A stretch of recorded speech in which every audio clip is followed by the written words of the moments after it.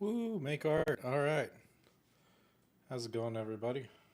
So, today I'm going to be working on a couple of stickers, and if I have some time, I may get around to hopefully finishing up Sailor Mars. Started on that one last week with y'all, but got most of it finished. I still need to go and do some shading, so we'll see where we go with that. But lately, I've been working on stickers using this. I just picked this up a couple weeks back. It's been pretty cool. It's called a Remarkable. It's a little tablet that basically it's e-ink, so it kind of like if you've ever had like an Amazon Kindle or anything like that. Difference is you can draw on this. It works with the little stylus, and so I've been making Yu-Gi-Oh stickers with it. It's pretty neat. It feels basically just like working on paper, so that's been pretty cool. And then once you're finished with it, you can kind of export everything onto your computer and go from there. It does everything as vector graphics as well. They're not really usable as vector graphics in the sense that they're a little rough around the edges. They're not super clean lines, things like that. But as far as just getting like sketches down and practicing every day and kind of that kind of stuff, this has been a huge game changer for me.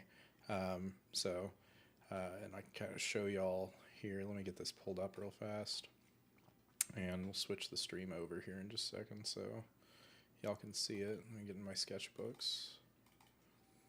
There we go. Okay.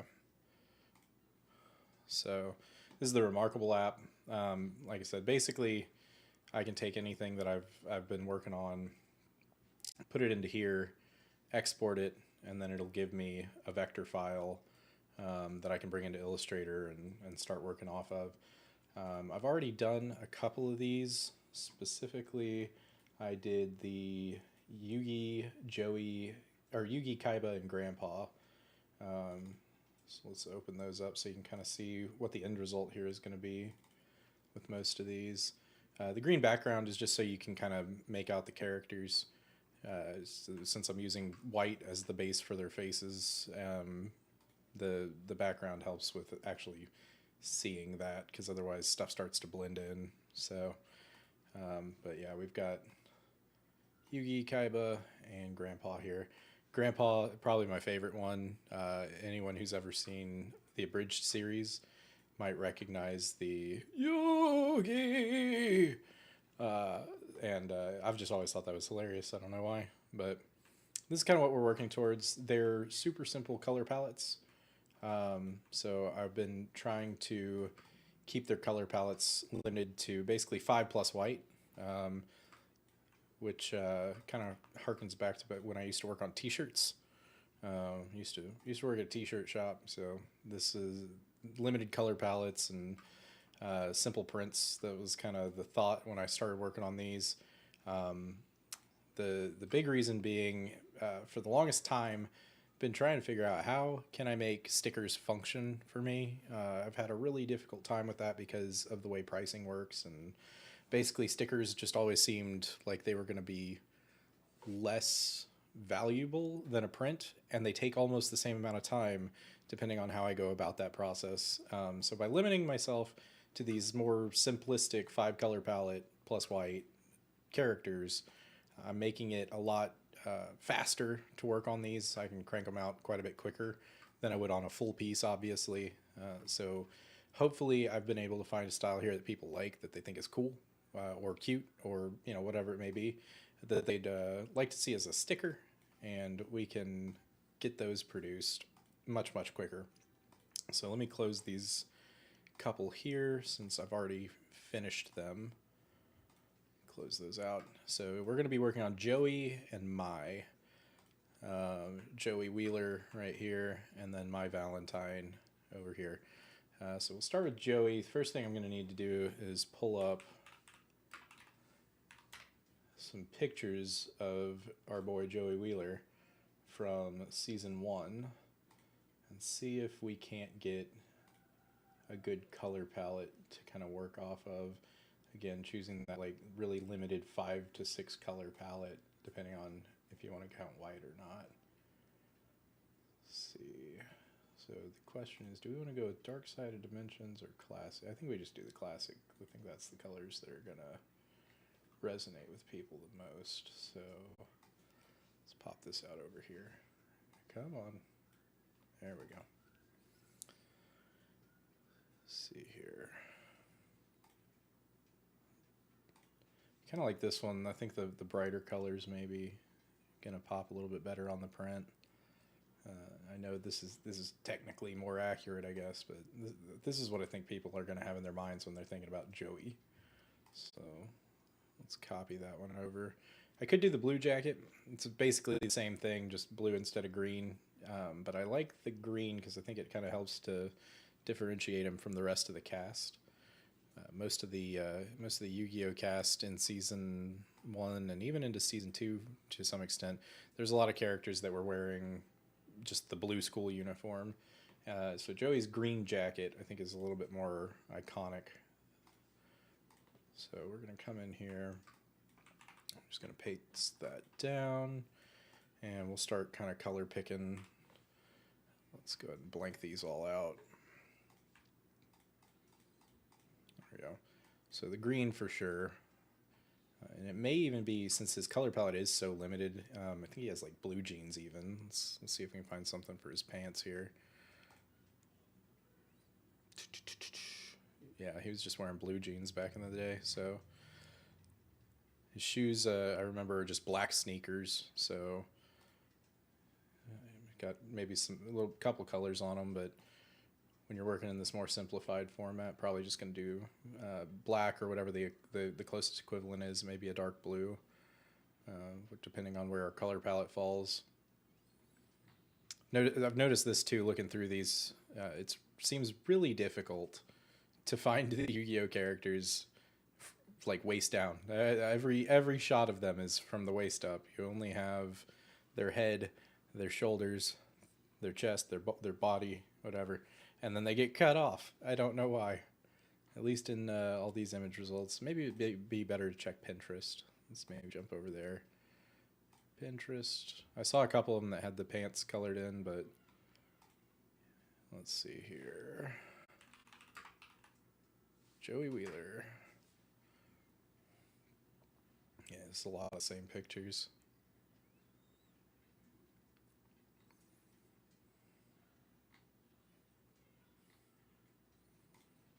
See if maybe we can get some related images down here that have it. And this one actually has some pretty nice colors to it. This one as well. Still no pants though, right? Like this is where our problem lies. We need pants, Joey.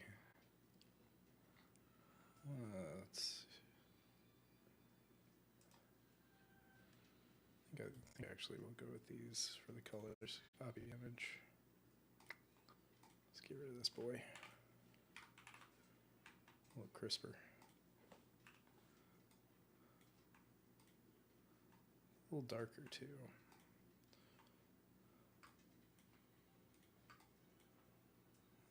Let's see, yellow. We definitely want yellow. I think I'm just going to steal the color of the sky for his pants. It is what it is. We may go back and look again.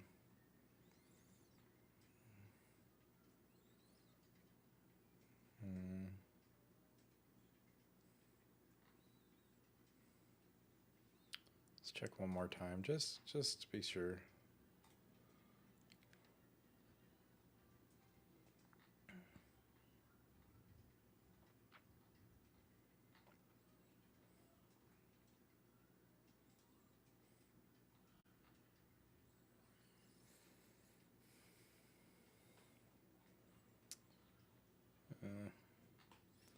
All these like really high detailed renders I think are coming from either Dark Side of Dimension or Duel Links.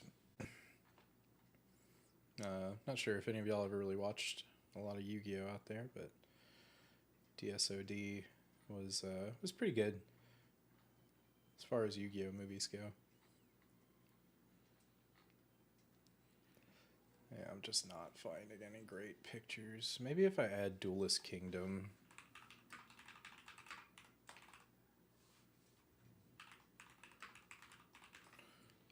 That's going to be the first season of the show. Let's see if we can get anything at all. Come on, Joey. Ugh. Frustration. I'm starting to think this dude doesn't even have legs. He did not grow legs until season 2.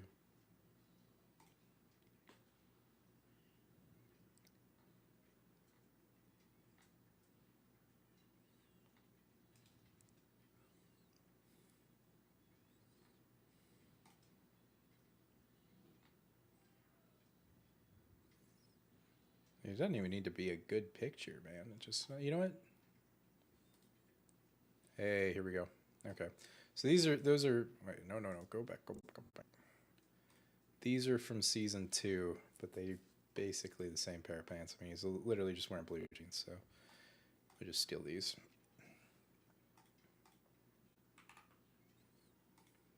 Almost gray. Kind of crazy.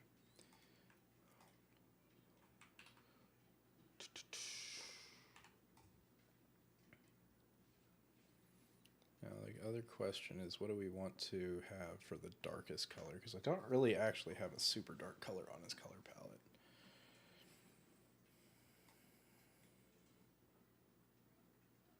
Do we want to go with this like dark blue? It might not be bad. Let's give that a try. We can always tweak stuff as we go, but this shouldn't be too bad. So now we got the color palette down. I'm going to unlock the background layer. And you can still color pick even if something's locked. And it's just you're not going to be able to like move it and scale it and all that kind of stuff. So let's go ahead and move in here and just start working on this character's main shapes. So I think I've talked about this before in the past, but whenever I start working on characters, I typically come in and do the character with some main shapes, some big shapes, just to get them blocked out. Because in Illustrator, everything is all about those shapes in that shape language. So let's do that, and then we'll just come up here. Don't have to be super precise for this part since we're going to wind up using his hair to cover this all up. Joey's hair is weird. It's kind of somewhere in between like almost believable realistic hair, just kind of shaggy blonde hair, and overtly anime protagonist. Like he has all these huge like the bangs, right? His bangs are sticking off his head like a mile long, but they're also not anything silly and crazy like Yugi's hair, which is just nutty, or any of the future protagonists that kind of wind up showing up. Chaz is really similar actually in the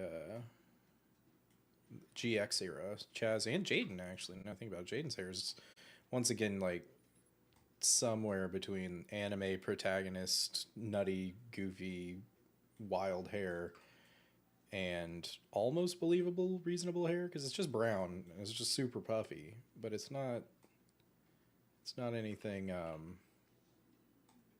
too over the top other than the shape, and the shape is like you could probably get there with enough hair product. No one should, but you probably could.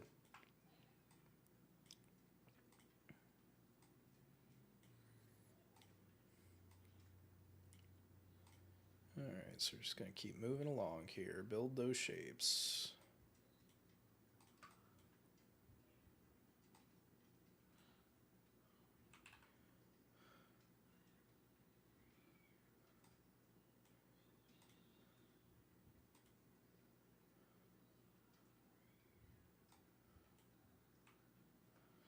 And we're going to fill that in with his neck here in a little bit. Ooh, I have written myself into a box here. So actually that ear needs to be its own thing above it. We may want to clip it out.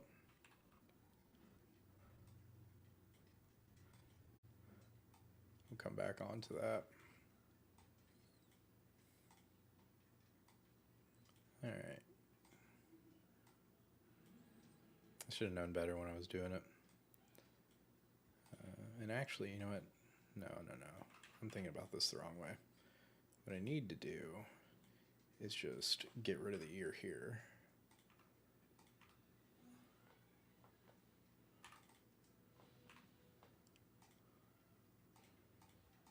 And just have like a big shape underneath. Because the trick is we don't want to be precise with this part. What we want to do is have enough of an undercut or enough of a shape underneath that when we cut the shape out here, the shape still exists underneath like that. There we go. So because there's so much here it's overhanging, we're not having to worry about, like, the hair can cut out the ear essentially because it's laying over top it. Anyway, sometimes you just have to think that stuff through a little bit. So let's jump in over here. Give the boy some eyebrows.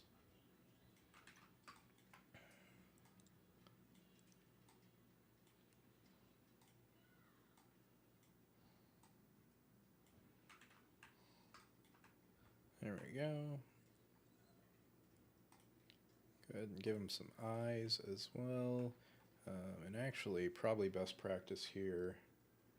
Let's just steal the eyes from Yugi, because I'm kind of, or at least this part, trying to keep things pretty consistent on these. And if I steal this part here, then they will be ultimately consistent. So, if nothing else, so I can do that. Invert that there.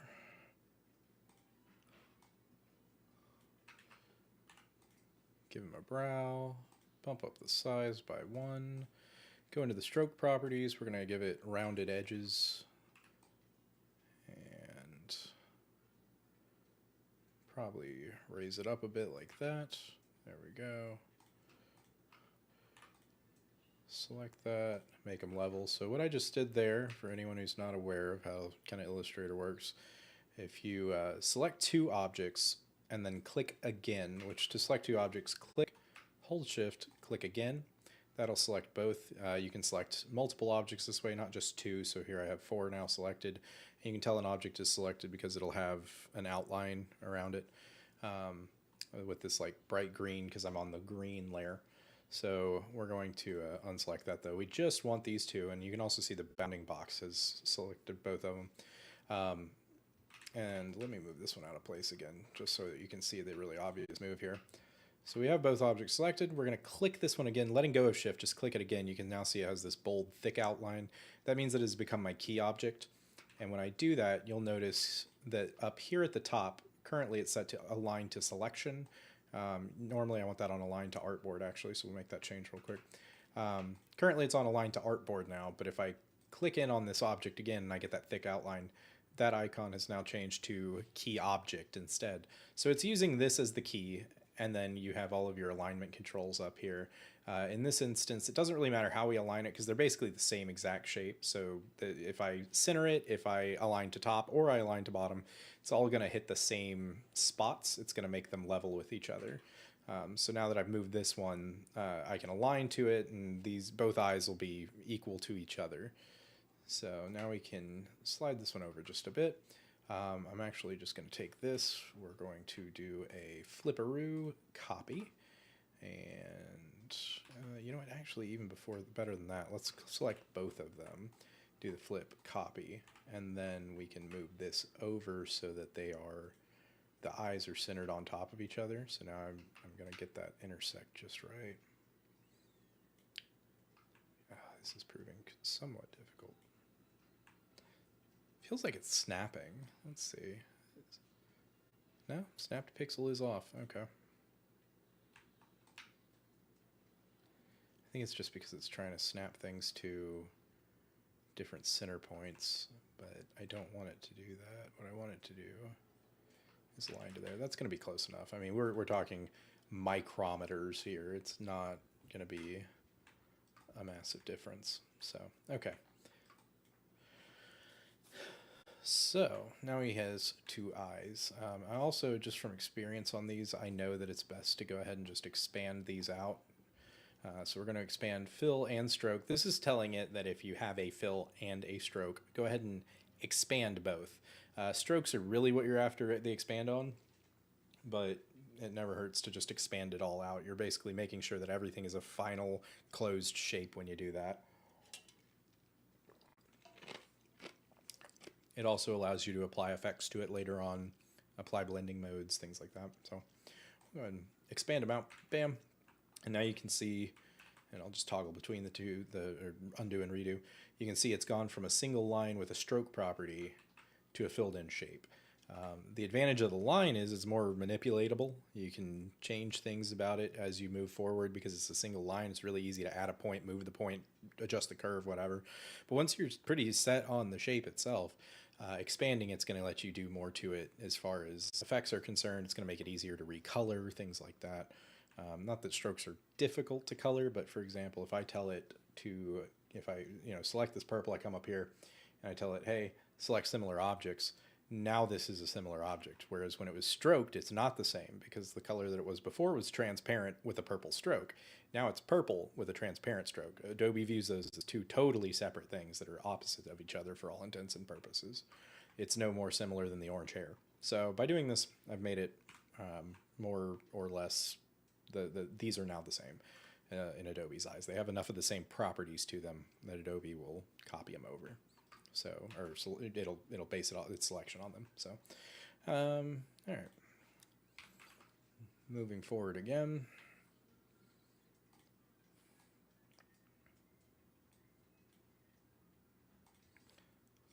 Oop. Flip that around. Let's see what a 2-point stroke looks like. I don't think yeah, it looks like it's probably a 2-point, so we'll do a 2-point here for now.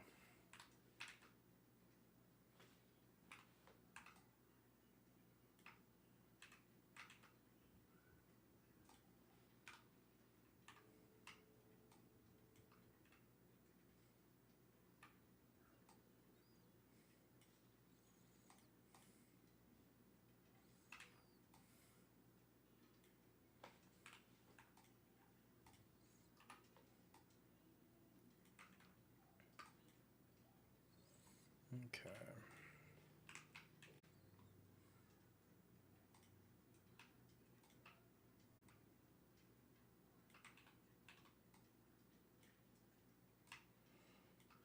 Go ahead and get the mouth here.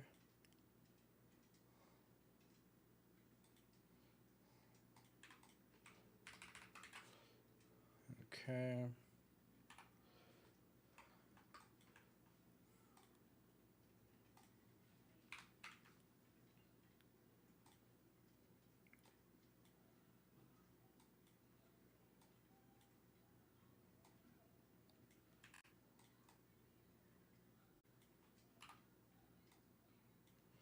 There we go.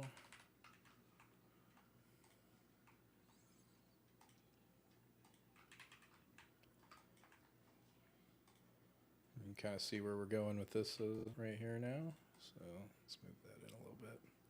Just give him a little bit thicker line on the mouth. Okay.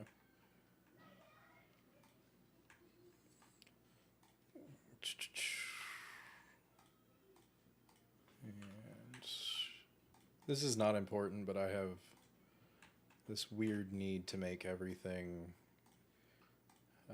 colors that exist within Adobe's default color palette sometimes. I'm not sure what it is about it, but I just I feel compelled. Must make things default bright colors when available. All right. Let's go ahead and do another yellow. Normally I try to avoid touching colors. So I try to avoid letting yellow touch yellow. Try to avoid letting green touch green when I'm doing these color blocks or whatever. But I know for a fact that this part here is all going to get colored in the same color. So I'm just going to go ahead and block them together, and it is what it is with that. I just did Control Shift bracket, left bracket, that's send to back. So you can now see when I move over, the face is actually in front of this. And so when I hover over the face, it's now selecting it. And in fact, let's just show it this way. There we go. You can see the face is in front of it. Whereas Control Shift right bracket will be send to front. So this is a way when you're working on a character, frequently what I do is I'll start at the top. I'll give them a face. I'll put the hair on top of the face, and then I'll start working my way down from the top. So and just Control Shift Control Shift bracket down, and just keep sending things to the back. So you're going to typically design your top layers to cover whatever your bottom layers are and make the shape cutouts the way that they need to. As a result, and that's how you wind up with like I said, this ear here. When I was doing it, I should have just thought about the fact the hair is on top. I shouldn't have made the ear as part of the ear's shape as part of the face. The ear's shape needed to be in the hair. So anyway, so we'll go back, make that yellow again. And his jacket's green, so we're going to do green for the jacket. Why not? It's got a lot of different parts, and this is one of the reasons I went ahead and opted for 2 greens on my color palette, because I'm going to need a way to separate the green on his jacket from the green on his jacket. Joey's character palette was so limited back in Duelist Kingdom. I mean, he was literally just blue jeans, green jacket, white shirt. That was it. That was Joey Wheeler in his entirety. So while I'm working on this here, I need a way to separate out the different parts of his jacket. In particular, probably the collar is going to be one that's important to separate out. And I'm going to need to figure out a way to separate his shirt as well. Because again, I've been using white for the character faces, just like a plain white. And the reason you do white on stuff like this when you're working in limited palette, and you're thinking about like the old t-shirt, the way that I used to work on t-shirts. When you make a t-shirt, you do it's called a white flash.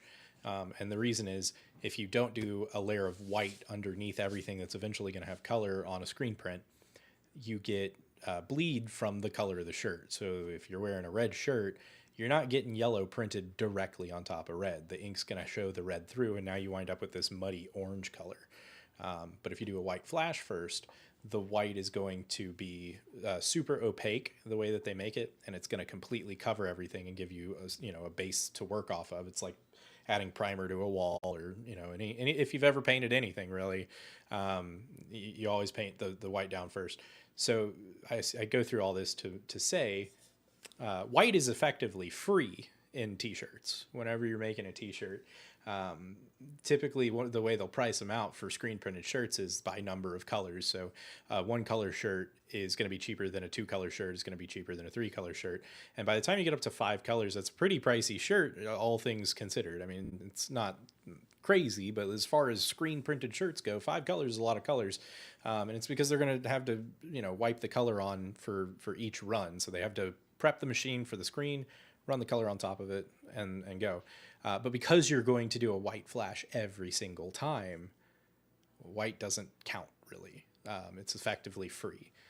The other way that you can get advantage there is by using the color of the shirt itself, right? So if your design calls for blue and you're putting it on a blue shirt, then try to incorporate the blue from the shirt as much as you can. It's basically free color. So, but anyway, that's where the base white comes from. Is I always kind of just think of like white's free to use. It's in that sense, and it's not true for everything, but it's true in a lot of ways too. Like even when you're printing, right? If I print a sticker on paper, that paper is white, so anything that I color white isn't getting printed on. That's free ink. I don't have to pay for that. So that's kind of where that school of thought comes from. And sure enough, like I said, these are for stickers ultimately, right? So I'm saving myself a fraction of a penny every time that I use the white instead of a color.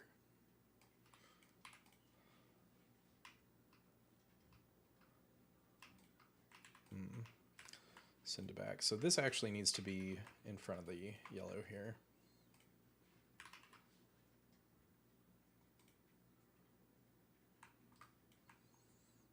I just realized I failed to erase a line right there.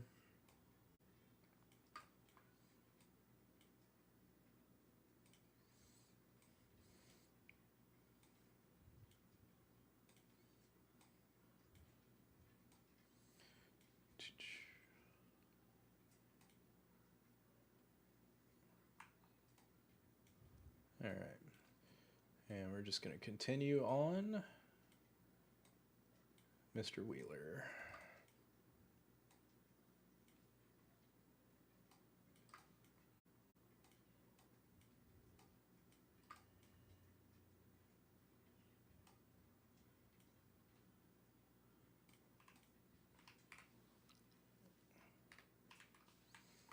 There we go.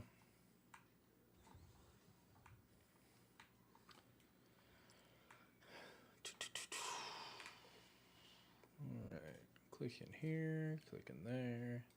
It's just clicking points, man. Illustrator is just clicking points. Ooh, vector getting out of control. I control you. You do not control me, Illustrator. I tell you where to go to.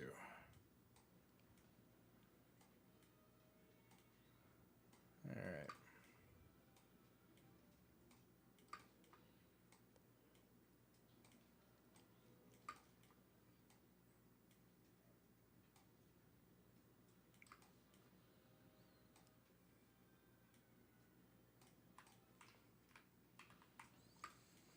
So this is, like I said, this is a part I'm going to have to figure out once I get here. Let's just do green on all this for right now. I'll make the color blue. Again, none of these colors matter. This is just me not being able to control myself with things that do not matter. So, okay. Let's go there, there, there. And just send it back. There we go. And you can see, because I've got the jacket, right? I've got all the information about where the jacket is covering the shirt on the jacket layer. I basically was able to just make a box and then just shove it to the back. I don't have to go in and try and draw this again. It saves a little bit of time. I mean, it still takes super long to do anything, it feels like sometimes in Illustrator, but that is one of those things where by making the layers the way I did, I'm able to save myself just a little bit of time moving forward every time. So let's see here. These honestly don't really matter to make them too, but out of habit, I guess you could say, and working on more detailed stuff generally, by making the legs two separate pieces, what I'm really doing is I'm allowing myself the ability to edit them independently later.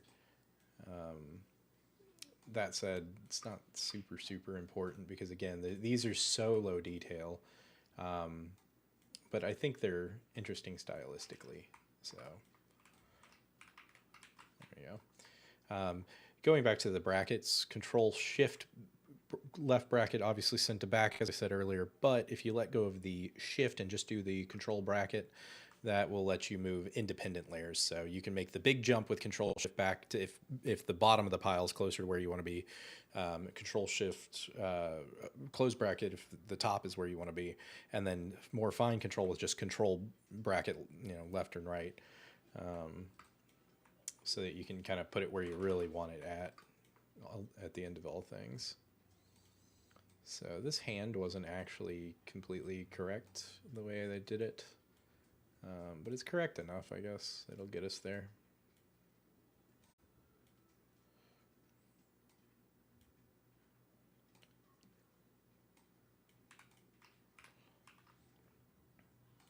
If we turn that off, there we go.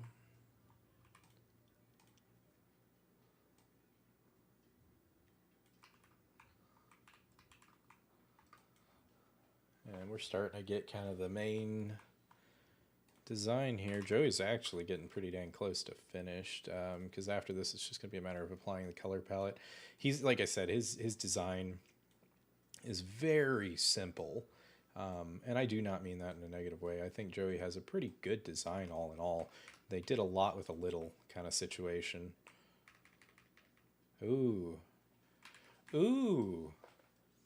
I have made a decision here. Okay. So in this situation, what I'm going to do is I'm going to trim. There we go. So basically I copied his shirt, pasted it on top, used it as a trim, and then trimmed off the excess on the hand, because the hand has to simultaneously be under the jacket sleeve but on top of the jacket. Obviously you can't do that without having an extra shape somewhere, so you can either make the sleeve a totally separate piece, and so like have the jacket just basically stop here and come around, and then have the sleeve be a separate piece, or you can just trim a little bit on the hand. Either one of those is going to work fine. So okay, and shoes. Let's get him some shoes. Again, Joey basically just wore tennis shoes, and so just a really general shape here of a shoe is going to be more than serviceable for Joey's shoe. Actually, let's move that in just a little bit. There we go.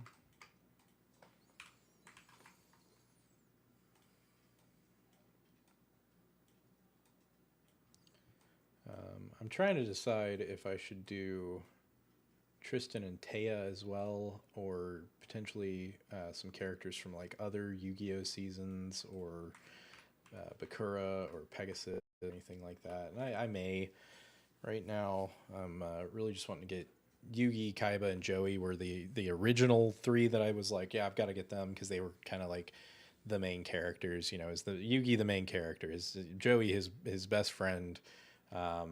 They both, you know, battle their way through Duelist Kingdom, get to the top of the pile. Joey continues to grow through Battle City, gets to the top of the pile there.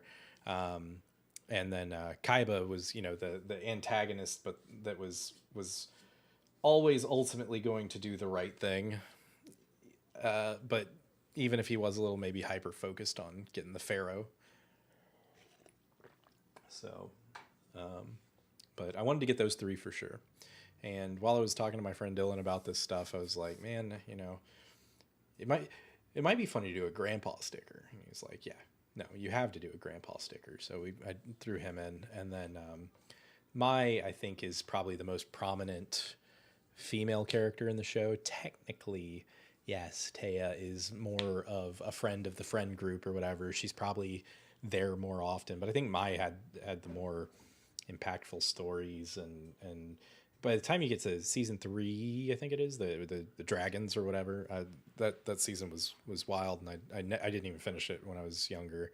But by the time you get to that one, Mai actually has like a whole arc dedicated to her and like her past and her future and all that. So I feel like Mai is more of a character than Taya. Taya's kind of just a friendly cheerleader on the side, which is unfortunate that she kind of got treated that way. But as a result, I wanted to make Mai too, because I feel like she's the most prevalent, relevant, impactful female character in the Yu-Gi-Oh series, or in the original series at least. Okay, so there we are. There we have it. So let's go ahead and expand these out. Objects, expand appearance. There we go. And we can start coloring now. So let's hide all that. I don't need it. And get our trusty eyedropper tool here. And we're going to drop white on anything that's skin, just because, again, that's like free color. The jacket itself needs to be green. Boom, boom, boom. I know technically that's a dark. Well, actually, you know what? It's dark. Let's maybe hit it with the blue. Yeah. Yeah, tricks of the trade. All right. And actually, this was one that I wasn't sure I wanted, but I think now that I'm looking at it, this needs to be here.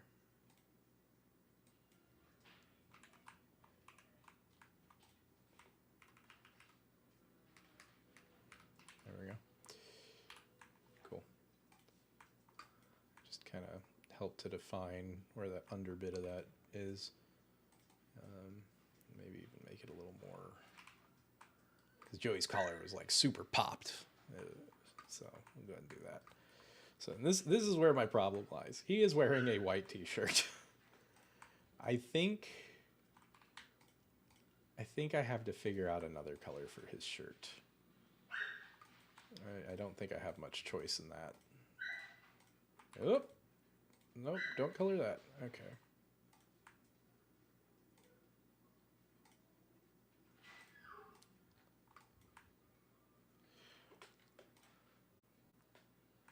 Do I give him a yellow shirt? Do I give Joey a yellow shirt? Because I can't give him a blue shirt. And he doesn't wear a black shirt. Yellow is closer to white, but I don't want him having... I mean, there is always the option of just like do the white shirt and hope people understand. But you know, another thing I could do, actually, now I'm thinking about it. This may be the way to go with it. Let's do this. Let's see here. Boop, boop, boop, boop. Boop. All right, you know what? I am overcomplicating this, actually. Delete. Swap. Lines, people. This is a line. Do a line. Bam.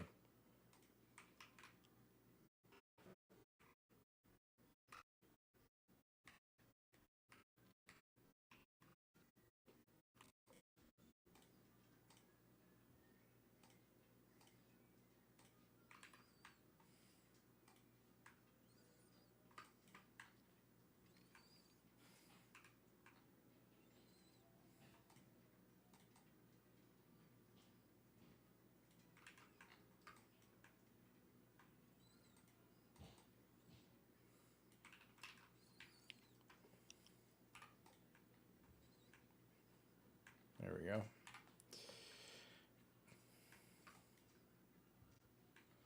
Sweet.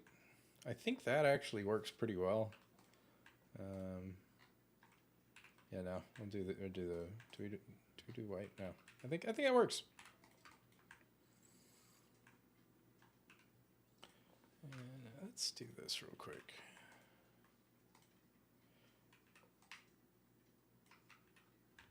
There we go. Cool. Joey Wheeler, everybody. So let me jump back over to Yugi. Just wanted to see something. Okay. Yeah, sometimes I'll jump back to the stuff just to kind of see how I handled things. I wanted to give Joey a dual disc. I have Yugi with the dual disc. I really wanted to give him one, but this is season 1 Joey. Season 2 Joey was basically just a shirt with a blue line on it most of the time. It's like almost the exact same dress, like, or the exact same fit, but instead of a white shirt is a white shirt with a blue line. And they even, I believe, retconned that a little bit in DSOD, Dark Side of Dimensions or whatever, where they gave Joey a basically that shirt with his old clothes. So it's like this is Dark Side of Dimension Joey.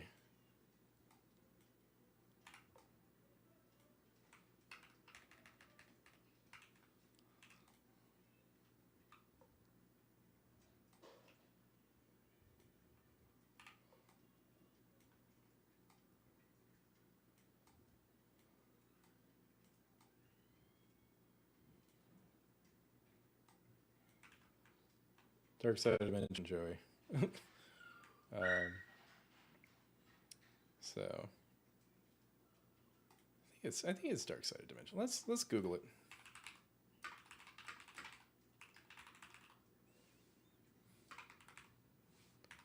Dark Side of Dimensions Joey. Yeah, so he's back. Yeah, he was back to wearing it. So maybe I do give him a dual disc. I mean, I could literally just lift the one I have on Yugi and it'd be fine.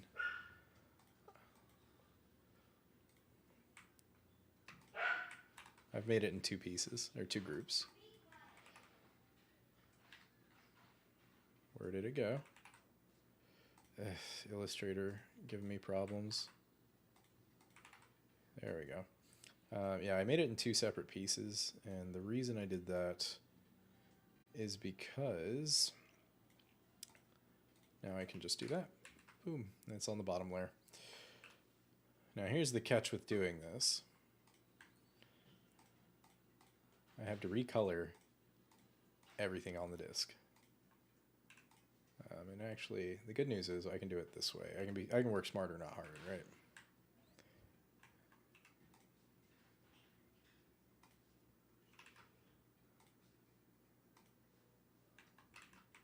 Let's go back. Wait.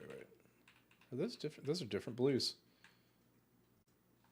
Huh. I didn't realize I had done them that way. I mean, it makes sense that I did them that way, but I just didn't realize I had done them that way.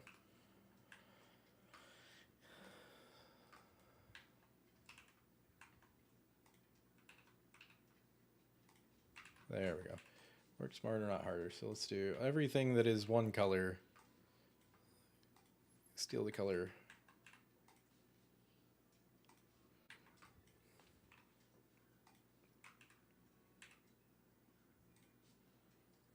Steal the colors.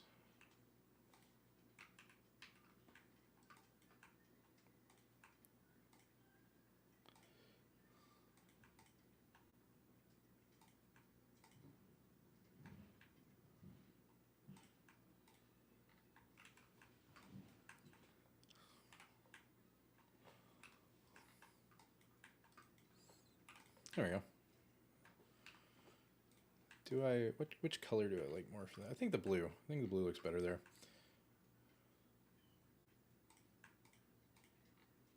Okay. Cool. So yeah, we'll do that. We'll just make it Dark Side of Dimension Joey, right? And it's exactly the same as Season 1 Joey with a stripe on his shirt, and he gets to have a dual disc. Fantastic. So yeah, here's where the Yugi kind of started. There's where he ended at. I made the dual disc substantially more detailed, but still kept it to that like really limited color palette when I made it. Now on I don't reasonably see any way to do the dual disc, and the reason is her pose. I have opted for, I mean, I've opted for this pose. So she's got her arms crossed, resting her features on it. And there's just no way a dual disc fits in there. So I just gave her cards. She gets cards. Anyway. Cool. Joey Wheeler. Do I want to drag this shirt out any, maybe? I feel like he's like almost hunched over. It's weird. Yeah, let's clean his shape up a little bit. This is one of the things I love about working in vector graphics is, I'm not 100% sold on that shape. Let's just like move it over a little bit. You don't have to erase it and redraw it and erase it and redraw it. You just shift it a little bit. It's fine. There we go. So you can see where he started, where he finished. Very cool. Let's go, Joey. Moving on to and before I do that, actually, I'm going to take a quick break, run to the restroom, and check on my dogs because I heard them barking in the background just a second ago. So give me just a minute. I will be right back.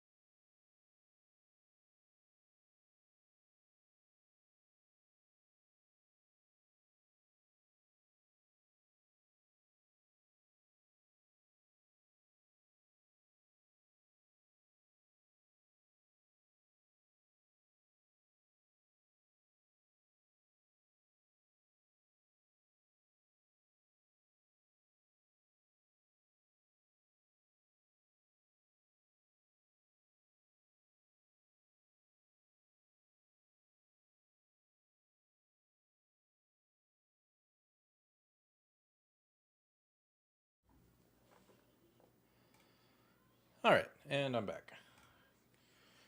Sorry about that. So, let's get back into it. I just realized something looking at she has a weird, like her head should probably start curving up back here.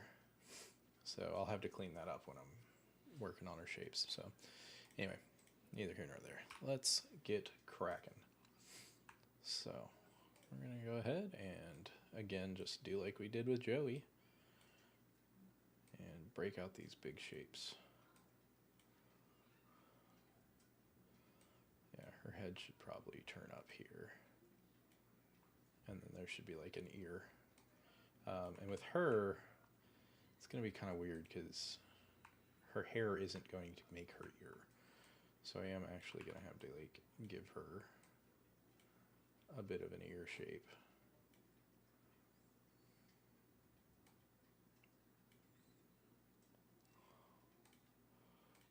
And then we'll come back up and boom, boom, boom. She got a forehead, that's for sure. Okay.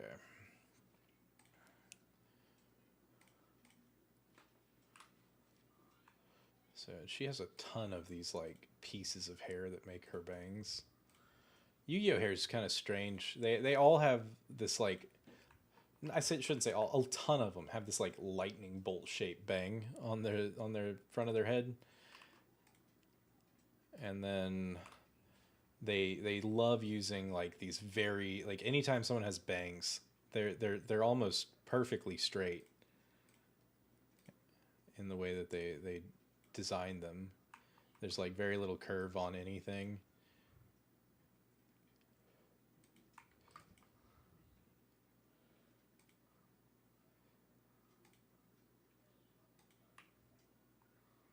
Let's make sure, yeah. Okay, I want to make sure that that was completely overlapping her head, which it is. Just barely, but it is. And we'll do the same thing for this one over here. Actually, let's delete that. This one, I've got this in the wrong spot. This should come all the way down to here and then go behind the orange. Her hair comes out of this part here. They'll have maybe like this part here. This might have a little bit of a curve, but it's so straight otherwise. Like a little bit of a curve leading into this, and then bam, bam, bam. Just like almost perfectly straight lines.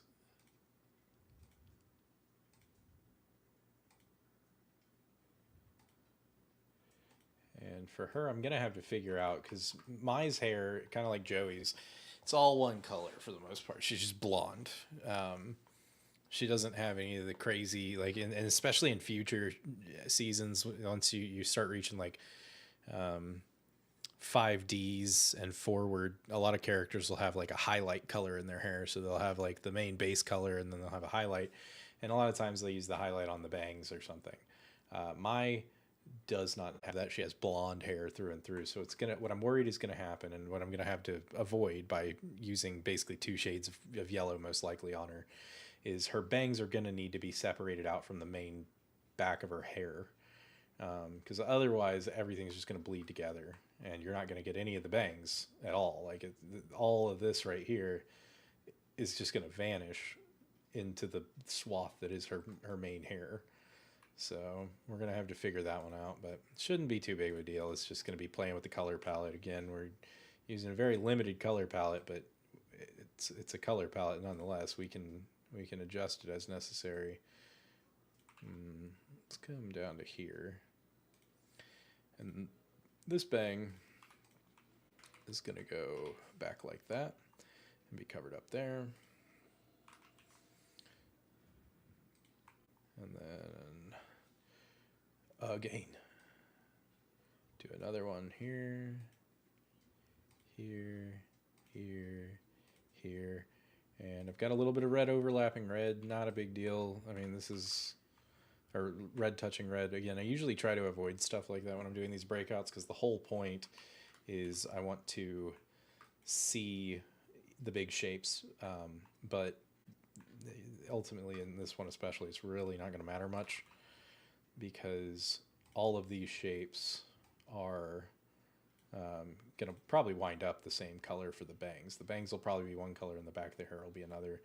I may wind up doing the middle bang the same color as the back of the hair, but probably not. We'll see. We'll see. These are the decisions we're going to have to make once we get there. But we don't need to worry about it just yet. We just need to get where my lines are separated out.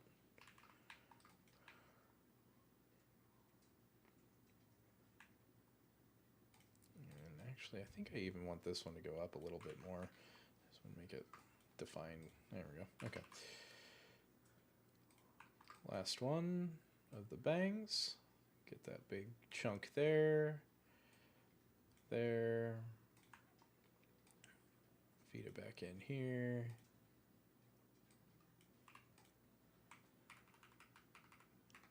There we go.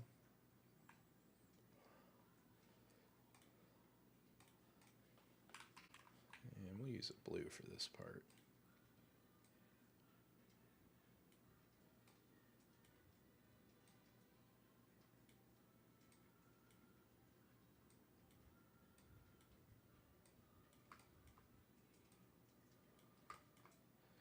One thing with Illustrator, typically you want to use as few curves as possible to build your shape, or points, I should say, along a curve to build your shape. So anytime I hit an angle, I'll kind of set the position in motion and then continue on. Ugh, I don't like that. Zoom in a little bit, zoom out. There we go. There we go. Here we go.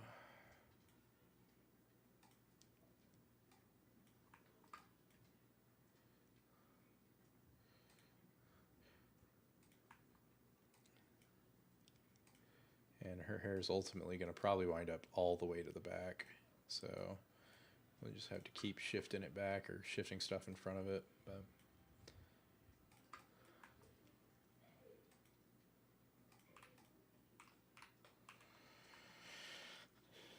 okay. This one here, this like earlobe bit. I know that shape, it's going to get covered up. It really doesn't matter that much, but like, I do want to make it as close to an accurate shape as possible. Let's see. Yeah, that'll work.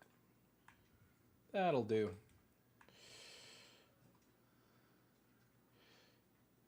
And same thing as we did with Joey here. We're going to make her neck. Normally I wouldn't do the yellow touch on the yellow. Again, not really important, but for me, seeing it visually is nice. That said, we're going to do like that. Because they will, I know they're both going to be white, so no big deal. So she's got a purple jacket, so I'll just use a purple here to make the jacket. And this jacket has a couple of shapes to it, but let's do the triangle here first. Favor-sided triangle.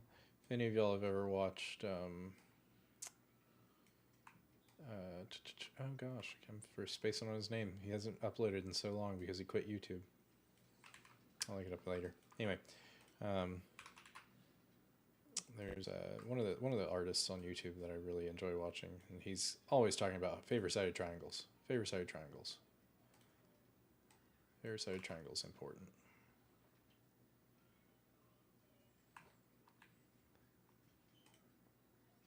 Her jacket is another one of those parts where her jacket is purple. That is the color of her jacket. There's no other color to it. And so I'm going to have to figure out a way to make all these shapes readable with like one color. So it's probably going to wind up, we have 2 colors of yellow and 2 colors of purple, or we're going to have like maybe a maroon that we wind up utilizing. I'm not sure yet, but we'll have to find a color that we can use to get all these different pieces where you can read what they are. Oh, goodness. Here we go. So let's go ahead and do let's do pink fur here. So this is her sleeve. It's kind of hard to make some of these out. Actually, let's do...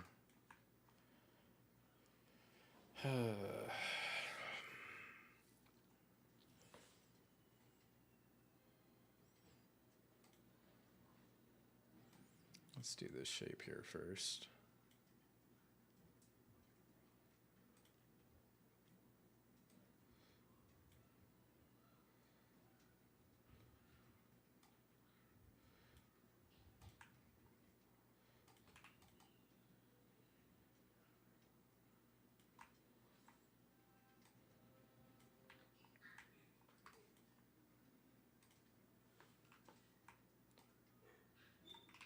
Make sure that's covering. There we go.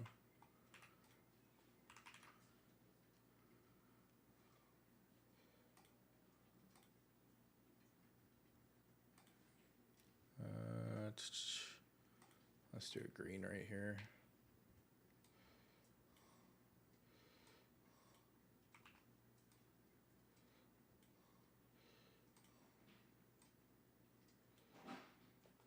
Yeah, I'll come back on that piece. I'll do the other purple thing first. Let's see, like that.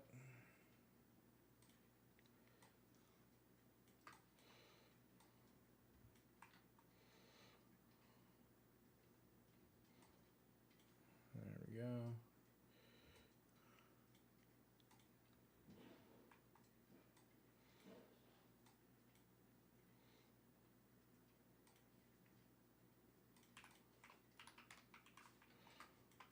Okay, so then I'll do the green here. Let's do the bright green.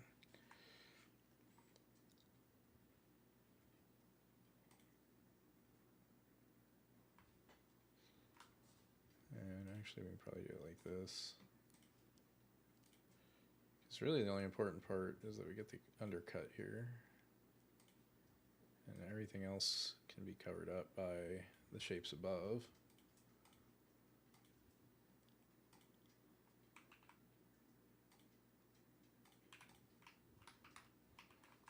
Like that.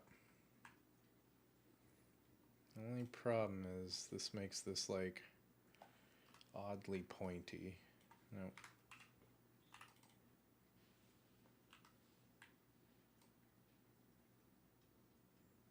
I want to curve that out a little bit so it doesn't come to a sharp point. That's not how that would work. Oh gosh, Illustrator, what are you doing?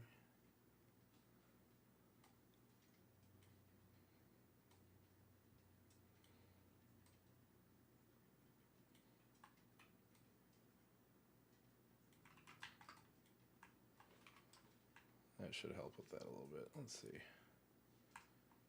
Yeah, I think that helps with that a little bit. Okay.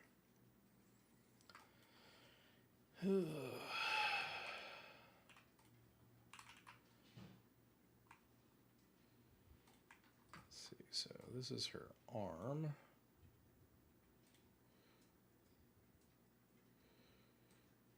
Get that there.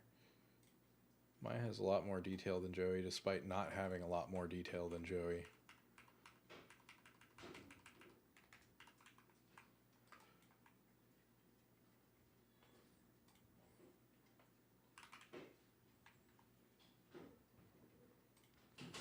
That's the top of that sleeve. Again, normally wouldn't want the pink touching the pink, but it's, I know what this all is. Let's go, there we go.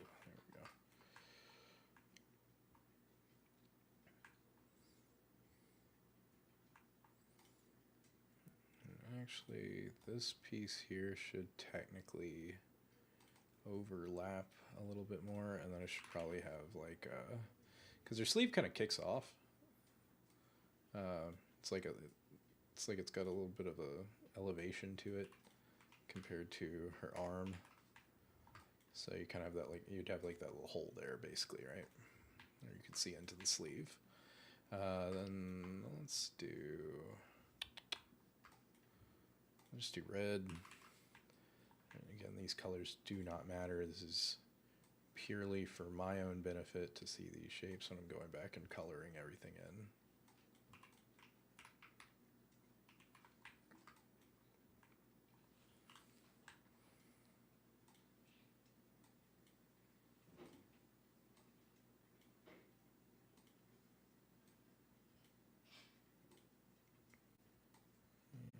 That.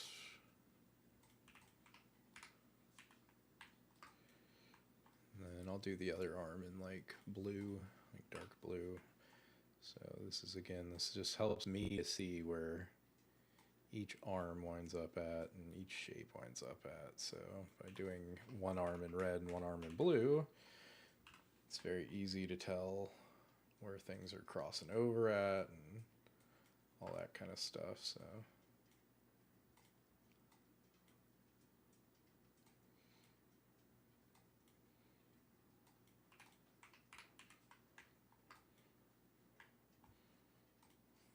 grab the yellow.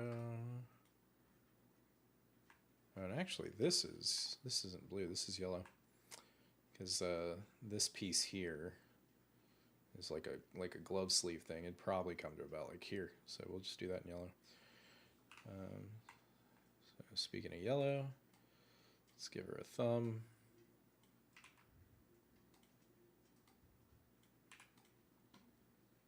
Why is this? Something got messed up here.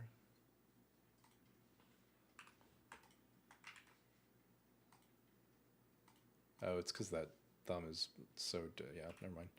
I see what's happening. I was looking at this yellow thumb and being like, why is this thumb so messed up looking? Why is it so dark compared to the rest of it? It's because, again, going back to Remarkable does not make for a good final product, but it's a great like sketching tool.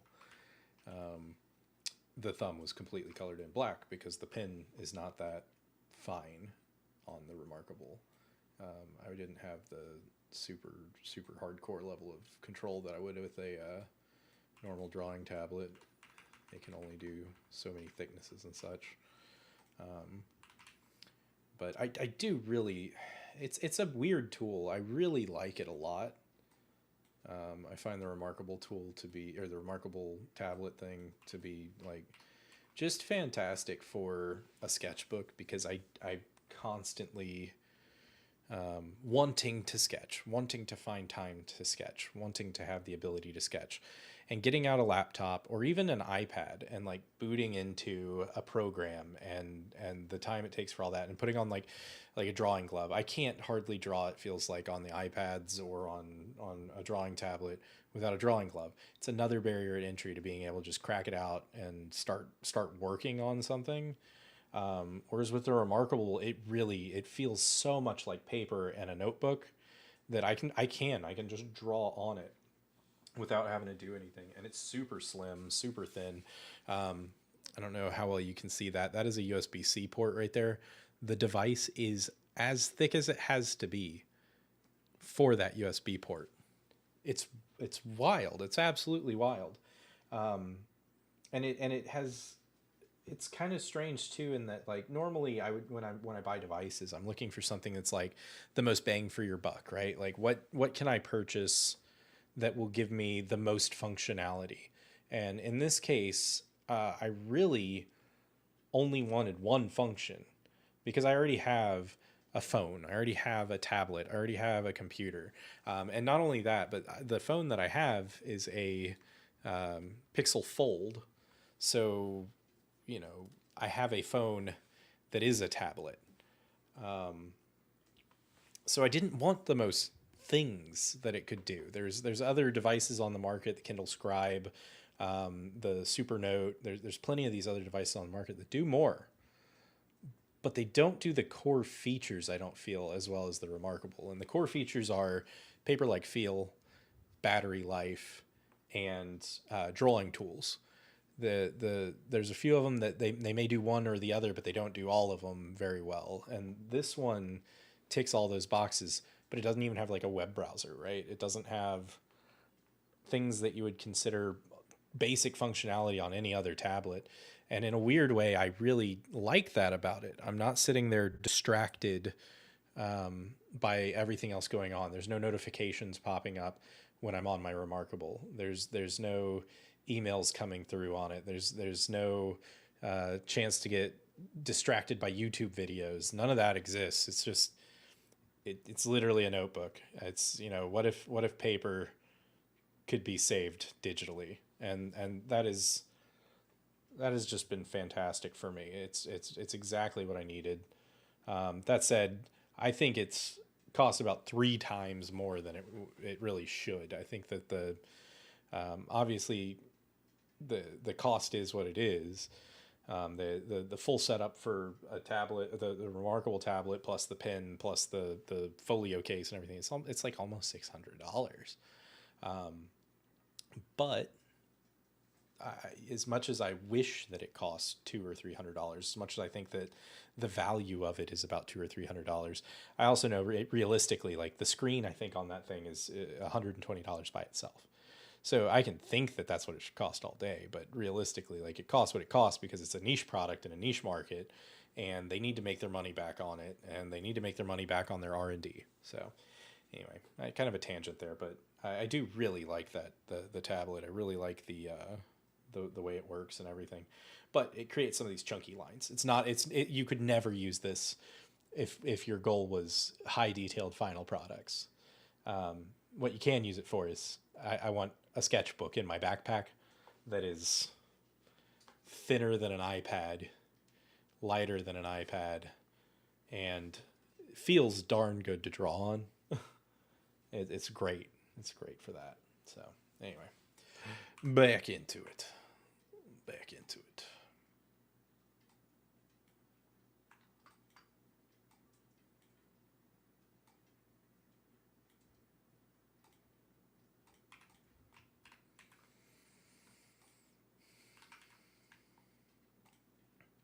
So this is her jacket kicking off a little bit.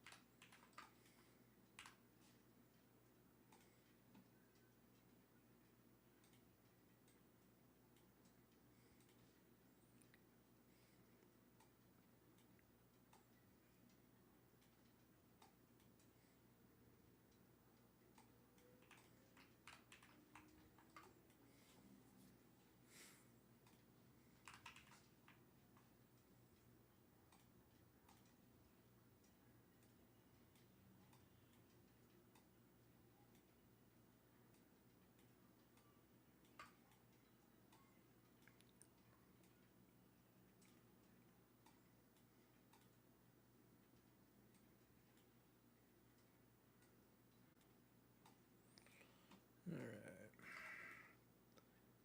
We're making some dang progress here.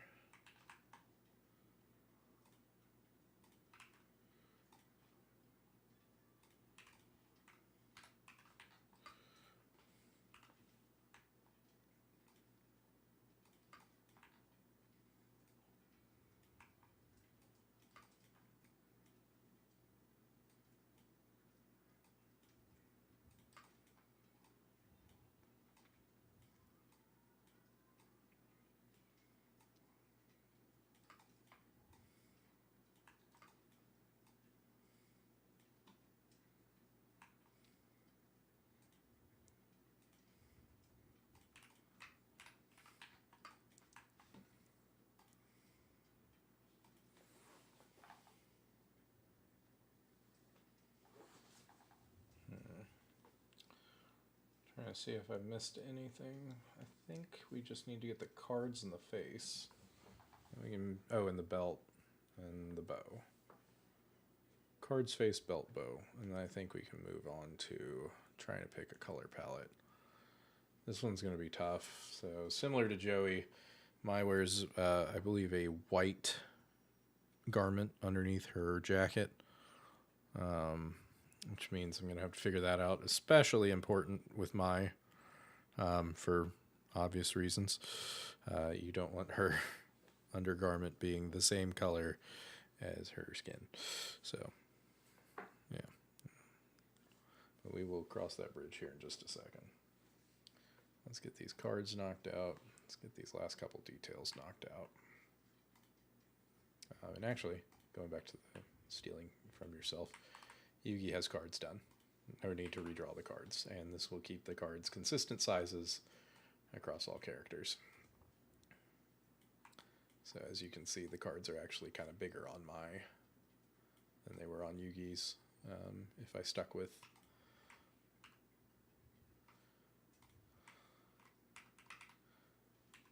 There we go.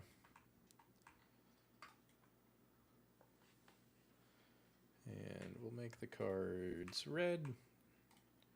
I want to make sure that they're a bright color so that I remember to recolor them. You don't want to forget to recolor them. And actually that card should be to the back, I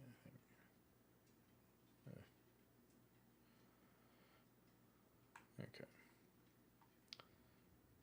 Then let's do the belt buckle, which honestly the belt buckle, I can just do like a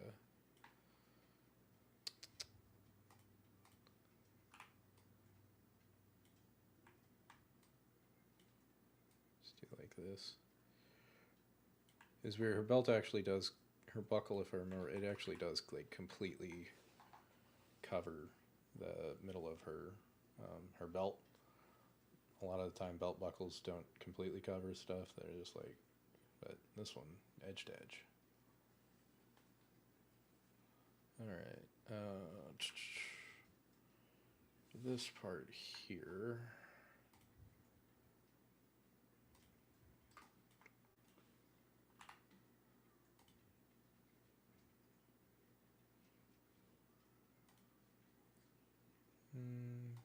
bump that up by 1.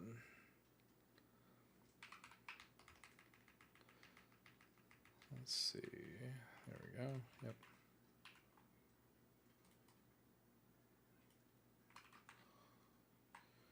This needs to be a color that's easier to see on top of green. Let's do red there. Okay. And then for the bow, I try not to do a lot of like small details on this kind of stuff, but sometimes you have to. And the bow was one of those pieces that I felt like you just had to have. You could have got away without it, but like I feel like you really want to have it there.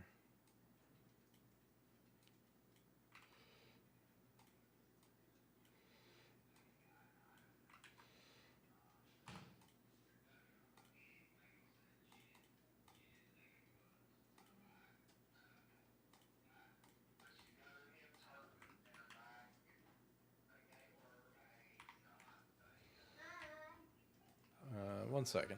I will be right back. I think my wife's calling me.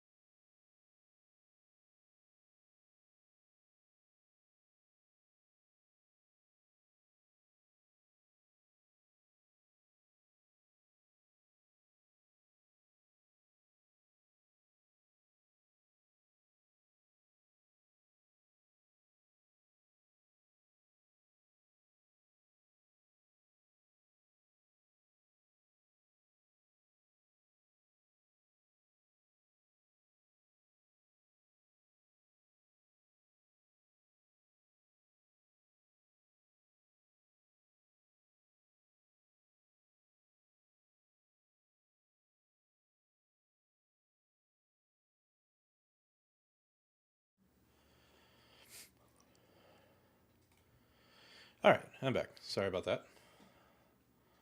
So let's hop over here and move this over just a little bit. There we go.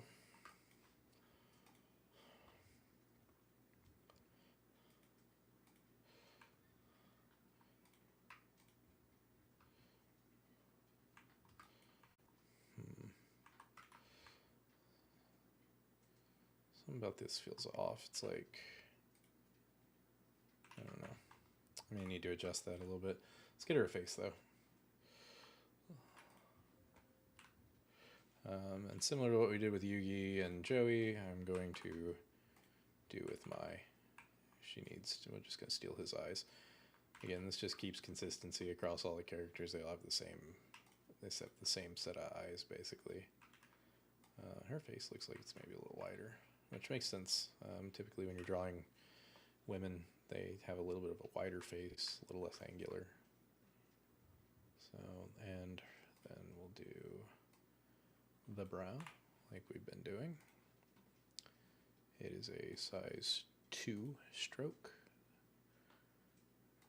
and it has rounded edges. And then I also did on the female the second one of these coming off like that.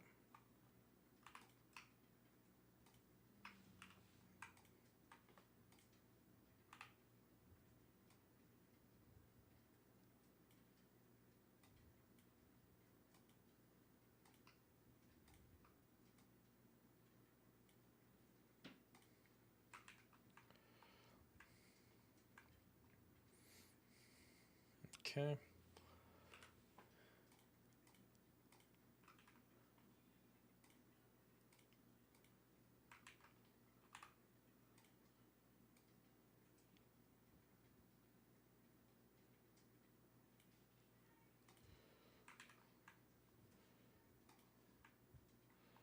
And these probably need to be brought down to a stroke 1. And I probably do the same on these, in fact. Just to make them read more like eyebrows and less like, or eyelashes and less like eyebrows.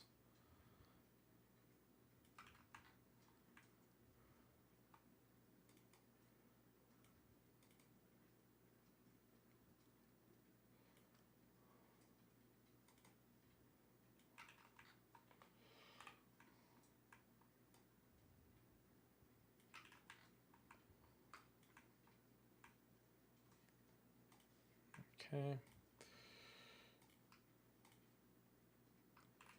I'm not super thrilled about this arc here. It feels like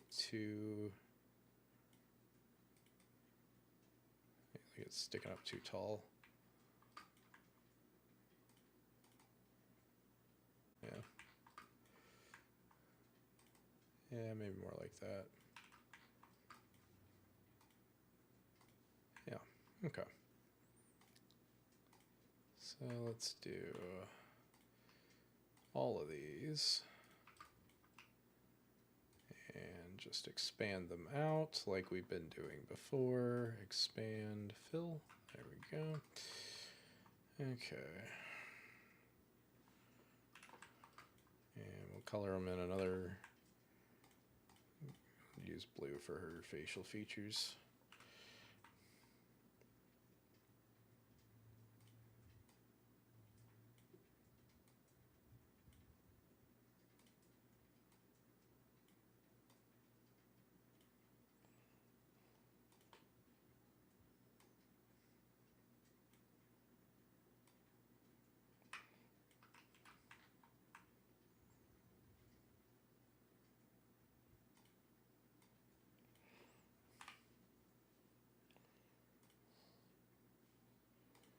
Flip.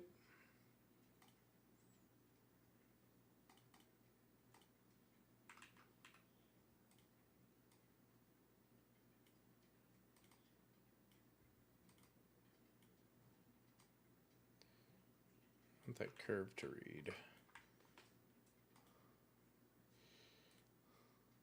Maybe not that much. Okay.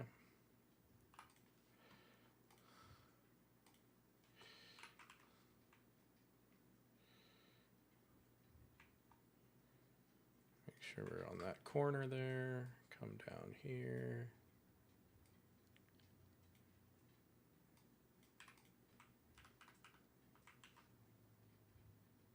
Yep, okay. Got that in the right spot there.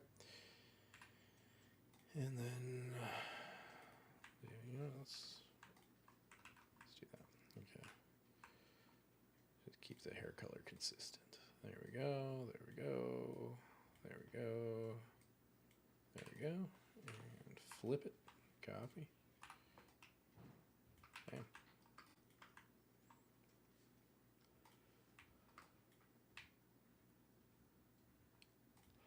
And this actually should be a different color than the top lip.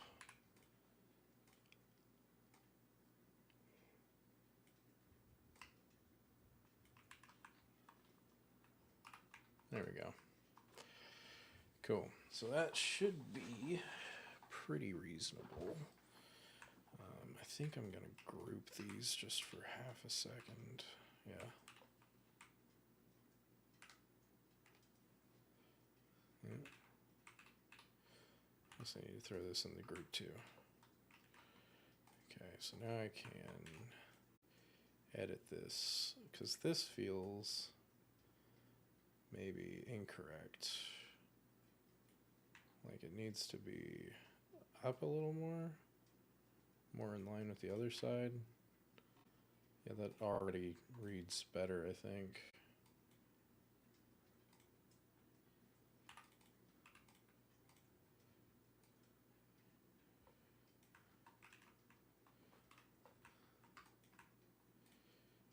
And I actually, if I have this drop down a little bit, I don't think that hurts anything. And then this arm needs to go back further. And I'd probably do the same thing on this one, just have it drop down a little bit. I think that's going to help it read a little better. Okay.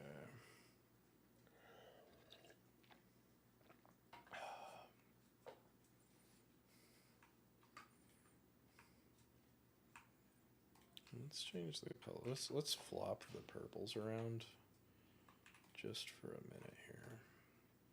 Ooh.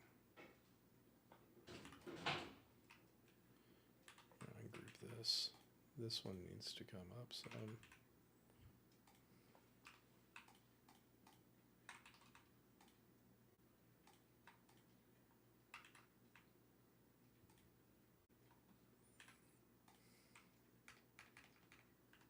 So that should be above the neck. All right. So the reason we did what I just did, group everything so that I can isolate it and then make the selection on the points that are here by using the drag and select without having to select everything under it and deselect it and trying to play with all that nonsense. Like, so this, I was trying this. I don't like that. So we'll just do the one little angled cut. Okay.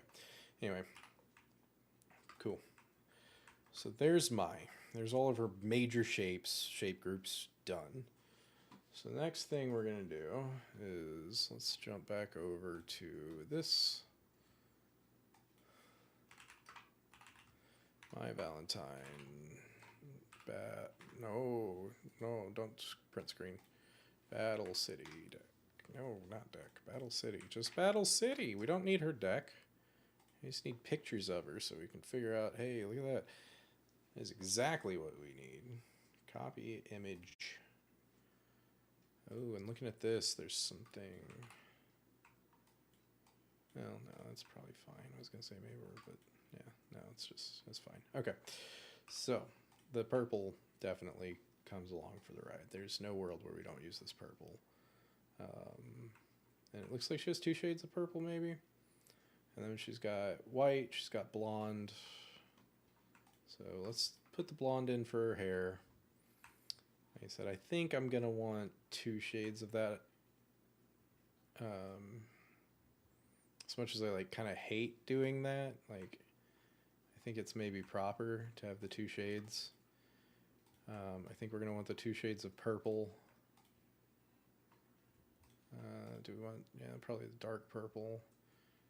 And then maybe this like grayish color. That feels pretty My Valentine. Actually, maybe we do that purple. Get it out of her eyes.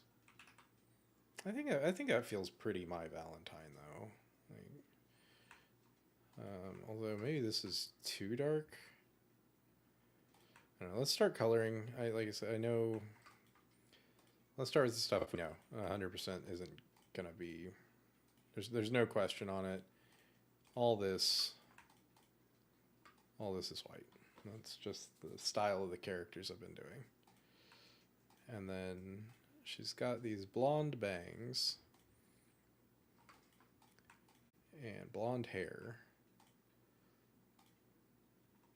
What reads better? That does read better, actually. And then the other question is like, do I make...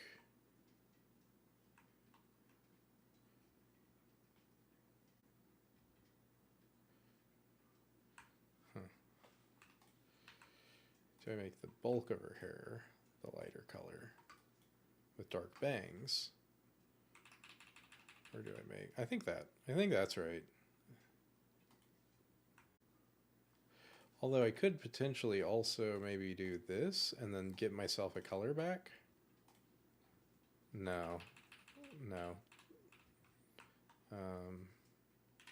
I do need to do this though. This is driving me crazy. Somehow I missed this.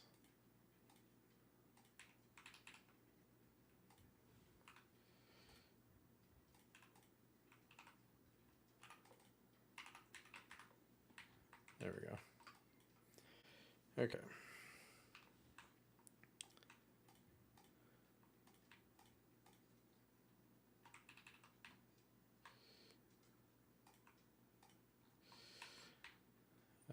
With the colors that I have, her eyes are going to wind up with the dark purple. And the top of her lips are going to wind up with the dark purple. I think I just do that for... Or actually, if I got the dark purple there, I could do the light purple there. The jacket is going to be the light purple, 100%. No question about that. This is going to be this color. This needs to expand. And it will need to I'll probably do dark purple, dark purple, dark purple. This is needing to meet that more, maybe. Maybe this just needs to be a little sharper. Yeah, that definitely needs to be sharper.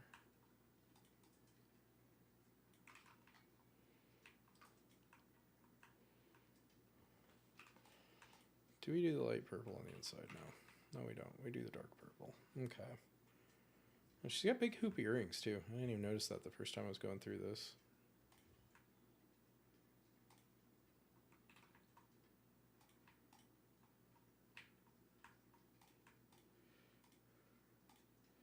Ooh, that's a problem.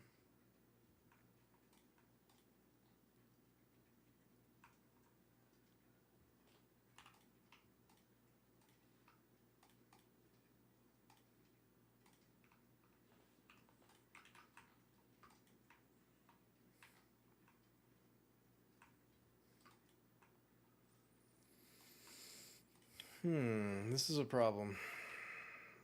Her little armbands. Oh man. They're offering me a chance to promote my channel. Wow. All I have to do is pay them. Wonderful. Let's see. You are added to block list. Goodbye. Perfect. All right.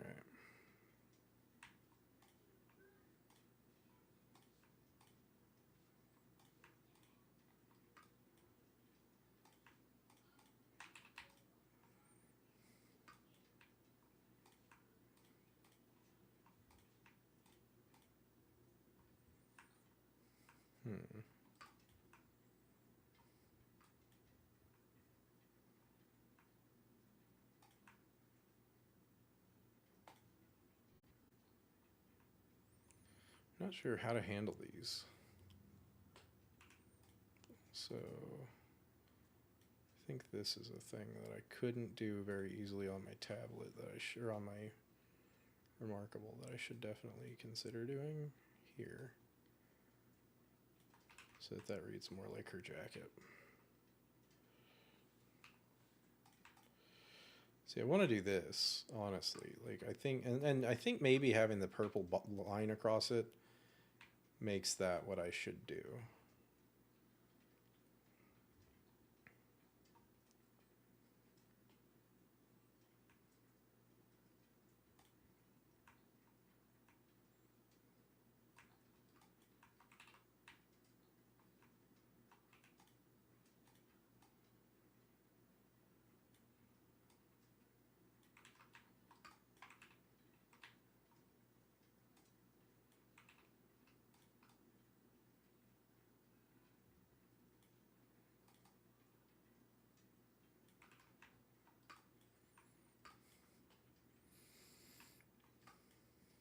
Yeah, I think that actually does work. Cool.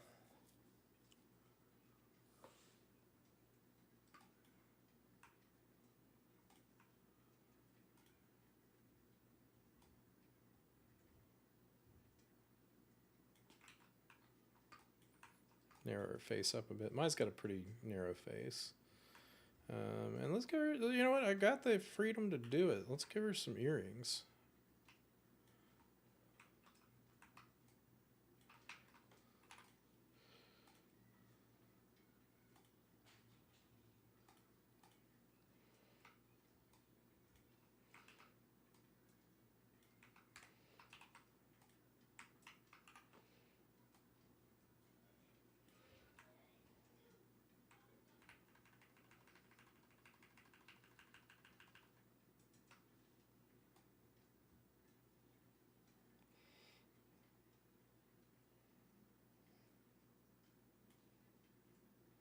Yeah, something like that.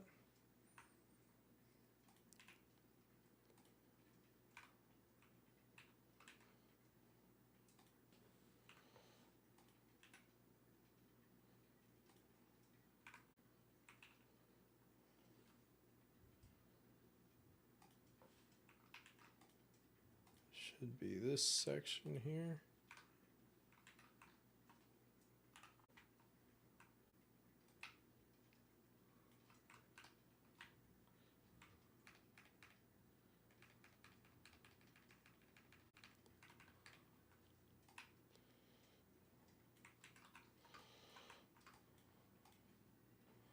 There we go.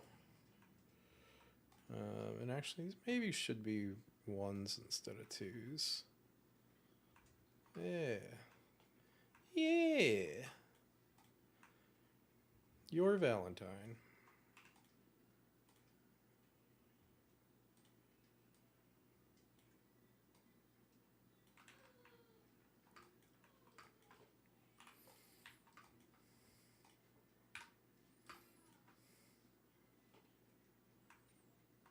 I just cannot get over her forehead. I think maybe I might can bring these down a little bit.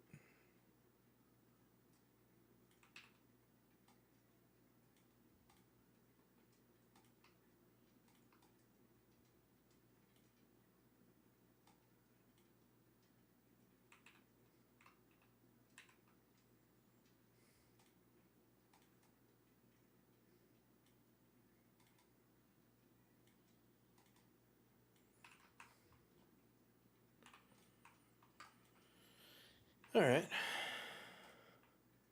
I think that works pretty well. This should probably come out a little more.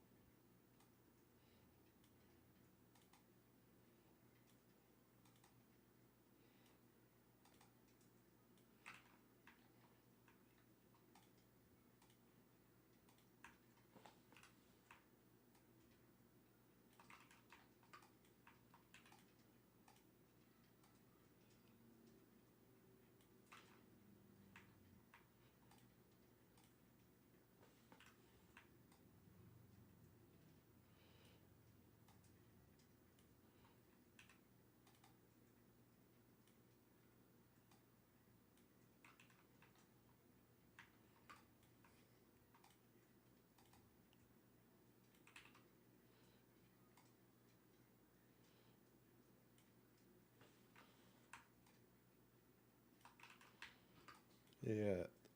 Yeah, that shape actually makes more sense. Okay.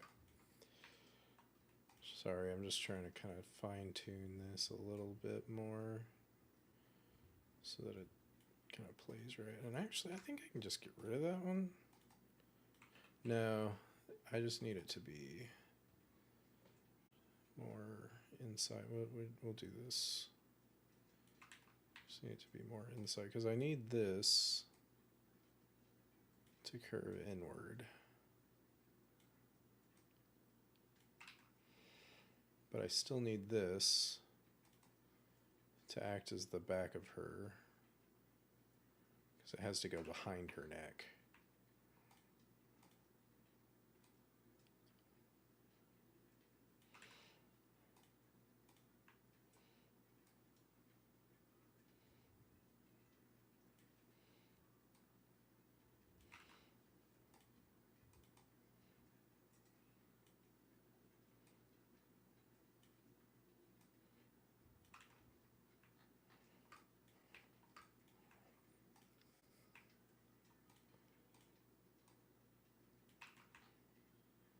Yeah. I think that works. No, God, there's something about this that's just not right.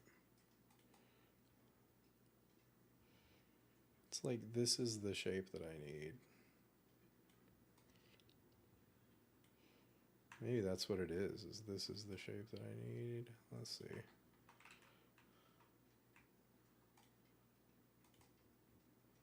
If I do that.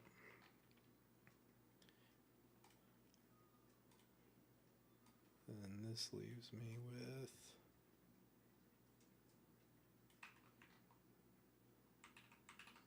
I actually kind of like the angle there. This leaves me with the need to just fill a small gap. I think that's the problem is I just need like something to fill back here.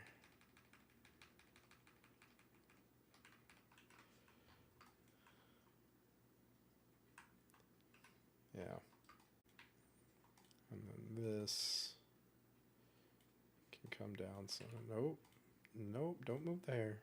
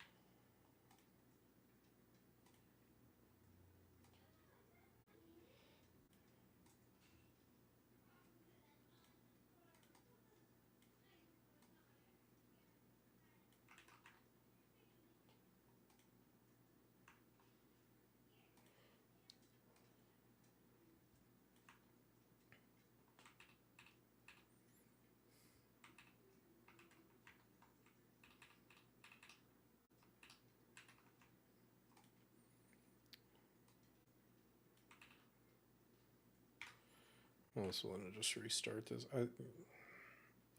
It almost feels like it should be going the other direction entirely, which I know isn't necessarily true.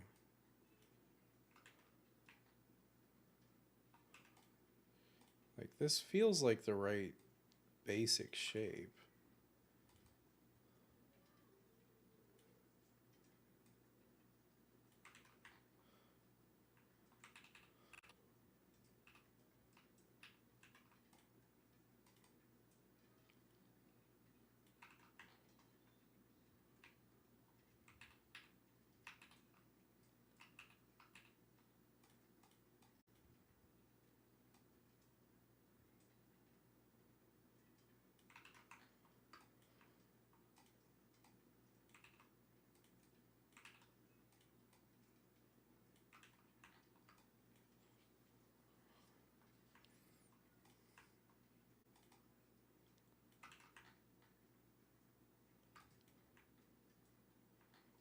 Yeah, I think that's fine. I think that works okay.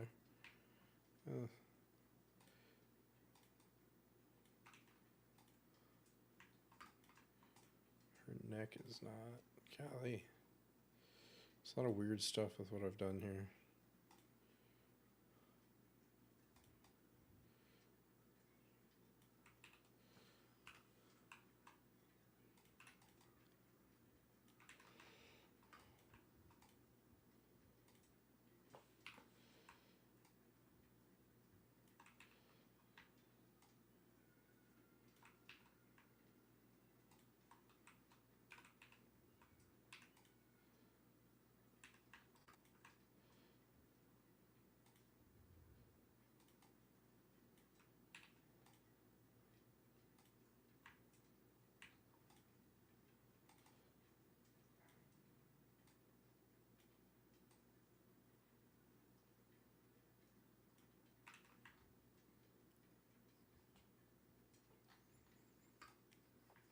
Okay. Well, I think that works pretty good.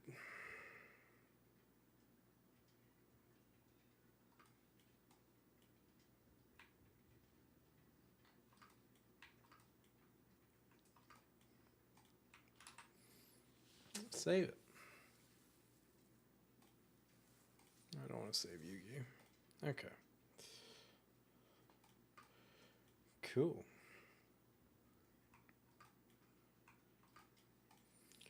That's 2 more down.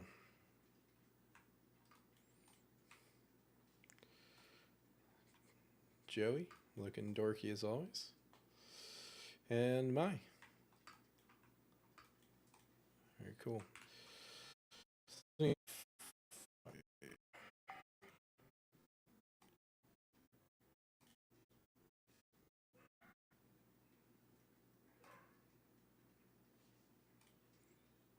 Okay, so that gives me 5 of these Yu-Gi-Oh stickers that I can start making cuts and prints on.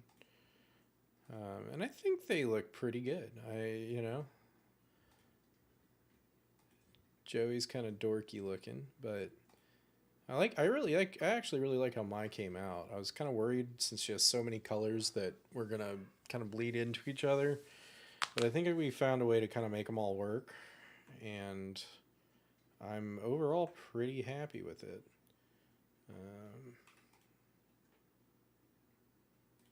This here actually needs to come out a little bit.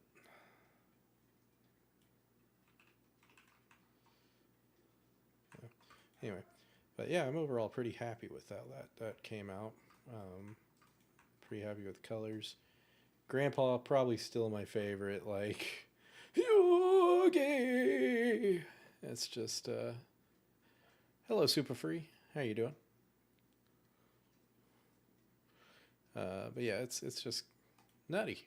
Anyway, super fun. So cool. Well, I'm glad to have all these finished now. The question is, where do I go from here? Right. So I've got, let's see. Potentially, I've thought about doing Pegasus. I've thought about doing Merrick. Thought about doing Bakura. I've also thought about just doing the same style for different anime. You know, like just like, hey, what's the top 10 most popular things this year? Let's draw them. Let's go. But we'll see. We'll see where this all goes to. For now, I think that this is a pretty good start. I'm going from basically no idea how I'm going to make stickers work to I think this is a pretty fun style. Howdy, hey Zach. I'm actually probably just about to give you a call, man. As long as you're at the house and ready.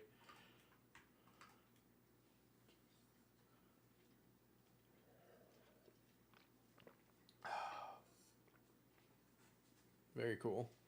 Well, let me give you a ring, and we'll probably hop into some Helldivers. Or actually, I'll just hop in the voice channel. There we go. How's it going, Zach? Howdy, howdy. Did you see the stickers I was working on? Oh, great. It's doing the thing again. Hold on 1 second. Hello? Hello. There we go. I don't know why Discord hates me. I don't know.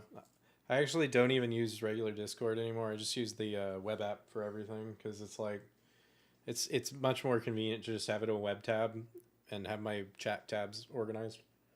I mean, yeah, with everything you got on, that makes sense. So, but yeah. Did you see the stickers I was making? Yeah, I saw you're making a my one. It looks pretty good. Yeah, I made 5 so far. Let me get these exported real quick.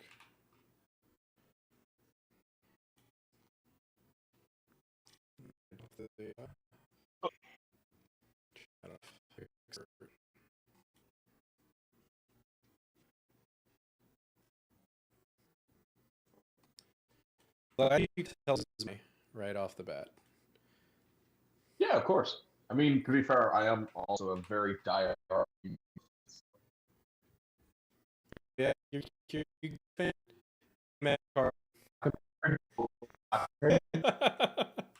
Name every card. Okay, first there's Exodia, and that's all the only one that matters. Uh,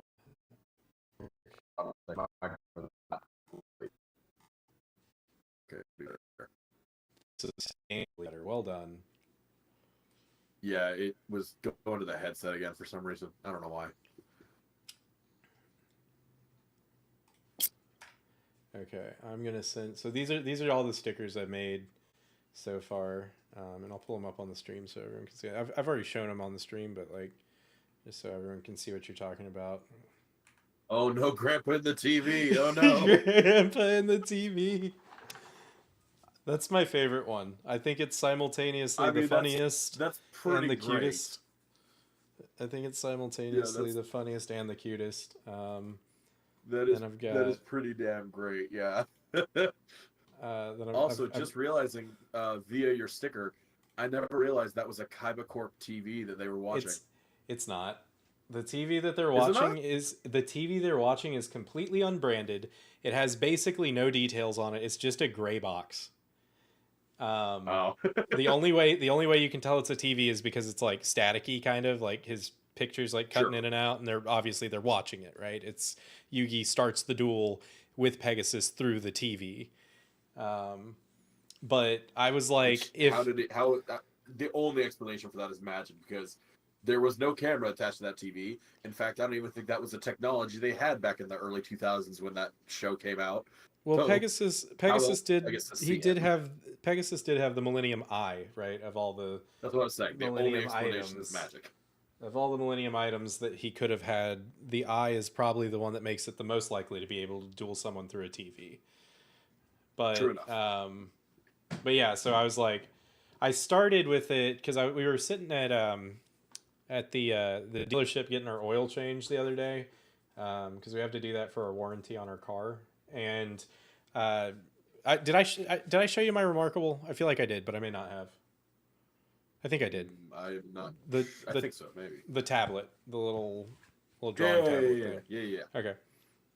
So I was sitting there and I had brought this and I was like sketching and doodling, and I drew this like it's gonna kind of be delayed on the stream, but I drew this character, this like little base for a guy. And so I drew that. And I was like, I need to like do something with this because I kind of like the style. I think it's kind of cute. So I went ahead and drew Yugi. Very unique style. I like it. Yeah. So I went ahead and drew Yugi. And then after I drew Yugi, I was like, well, if you draw Yugi, you got to draw Kaiba. So I drew Kaiba. And that was where that had ended. And then I was like, these would probably make decent stickers, and they're not too hard to make pretty quickly. So I went ahead and did the Yugi and the Kaiba. And then I was like, who else should I make like this? And I think Joey was the obvious choice. Joey. Yeah, Joey was the obvious choice. But then, before I did Joey, my brain, because every time I say Yugi to myself, I always go, Yugi! So my brain immediately was like, I gotta do Grandpa. Grandpa in the TV is perfect. And Dylan was even like, added a little tear. Yeah, and I showed Dylan the Yugi and the Kaiba, and he's like, you gotta do Grandpa. So I was like, okay, that's two. So I went ahead and did the Grandpa. And then today, at the end of my shift, I had a couple minutes, so I sketched out Joey and Mai. And so, because I was Joey like, Wheeler, yeah. Well, I figure if you do Joey Wheeler, you gotta do my Valentine. So Your Joey Wheeler is so much better than mine. I've watched a lot of Yu-Gi-Oh! The Abridged series as well, which is the best way to do Yu-Gi-Oh! Voices. But see, that's why I can do Yugi decently okay. This episode of Yu-Gi-Oh! Was filmed in front of a live studio audience. Right, yeah. I mean, the deep voice helps, and that's also how I learned to do actual Yugi, is just watching. Yeah. My grandpa's deck has no pathetic cards, Kaiba, but it does have Exodia, the Forbidden One. I believe what you meant to say was, my grandpa's deck has no cards, Kaiba. Wait a minute, did you just summon a whole bunch of monsters in one turn? Yeah, so what? That's against the rules, isn't it? Screw the rules, I have money.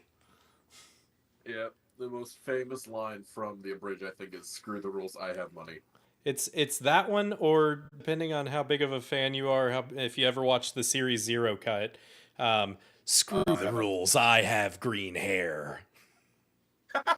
No, I haven't heard that one. Yeah, he Is that from that one weird frame where he had like green hair? It's not a frame. It's from Yu-Gi-Oh! Series Zero, which is the unofficial title for the first Yu-Gi-Oh! Anime, and it's closer to the original manga, where it's not about duel monsters. It's about Yami and Yugi and being the king of games general, not just duel monsters. And then the basically the way the story goes, Yu-Gi-Oh! Comes out. It's pretty popular. And then they release an issue that has the duel monsters in it. And I forget what it was called at the time. It wasn't duel monsters. It was like Monsters and Magic or something. But they couldn't use that name because Magic the Gathering was going to sue them. Right. And so they changed it to Duel Monsters. But the Duel Monsters like arc was so popular that they were like they kept getting fans writing in and being like, we want more of this. We want more of this. We want more of this.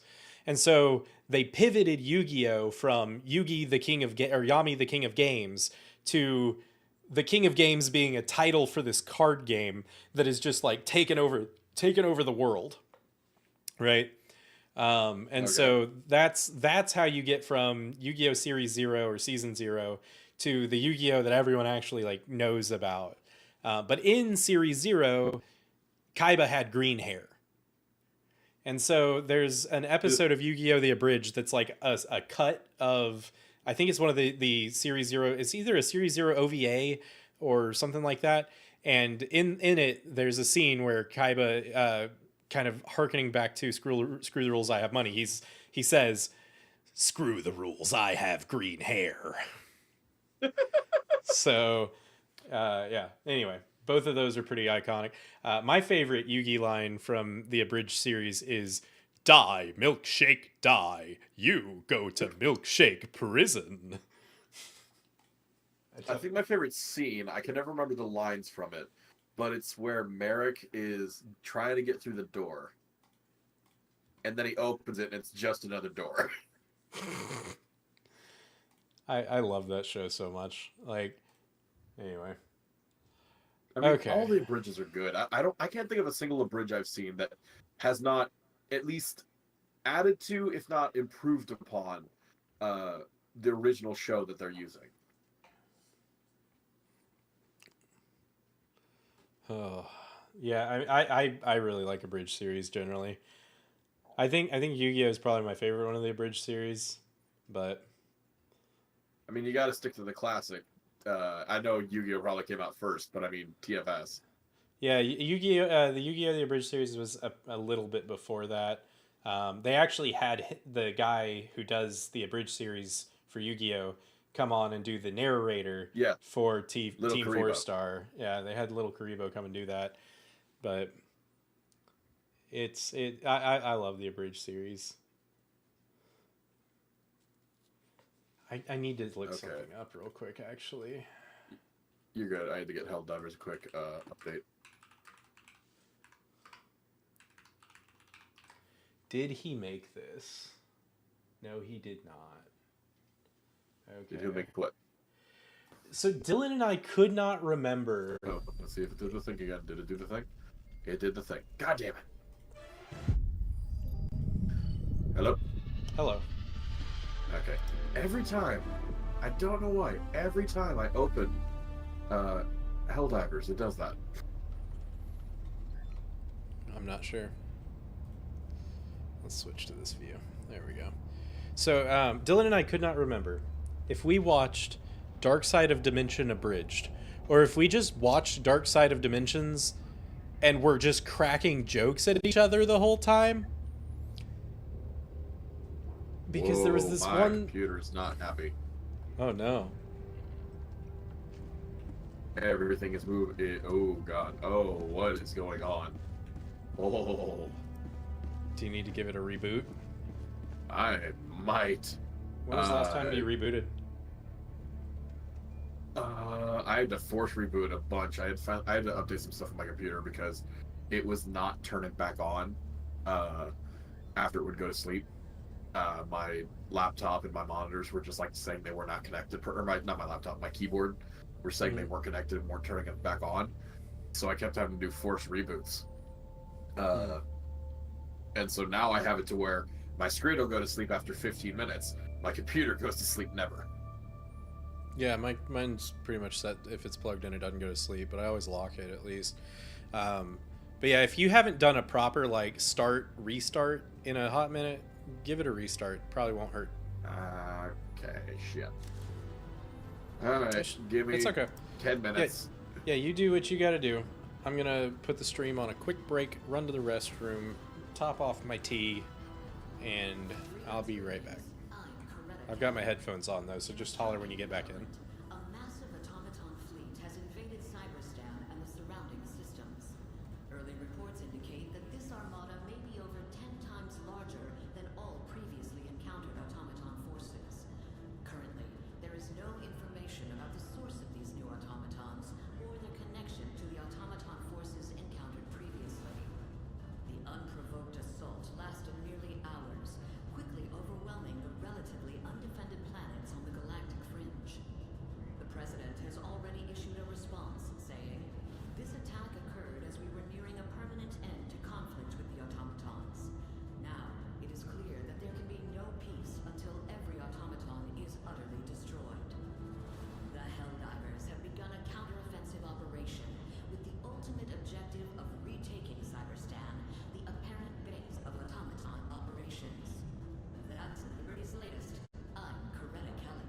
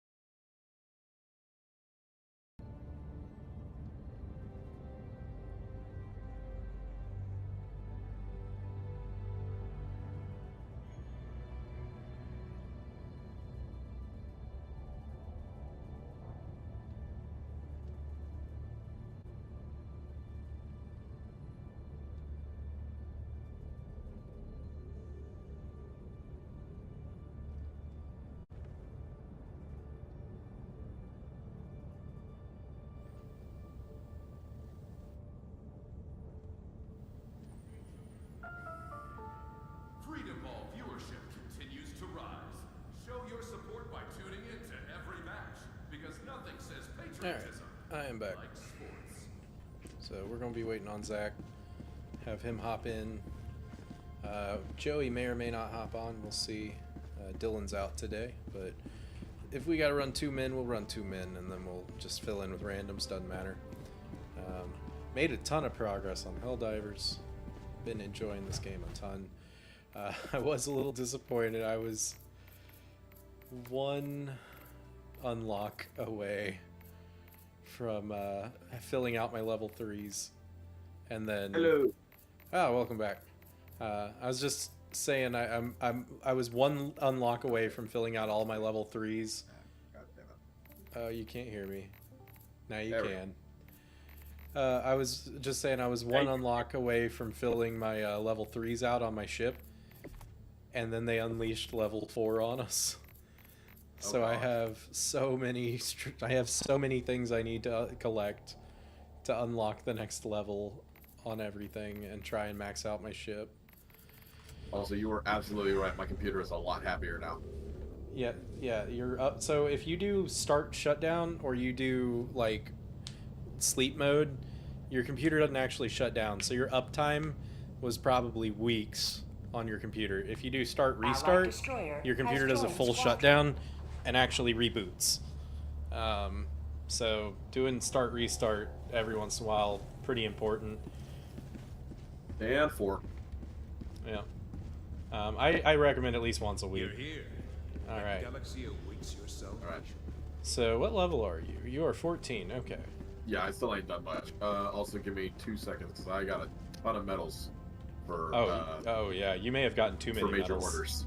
I have Yeah, you may have- 250 medals. You are maxed out on medals. Then you are going to wind up wasting medals. Unfortunately, you'll wind up wasting medals probably. So spend what you really? can. Yeah.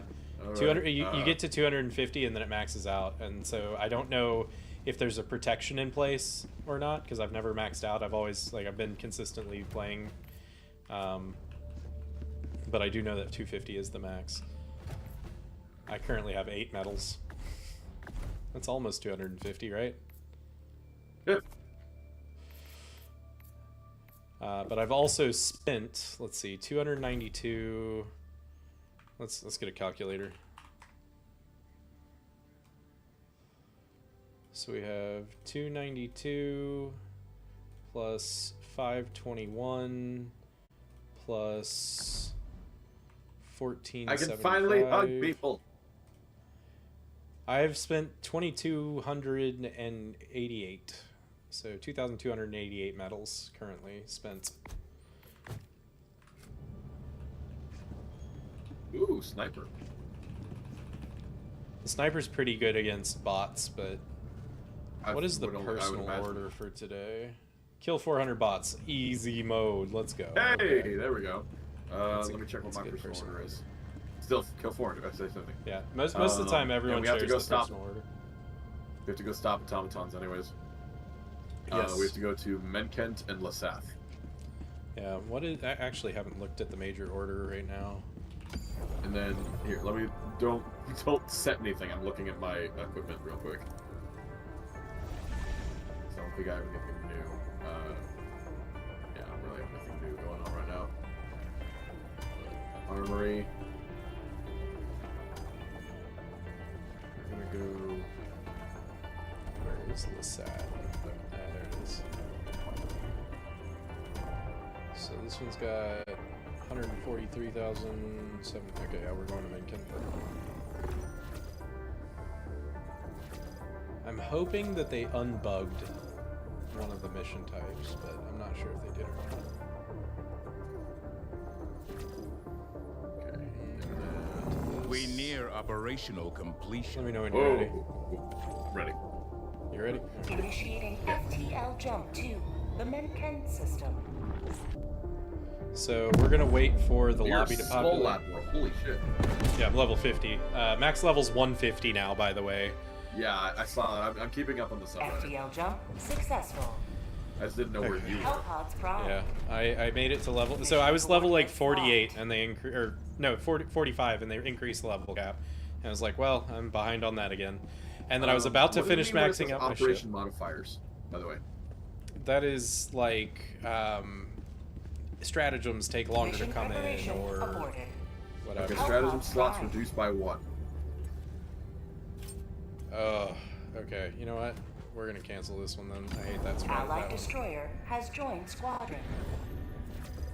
Let's see if we can find. But a single triumph this one? more, and the operation is Increase complete. cooldown. random guy joined us. Okay, that's fine. I want randoms. Okay. Okay, do this one. Coordinates locked. Do this one.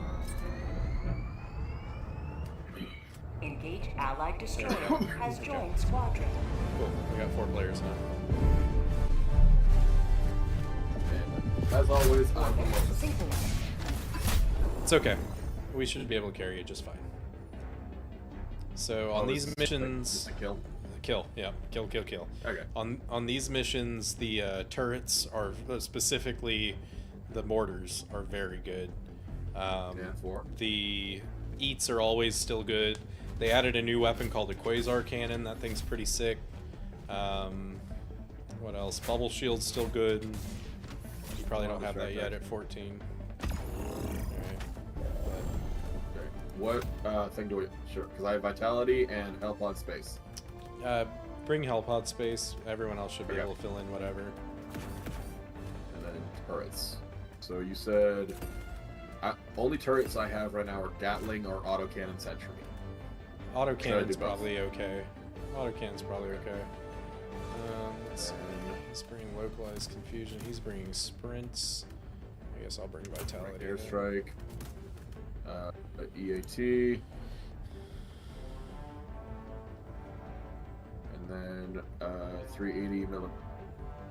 Yeah, the 380. No, don't bring 380. Don't bring 380. Oh Nope, god. not 380.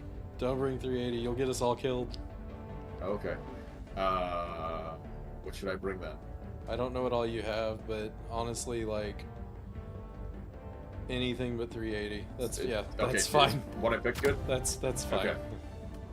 Okay. The problem with 380 is you'll drop it and and especially on this map, there's nowhere to run from it. It just the 380 hits such a wide area so randomly, it'll hit us 100%. I think something's up with my graphics because I've been. Whoa, yeah. Not nearly as smooth as it's been in the past. It is or isn't? It's not.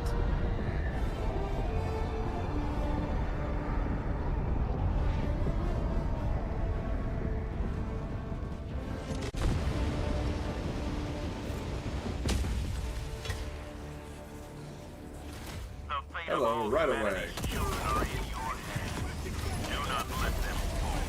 Oh god. Holy. I was immediately crushed. Me too.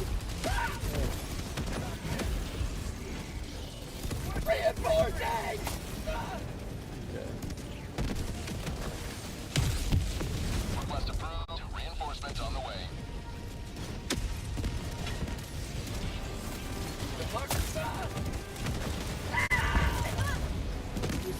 Trying to. Fuck.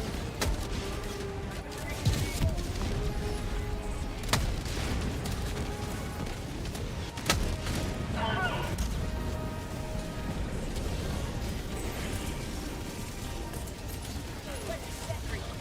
need to find somewhere that I can throw a pod down. Oh god. I just want to land and throw my pods on something. Damn it.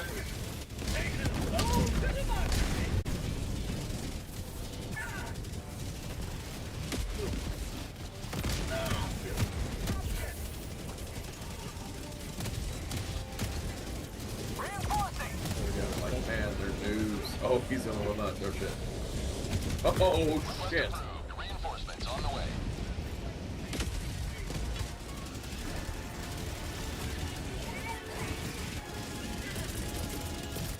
Requesting sentry. I'm dead. I'm so dead. I'm so dead. Yep. Calling down a sentry. Devastators. Calling down a support weapon. Jet track inbound. Reinforcements have been launched.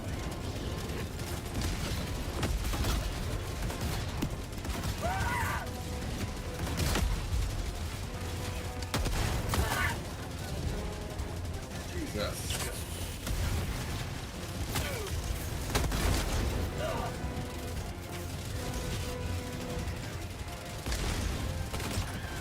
Sending in an eagle. Drop ship. There is nothing I can do here. step.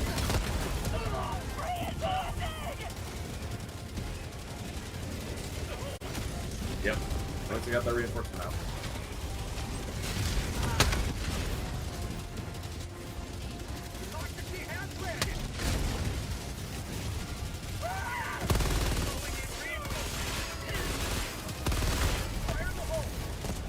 Request approved. Reinforcements have been launched.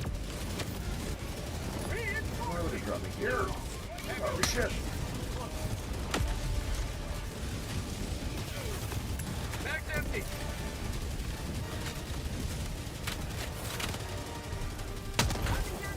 Oh, why would I do that? God damn it.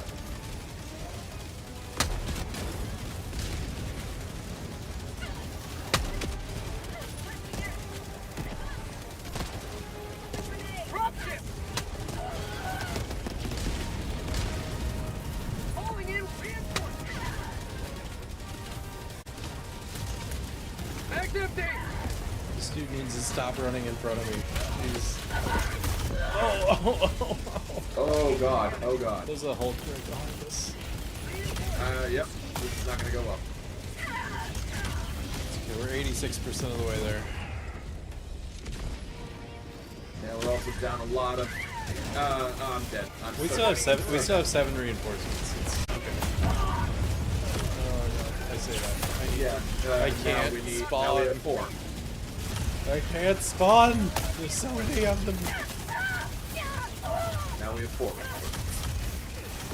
Request approved. Reinforcements have been launched.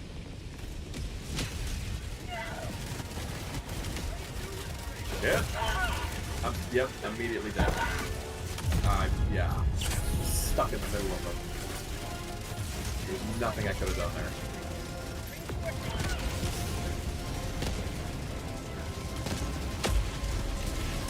Request approved. Reinforcements on the way.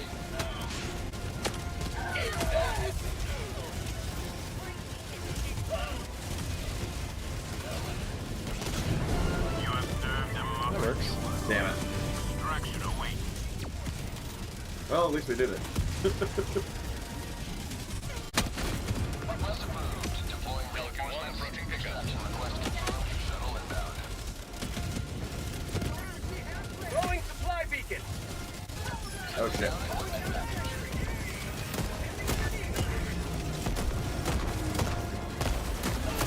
I was eliminated by me somehow. Shit. Reinforcing.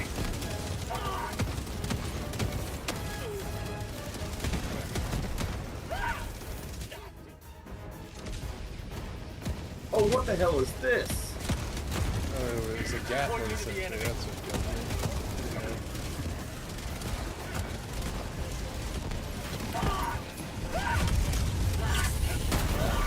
This is so dumb. Insane. There's How do so we even many. get to the shuttle? The way that I was going was one of the only ways up, and it was full of enemies. Following the guys. That's all I got.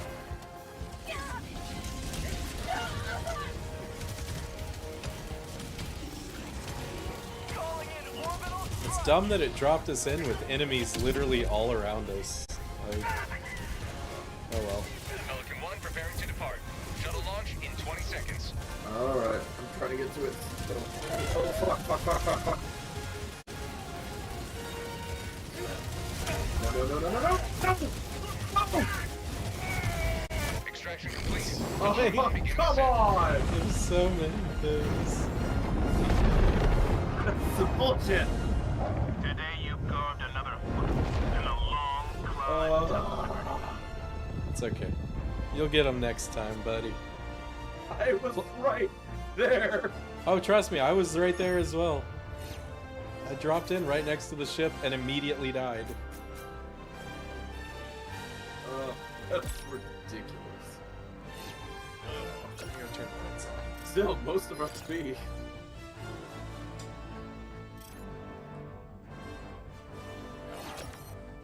Well, I mean, we completed the mission. That's really all that matters. So that is Hey, 6 level. medals. Me too. I believe that's a new title for me, though. Yep, 15, I believe is. I think it's one every 5 5. levels. 1 every 5 levels until 50, and then it's every 10 levels after that.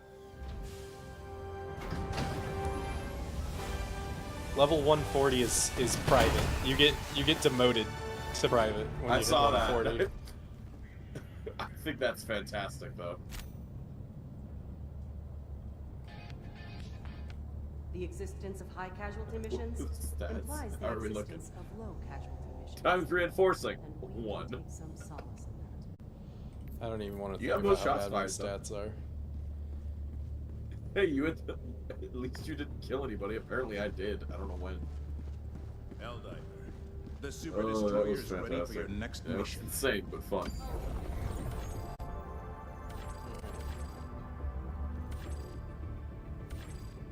Allied destroyer has left squadron. Hey, Master Sergeant. Mission coordinates locked. Engaging orbital thrusters. Oh, we lost one. Orbit synchronized. It's okay. Let's see if we can pick up a 3rd or 4th.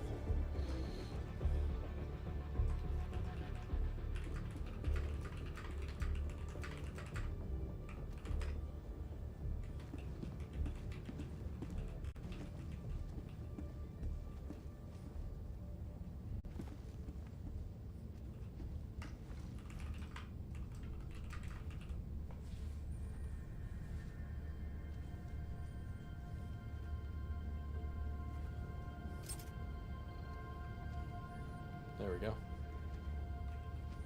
The noob Allied jam. destroyer Oh. has joined squadron. Nice.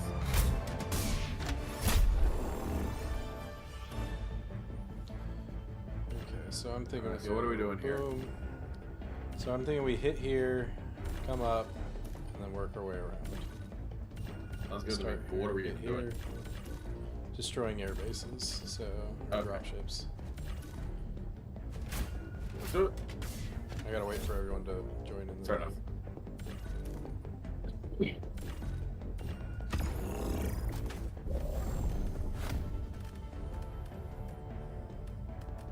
Okay, so I'm gonna bring a laser, the stalwart, or actually, laser, a eagle. Now can I bring the big things? Yeah. Okay. Is that the auto cannon? That's Yep. the autocannon. I've found the autocannon just better than the regular sentry. Okay. It is. It kills big things instead of small things. Exactly.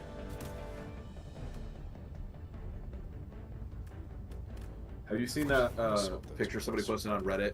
They did like 50 missions without dying, and what their character looked like afterwards. I have not. Oh, hold on. Let me see if I can find it and send it to you while I wait for you, everybody else. Launch initiated. No time.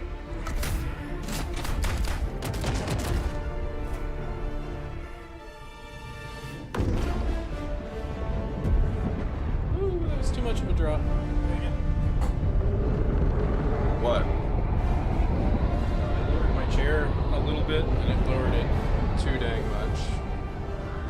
I think this is about the right height here.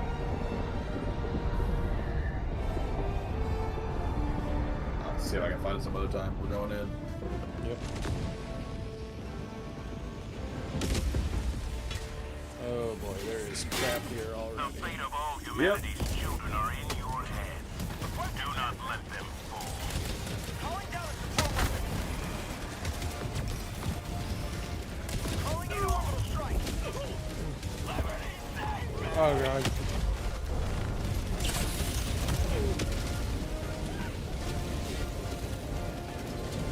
Oh, shit. I'm dead. No way I'm not.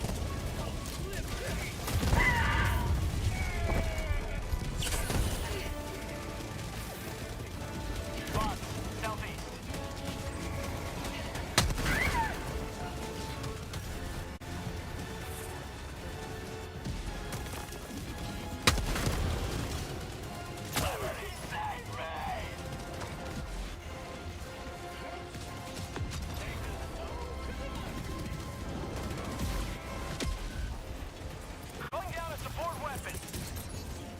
I'm hopping on this turret. Well, I can't reach that far. Damn it! Requesting sentry. Requesting advanced weaponry. Is this something we can take down? This thing right here?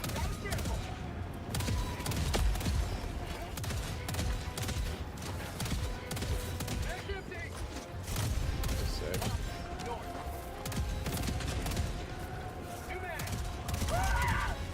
I hate Rocket Devastators so much. What injury?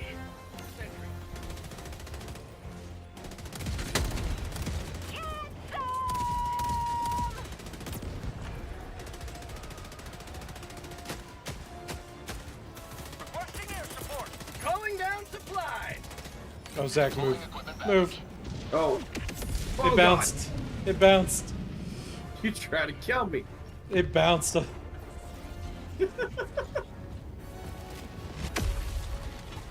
well, our friends are already leaving. That's fine. I'm leaving with him. We should really go hit that one first, though. I think. 100 meters. I may be able to clear it myself, though. Go ahead and move up with them. Well, I'll see if I go- can't. You sure? I can go with you. Yeah, because I'm probably just going to pop it with one shot, and then I'll be done. Alright, heading with them.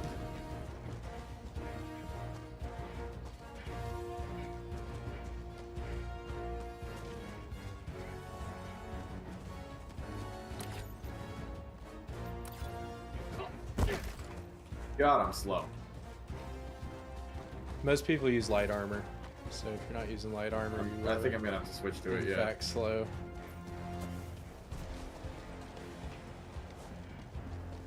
This guy just completely missed a rich sample.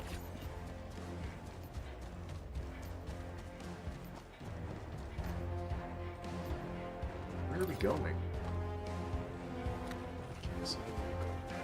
I don't know what these guys are doing. I have no clue. They just circled around. Alright. Let's start heading for that They base, may I guess. they may be trying to aim at the vents on something. No, they're getting some flying bots. Or, never mind, not flying, climbing on nothing. Here it is. Remember when I Nice said I'd job. take one shot and blow it up? There it is. I'm out of here.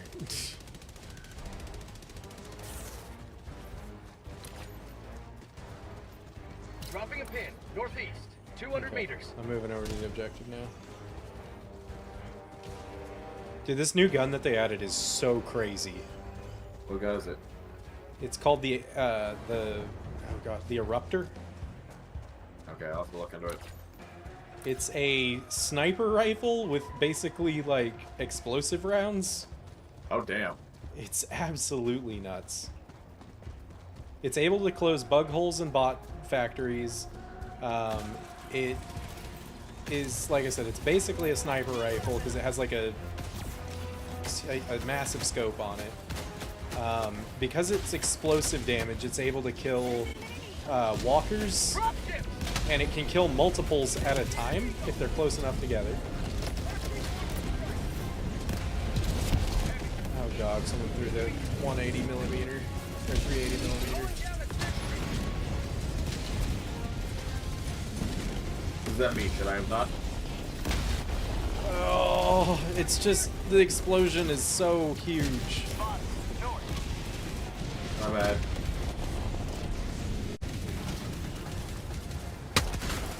It didn't look that big, honestly. Compared to some of the things you've thrown in the past. Well, no, it's the radius of it. Like, Trying to not shoot you, but you're snowing.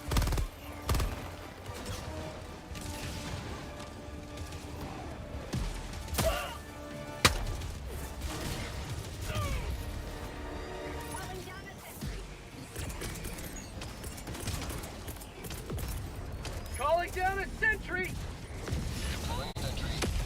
That sentry landed on him.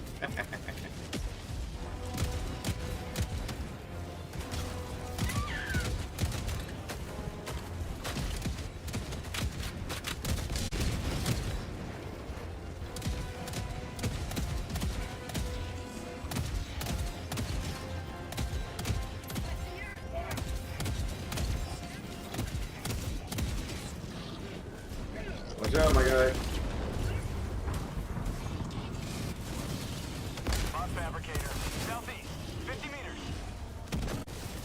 I got the production.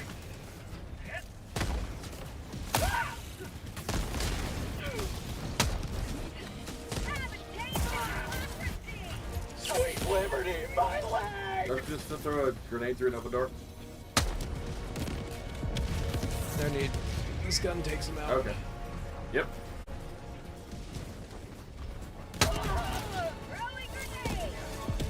They got it. Hey, got him. Nice.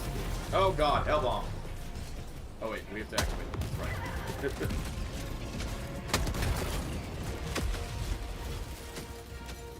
I'll have to get that soon. I got the terminal. Alpha alarm. Clear the area. Run!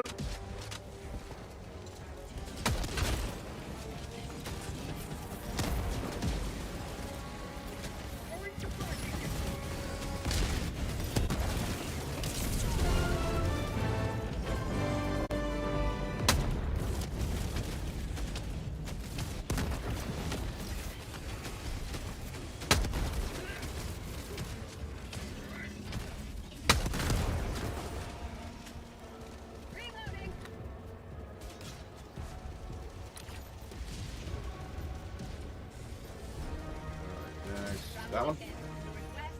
Yeah, that's fine. Tagging map. North. 200 meters.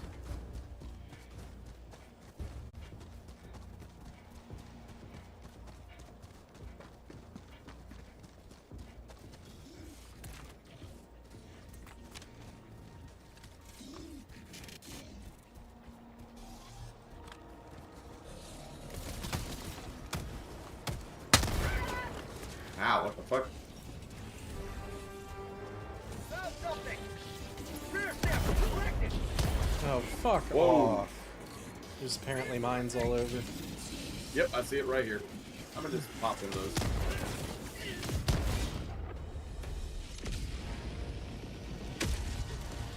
Yep. Ready to liberate. You're not calling that beacon in. I didn't. No, the bot. Tagging location. Never mind. North. Oh. I'm so bad at hip firing this thing.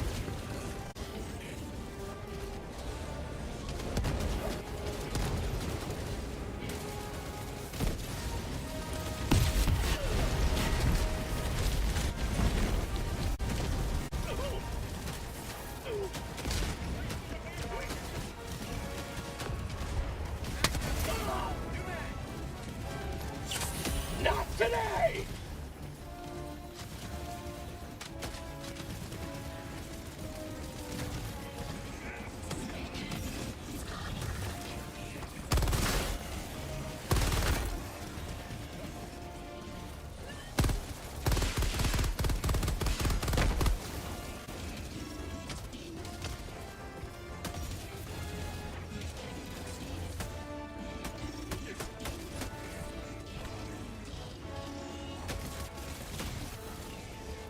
Reloading. Mission at 30 minutes remaining.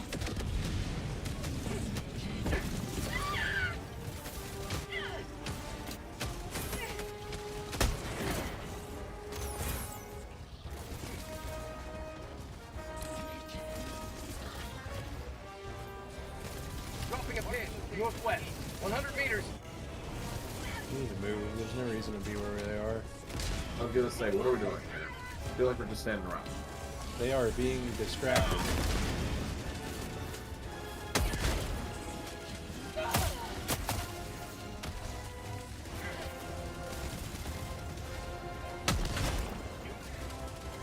Oh, fire tornado.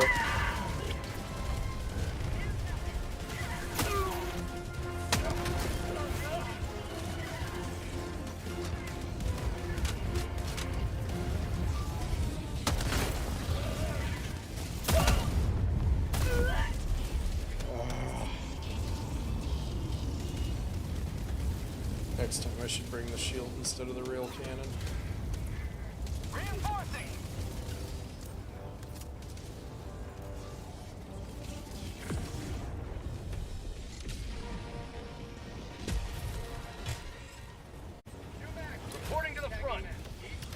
Marking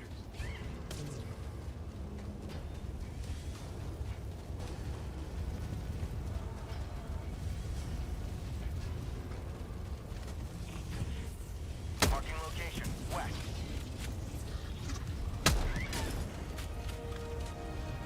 I'm on it. Requesting sentry. Tagging map. Ah, shit. Not what I meant to do. Damn it. Calling in reinforcements.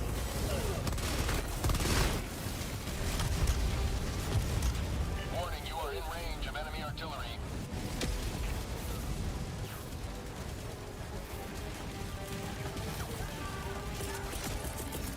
Calling in orbital strike. I am surrounded on all sides by fire. You are in range of enemy artillery. Allied destroyer has left the squadron. Oh, shit.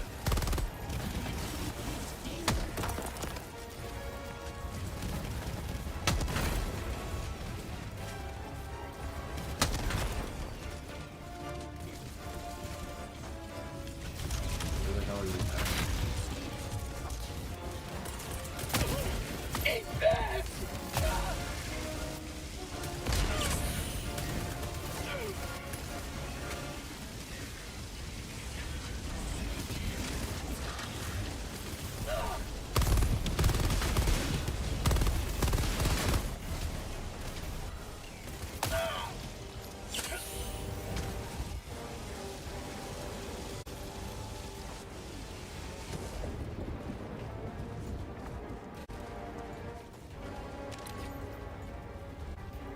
Dropping a pin.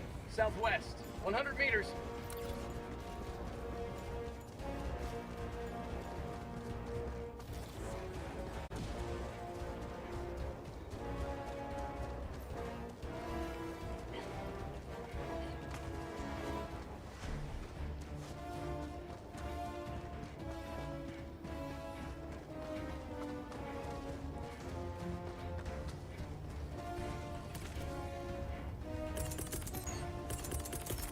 Sending out an SOS.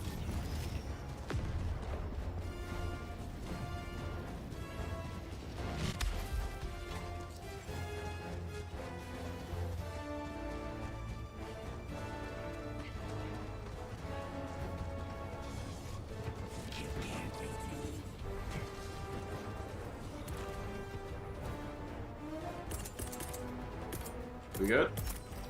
Mm-hmm. Requesting sentry. I'm gonna do the same thing. It was a bad spot for Actually, it no, to like- land, but Do you want me to try with mine? Oh, that got blown up immediately. it's because it blew itself up. Oh, okay. Here, okay. Never mind. Feels good.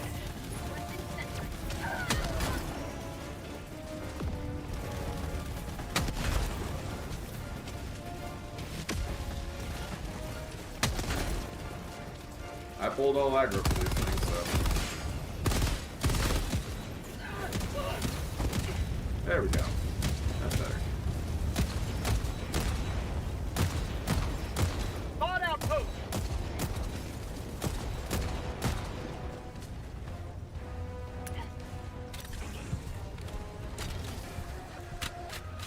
That's about what I expected. How about a nice cup of first Come on. It's so ridiculous how spot on you have to be.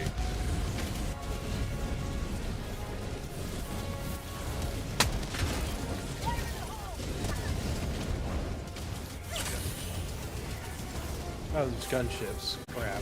Okay. Backing out, backing out, backing out. Whoa!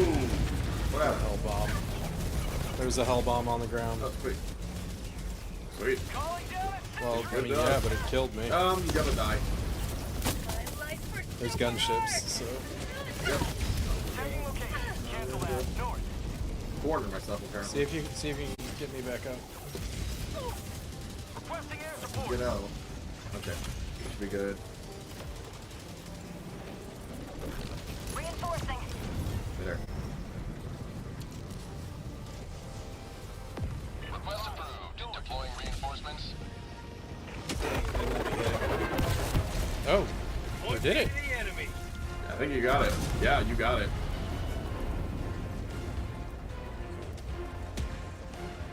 Nice shot.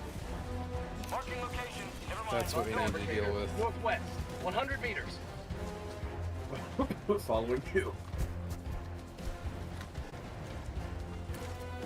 The spinning tower? Or the big tower? No, the big tower. The spinning tower is nothing. Okay, should I throw my orbital 380? You can try it, because I'm going to wait a few seconds for a cooldown. I need 40 seconds for a cooldown. Go ahead and throw it, and let's run this way. Where'd you go? Okay, running.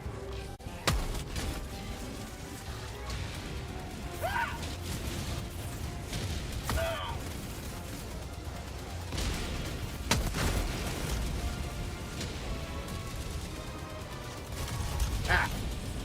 Shit, gunship. Nice shot.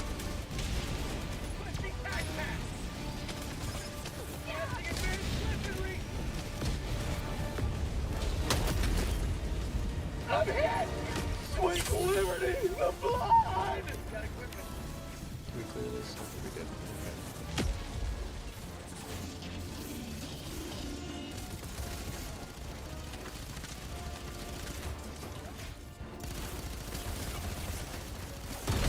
I'm out!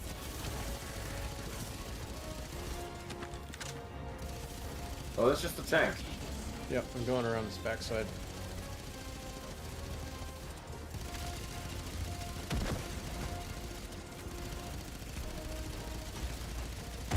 I'm out! Get it? Yes.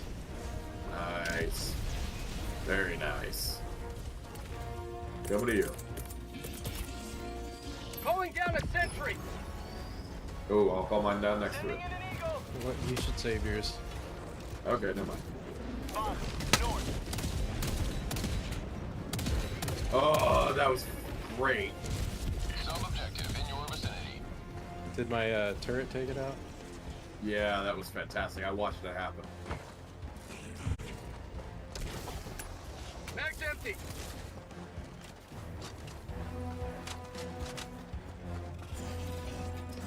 Alright, what are we doing down here? Drop ship! Calling in a hell bomb! Hell bomb. Request approved. On its way Careful, there are mines all around here too.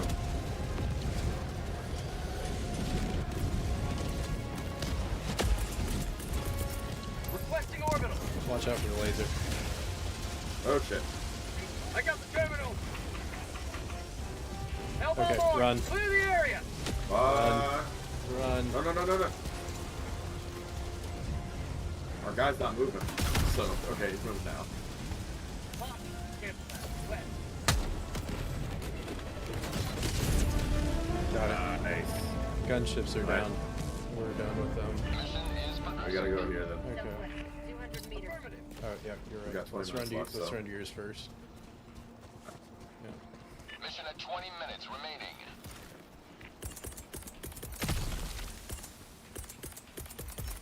Calling down a support weapon. Get my stalwart back.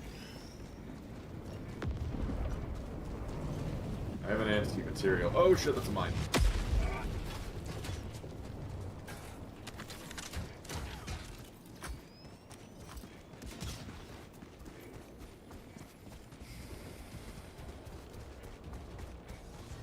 Yeah, the gunships, I don't remember if they were in when last time you played or not. No, I haven't seen those before.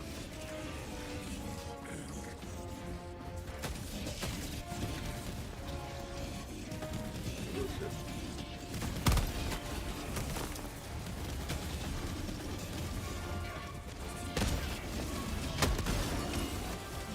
Out of ammo. Mag's empty. Reloading. Oh shit.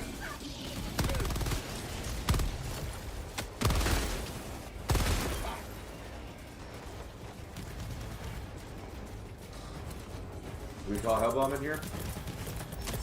Calling in a hell bomb. That answers that.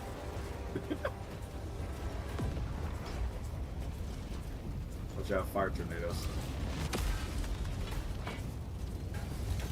Engaging terminal. Oh shit. Run. Held bomb arm. Clear the area.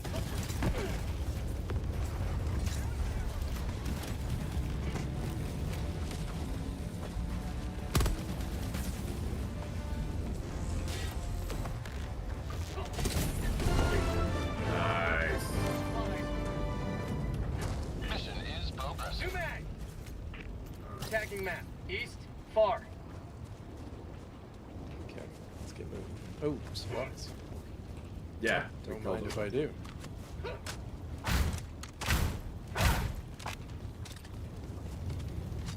Tagging location. Never mind. Whoa, shit. Damn it. Make sure you pick up my science, please. There's a lot there.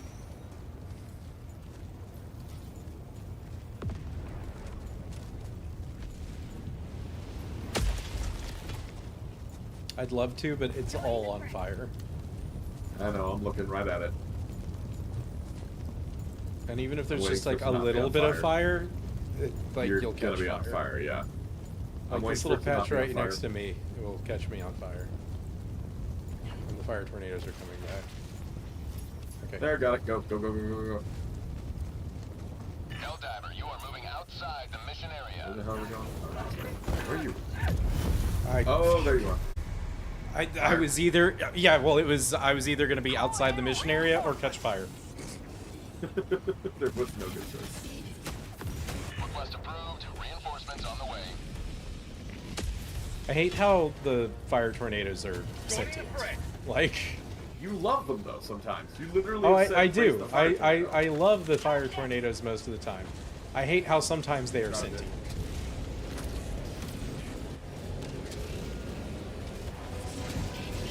Die, die, die. Oh shit. Hi. How am I not dead?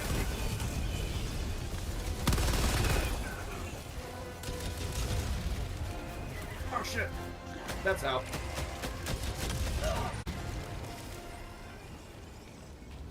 Help. Help.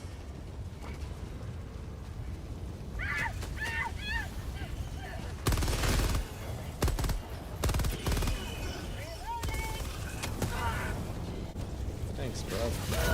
Wow. That dropped. I literally died because he shot something that exploded, and because for some reason the physics in this game are what they are, it pulled me into the enemy, and then he immediately got to chainsaw me while I was ragdolling.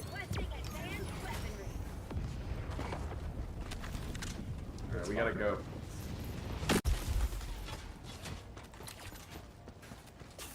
Dropping a pin. East. Far. Yeah, we just need to run. He seems to have a hard Run time behind you. running.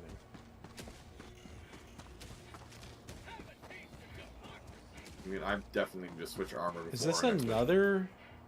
No, this is the one we already killed. Okay, I was like, is this another freaking? mission. No, we're heading towards the one of the two big ones right now.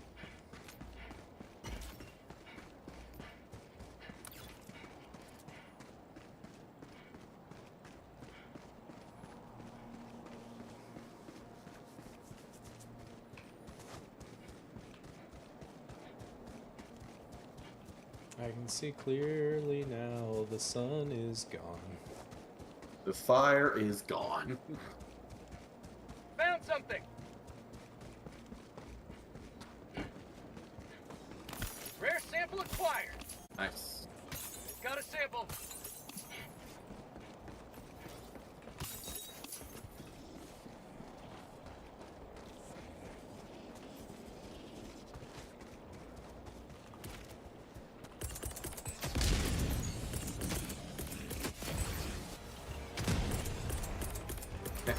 Boom.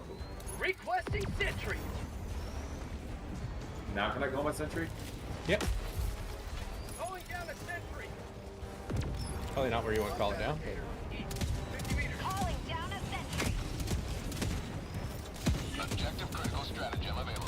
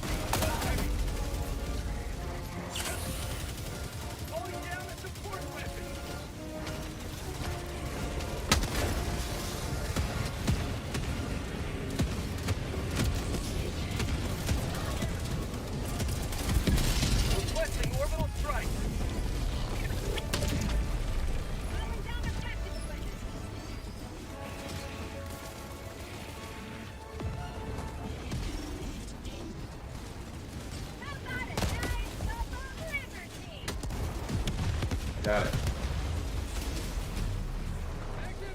And I got this thing. No, you son of a bitch! Oh, you motherfucker. I called it down, damn it. You're gonna steal it from me? Marking location.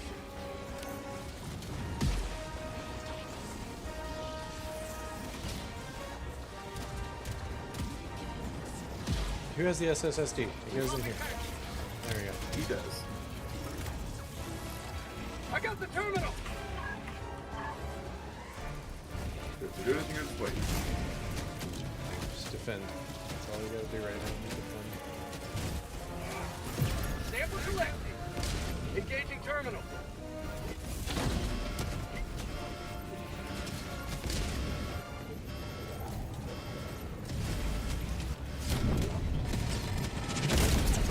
Democracy has been well delivered. May your extraction be swift. Do we want to go for science, or we only have 10 minutes? No, let's just head out.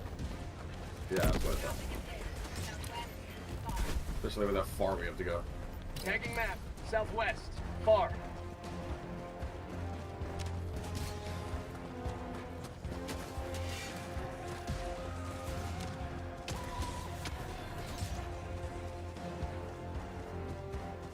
Oh wait, though. What? I think I can take both of these out. Do it. You can do it. Do it. Mag's empty. Watch out for that guy.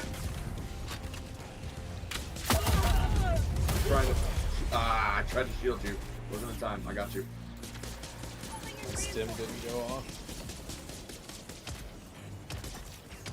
I guess there's another spot on that one. Deploying reinforcements. Well, there's one off to the side. I can see it right there. Oh, fuck. That's a, that's a mortar. That's like a big, hold on, back. Oh back. no, yeah, I see Stay it. left of that rock. I see it. Okay. No, it's okay. I've got a plan. It's like, oh Orbital god. inbound. Engaging orbital laser.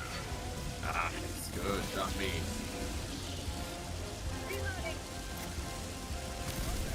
There's that one.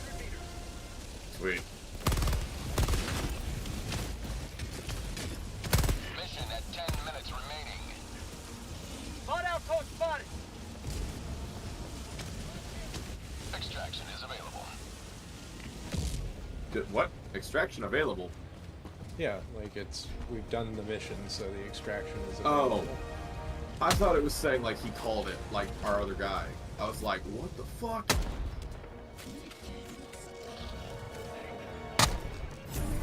You got it? Nice. Right, straight to the thing, right? Yep. I mean, unless we see something that we think we can accomplish real quick. Like, I was pretty sure I could accomplish that real quick, but then it turned maybe into less this? than real quick. It's right there. Ooh, nope, let's just get these and go. I see something I want. Let's Alright. just get these and go. I'm heading to you. I'm following you. Unless this Slowly one's as the... I am. Is this the liar rock? Shit. What This is the this liar rock. This big post? What is it? Yeah, it looked like Zeus's dick, but it's a liar's rock. What's Zeus's dick? For the super samples hideout. Have a taste of democracy. Oh, I'm out of grenade. Shit! Thought I had one. Throwing grenade.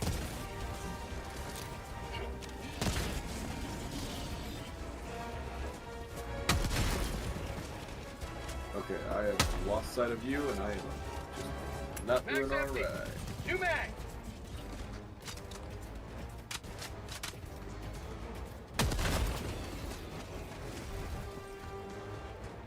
What's that thing? That. What's what? Jammer. Oh, okay. Did we kill it? It's like a whole thing to kill it. Unless it's just a base. So, let me see if it's just a base. Well, we got 8 minutes. I don't think we got time. Okay. We still got a ways to run and a lot of things between us. Yeah. I say we go. Yeah.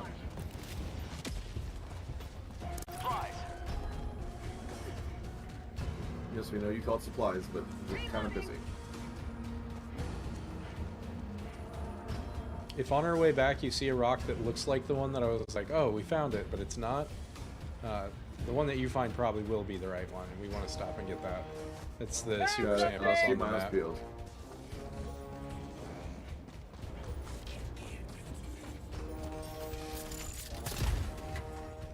Oh shit. That's Oh fine. shit, yeah.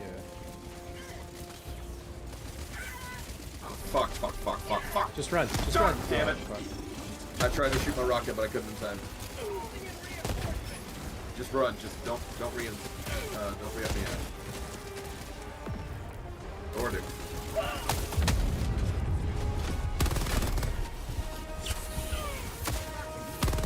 sure you get my sample.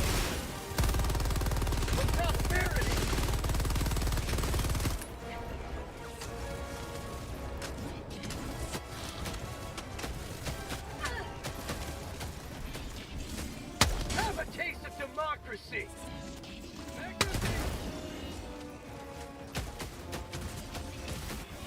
All right, run.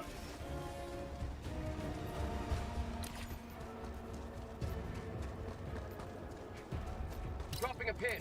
Southwest. 200 meters.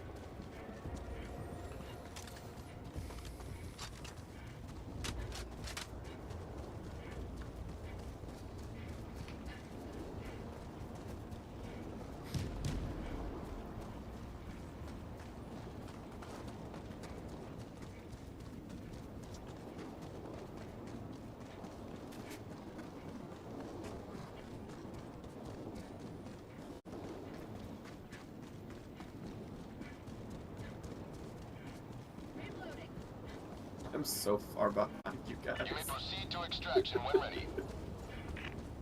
Yeah, but we're here, so. I know. But, like, just Max, look how far. Marking location. I'm 60 meters behind you guys. Oh, but that's a tornado in the way. Extraction request confirmed. Shuttle inbound. Oh shit, shit, shit, shit! Damn it. ETA, T-minus 1 minute Calling 30 down a seconds. sentry. Trying to call down a sentry last second and then right into the fire came. Oh, and it spawned me in another one. Son of a bitch. Oh shit. Zach? Motherfucker. Calling in reinforcements. It dropped me into a forming fire tornado. Unfortunate. Okay, don't drop on my head, please. It wasn't saying you were right there. It literally said no one was there. What the hell is going on? Tech pack inbound. These fire tornadoes are coming for me. Gosh dang it, where's my science?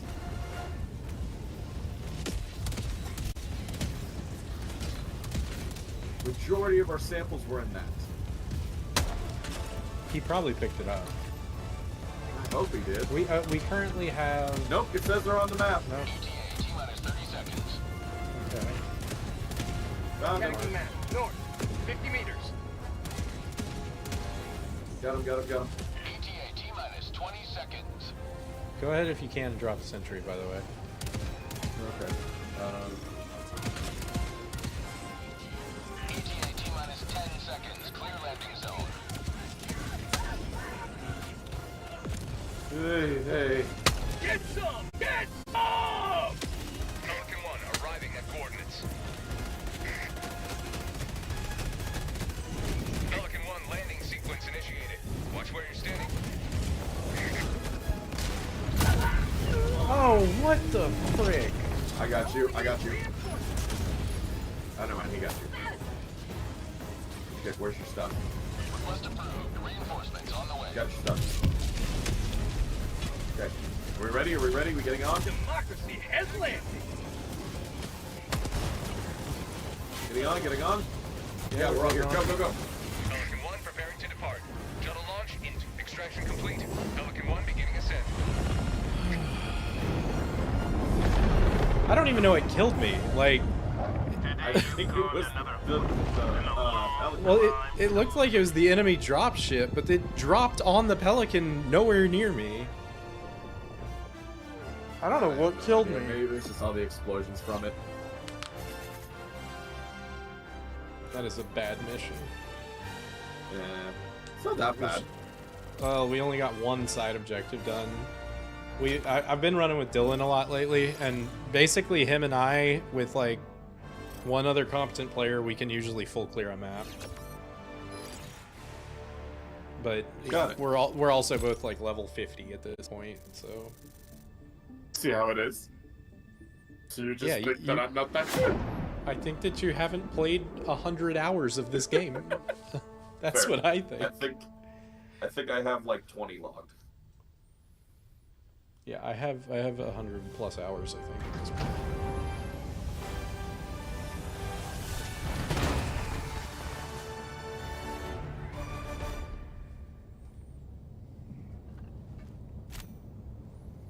Let's see these stats. Yeah, not bad. Most kills, most shots hit. I'll take most shots fired. Hey, it's something. Hey, most stims, samples. most The stratagems. existence of high casualty missions implies the existence of low casualty missions. And I got my personal award, or personal order. So let's see what we have. So did I. 37. Does that give me anything? No, I have 47. I need 80 for the next thing that I care about. Okay, so I had a rifle, but it's not showing up. Weird. What is the passive on this? Fortified. I'm gonna have to start saving up to get that stamina enhancement. And then also, question. Mm-hmm. What body armor do you have right now? This one is only available in the superstore. Ah, okay, so I probably won't be able to get it. Well, it cycles Cutting around. Edge? No, like the superstore. Like it costs super credits. Superstore. Right. I have a bunch of those, mind you. Yes, and you so the one that I'm wearing specifically does not seem to be in the store at the moment. It basically every day this store cycles. You want to look for the Legionnaire set. That's what this one's called, and it gives you I think it's like 30% reduced arm damage, or maybe 50% reduced limb damage, and it lets you throw further. It's called servo assisted. That's the boost. One more time, what was the name? I'm writing it down. So the armor set is called the Legionnaire, the Legionnaire, SC37 Legionnaire, and then the passive that it gives is servo assisted. So it's a set of light armor that gives you increased throwing range by 30%, so you can throw 30% further when you're throwing stratagems, and provides 50% limb health, so your legs and arms are less likely to get critically damaged and just give out on you. Well, other than that, what's the next best light armor I could get, considering that I have access to page 7? I would recommend just the first set of scout armor, the Infiltrator with the scout passive. It's actually not bad, it's actually got slightly better armor rating than what I'm wearing. It makes you stealthier. It gives you a scanner essentially. So it's not too bad. Yeah. Okay. There's another set of armor that you get that's maybe you think is cooler looking potentially. That's the exact same armor essentially. It's called the Trailblazer Scout. So there's the Infiltrator and the Trailblazer Scout. I think I almost had that. Yeah. But the Infiltrator will be cheaper, is the thing. Yeah, Trailblazer Scout is 50. Yeah, and if you've been doing what I've been saying as far as like how to unlock, like the order of unlocks, you should always basically on every page in the main thing be purchasing the armor, the gun, the secondary super slot, credit, and the super credit. So and the booster. So, and if you're doing that, you should already have the Infiltrator armor. You may already have the Scout. I don't know. The very first one, yeah, I had it. It was like one of the first things I bought, I think. Yeah, so that light armor is it's better than pretty much all the medium armor, in my opinion. I think being able to recover your stamina faster is important. I have first 3 pages fully bought, and I could buy out page 4 as well. So let me look at mine real quick. I have 7 of 8 on page 1. I have 7 of 8 on page 2. I have 7 of 8 on page 3. I have 7 of 8 on page 4. I have 5 of 8 on page 5. 5 of 8 on page 6. 6 of 8 on page 7, but that's just because I thought the helmet looked cool. 5 of 8 on page 8. Everybody loves that helmet, I've heard. 7 of 8 on page 9 and 3 of 8 on page 10.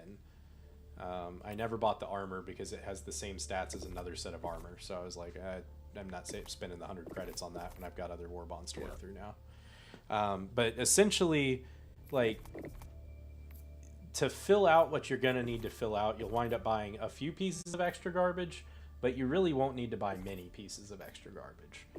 I mean, I have to spend another 170 before I get the next page, so... Yeah.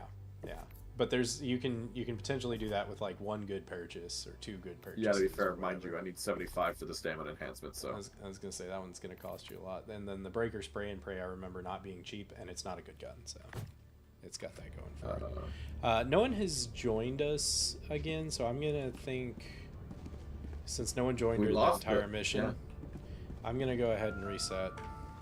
Managed democracy. Like how? The pillar that keeps us safe in these trying times. Super Reset what? government. Just a sec. Keep working to get your citizen score up. A higher citizen score means a better you. There is only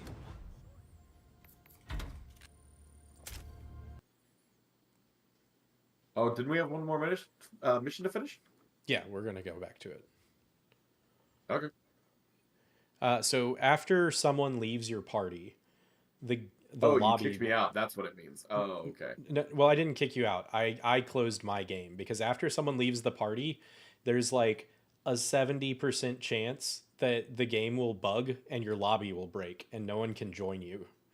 So if you have people connected to you, they'll stay connected, but you will never get another person join. And the only way to fix it is to restart the game. So can I rejoin your squad then? Or? Yeah, as soon as I get back in, you'll be able to rejoin me. I literally have to reboot my game. It still says you're on shift 3 out of 4, yeah. Yeah, I literally have to reboot my game. So I am now currently on ship. So as soon as you can rejoin me, let me know. But yeah, like it'll keep that we've done our missions. We'll have 1 left. So that's not a big deal. It's still saying you're just online. It takes it a minute. It takes it a minute to sync up. The bridge is yours, Helldiver.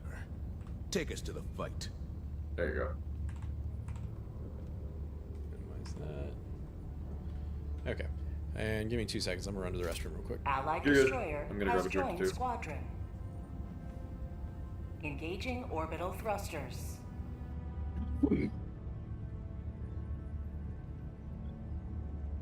Orbit synchronized.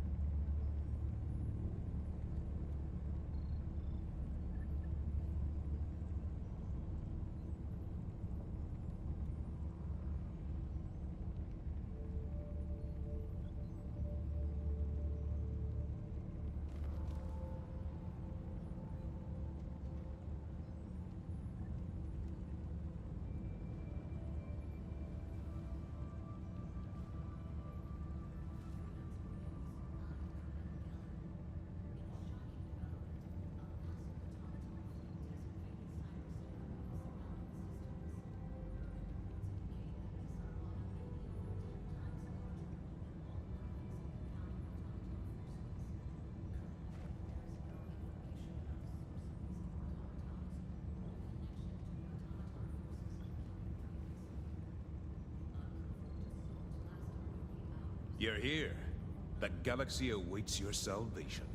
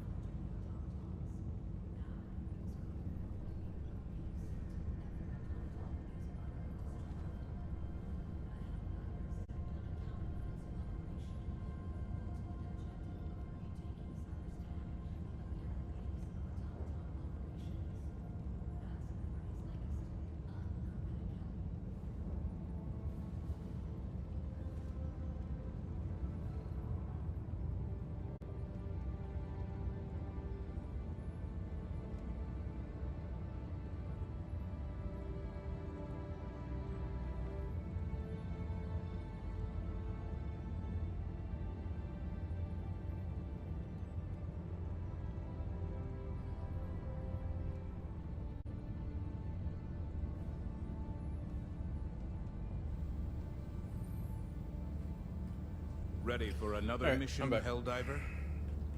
I'm not.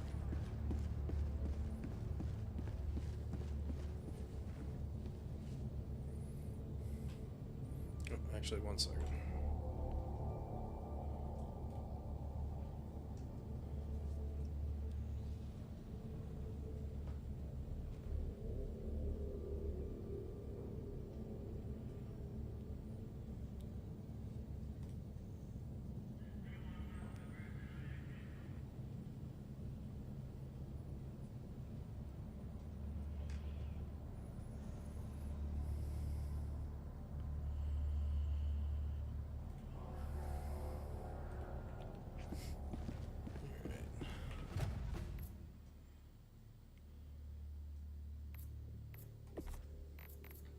Okay, I'm back.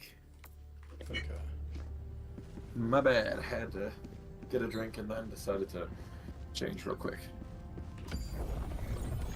Mission coordinates Sorry, locked. I got us queued now. Oh, shit. Hellpod's prime. Do we have a Orbital thrusters. timeline for this? Oh, Just 1, 2, 3. I didn't. Shit, Orbit sorry, I didn't know what's pressed. 1, 2, 3. Haha! 1, 2, 3. I pressed it.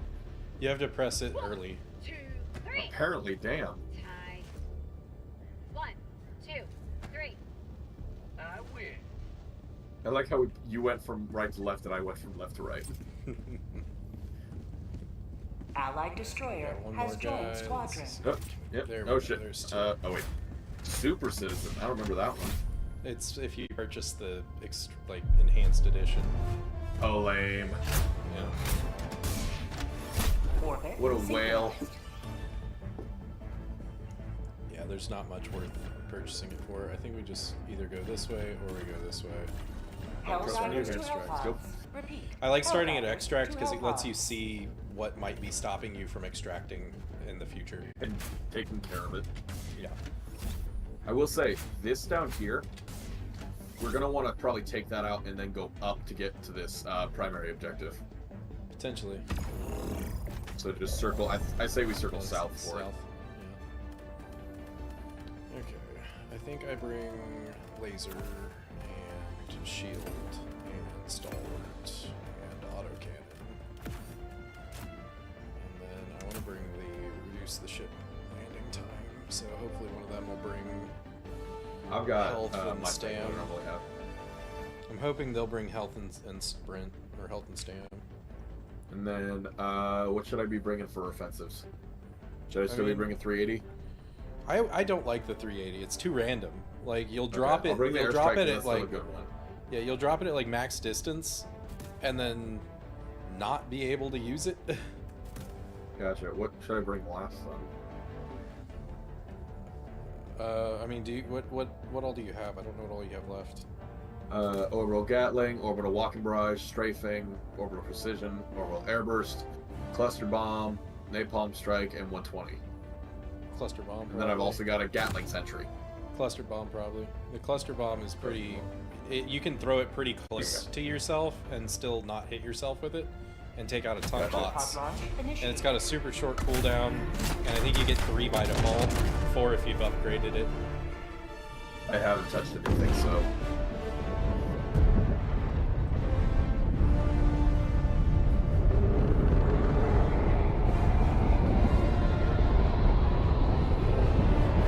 They also fixed the Hellpod steering, so it's worth upgrading your bridge now.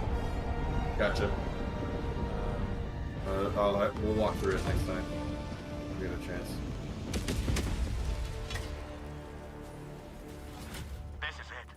This is the solemn duty for which you were born. Defend democracy. At least that one I'm pretty good at calling out. Cost.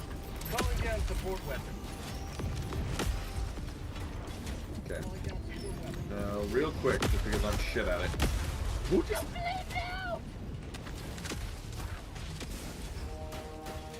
Really? Okay, how do you activate your scope, by the way? I don't remember because I've changed the controls. I think it's middle Shit, hold on, mouse. Another The guy. scope. Nope, it is not. I have mine set so if I just click right click, it goes to scope, and if I hold right click, it goes to aim. It's under. What would it be under? See, see if you've already made this change. Just like right click and see if your scope comes up. Don't like hold it. Just right click it. No, it's just trying to zoom in. While you're holding zoom, click middle mouse. Nope, nothing. And even pressing middle mouse alone. Though also, I think my middle mouse might be like dead because then you may not be able like to scope it's right now. shit. We need to go. Let's go here. Tagging map. Southeast. Oh great, this 100 guy's a meters. rover. It's okay. Oh, I'm so much faster for so much longer. Thank God.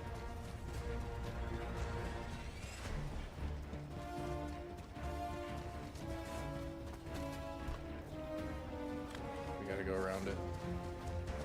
Why? So I can hit the. So I can hit the shot, Oh. basically. I gotta get that thing as soon as I can. It's on one of the one of the war bonds. Okay. Should I take out this guy in the front?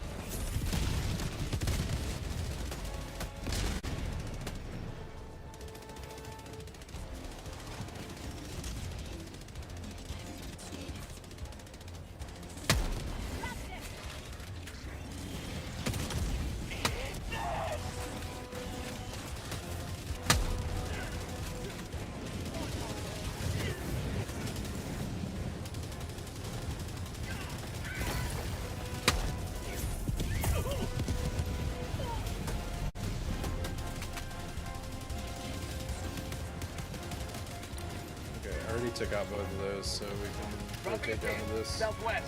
100 meters. Heading your way.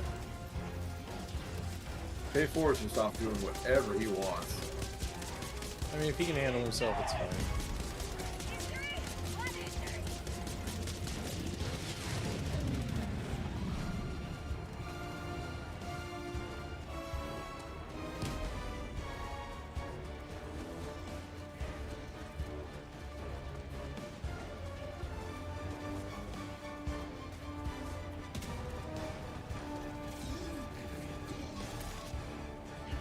Oh shit. Orbital inbound. Okay, well that's going on the trigger, so I'm just gonna...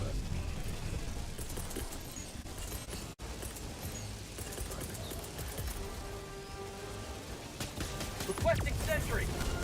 Okay.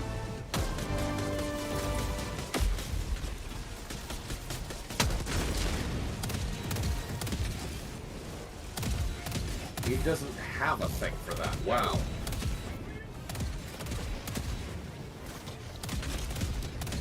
Orbital inbound. He has it for what? Why is it saying controller? Oh, I'm an idiot. That's why. Have a taste of democracy.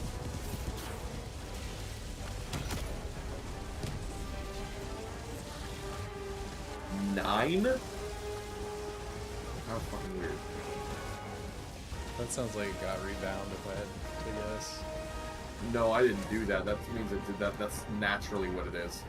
Yeah, I'm gonna have to rebind that real quick. Hold on. I'm gonna be fast. That's called democracy. I must have died on my mouse. Shit, that's awful. Fix that later. Ah, damn it. I was hiding too. Shit. Request approved. Deploying Down. reinforcements.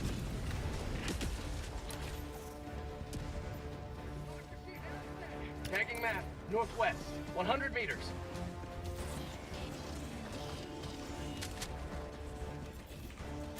Sample collected.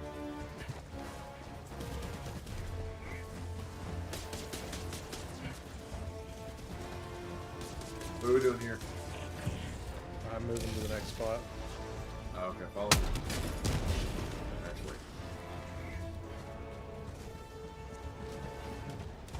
Shit, there's stuff over there. Drop ship. Drop ships. Okay. All my stuff's on cooldown, so that sucks.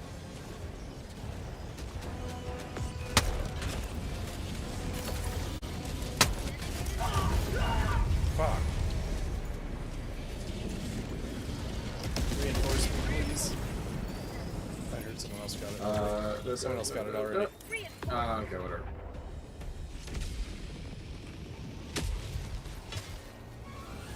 Did you grab my shield?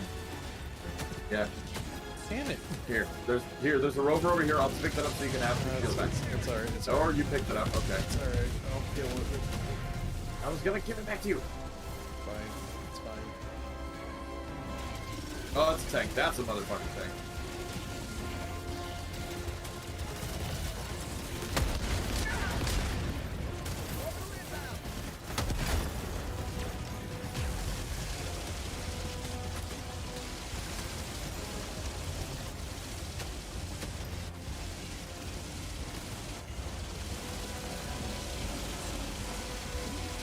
Get it?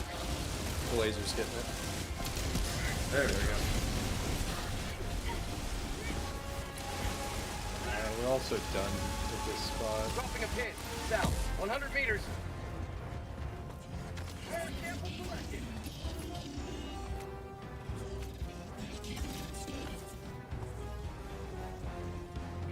Let's see it. There's a big old gun right here. Don't let it shoot you. It's about to. Yep, killed it.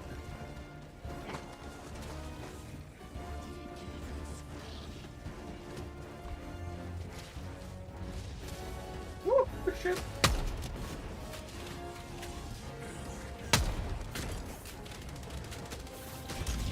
Sending in an eagle.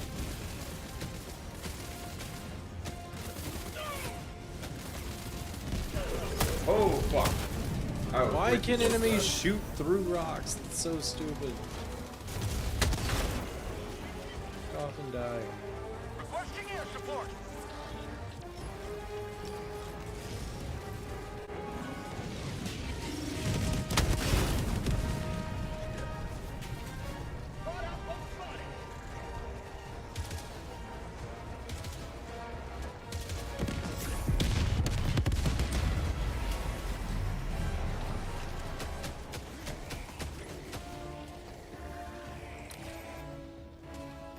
Tagging map. West.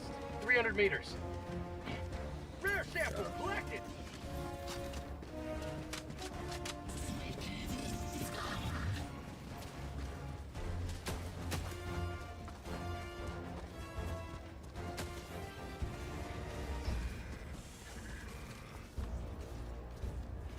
Oh, I'm going to your spot.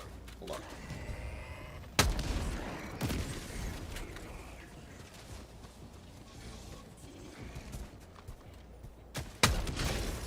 Found something.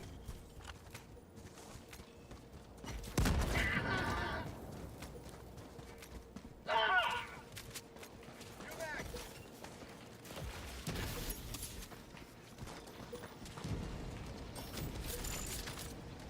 Rare sample. Well, field of mines. I'm just blowing up right now. I'm on it.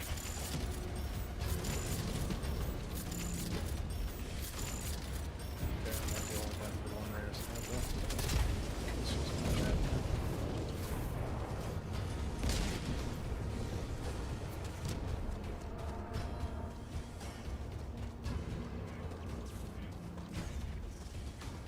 Yep. Found something. Mission at 30 Good for minutes you, Gil. remaining.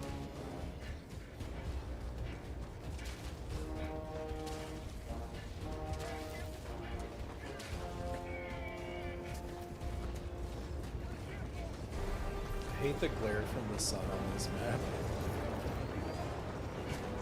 Yeah, it's kind of bad.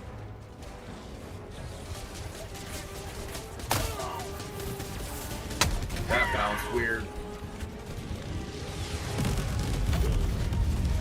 Not bad.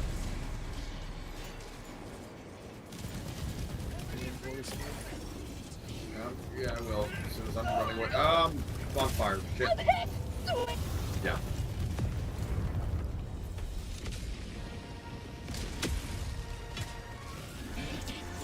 Ready to liberate. Is that a bomb on top of you? Okay, what the be like? Reinforcements. shit.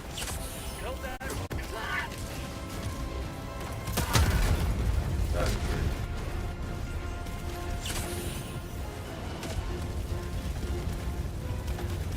Boarding to the front.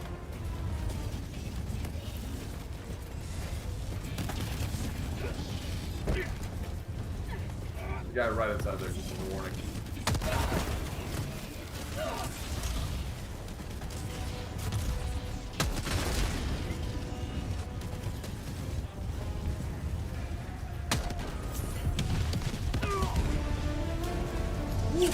Nice. Tagging location. 200 feet. Calling down a support weapon. Requesting tac pack. Calling down a support weapon. I'm on it.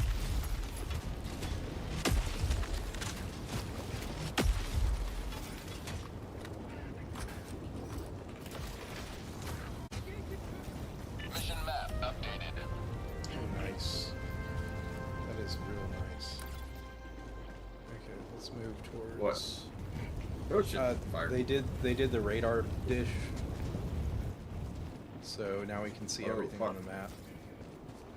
Oh, I am lagging out like crazy. Oh shit! My internet might just gone out. Requesting No, I'm orbital. still hearing you. Okay, well my everything is reacting like garbage right now. Like I just saw you just flying across the page. Your legs weren't even moving. Okay, I think it fixed itself. That was weird shit.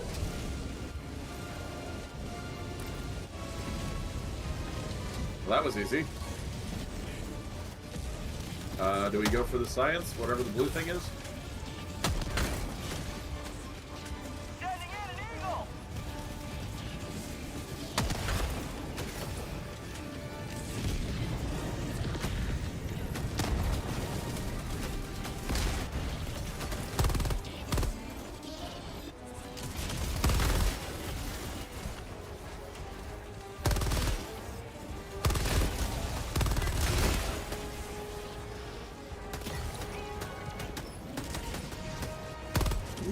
I hate these rockets once.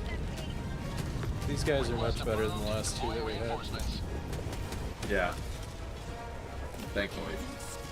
They're carrying for me is what that means. That's a flamethrower.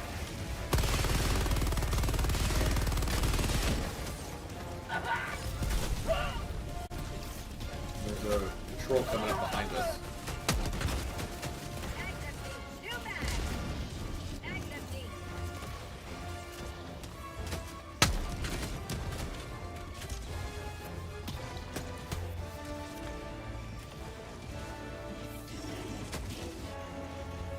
Just keep moving. Just keep moving to Yep, objectives. I'm with you, I'm with you, I'm with you.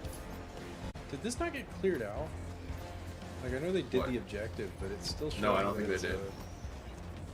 See if I can get this. I didn't see the thing get cleared. I just saw it say destroy automaton command bunker. So I'm with you. There's Oh, that's also a big old my- scanner. Yep. Yeah. Do we just, get it on by rockets or? No, you have to do something bigger than that. Fortunately, I have something bigger than that. Requesting orbital. It should just deal with it. Yep. There we go. Nice. Will it come over this way? Looks like it is. No, it's staying over there. I'd be surprised Damn. if it traveled this far. Unless there was Should I throw stuff something in within the it. cluster bomb or whatever? No, I got this. I just need to hit the vent.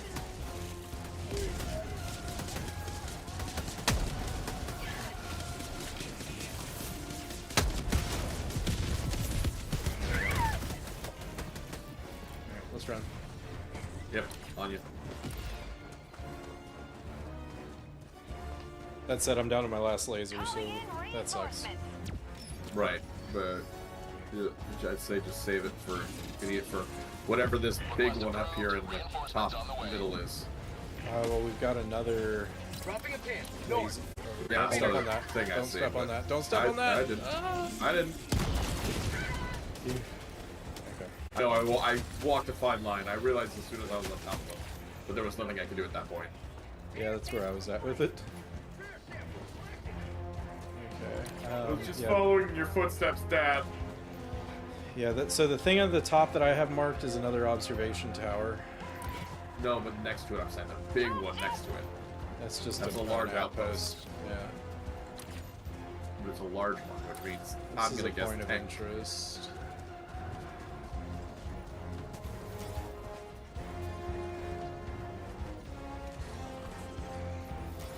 For prosperity!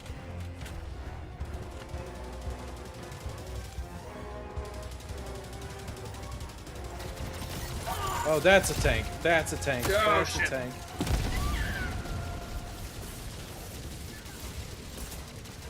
Hold on. Don't waste your laser. I'm not. You did. Okay, never mind. Calling down a sentry! Back out. Damn it, that's nothing. It's okay. That's gonna do something. It's gonna have to choose what to deal with. Ooh. There it goes. Good job, Sentry. Oh! And there you go. I got you. Did you see So that? you're still right here. I just see you go over the tank and you're dying. The tank exploded and the force threw me like 1,000 yards. I'll have to watch a clip of it later. I try to get you near me Reporting to though. the front. Yeah, I'm looking for. Okay, all my shit's Tagging over there. map. Northwest. Okay. 50 meters. I'm gonna go grab my crap. Alright.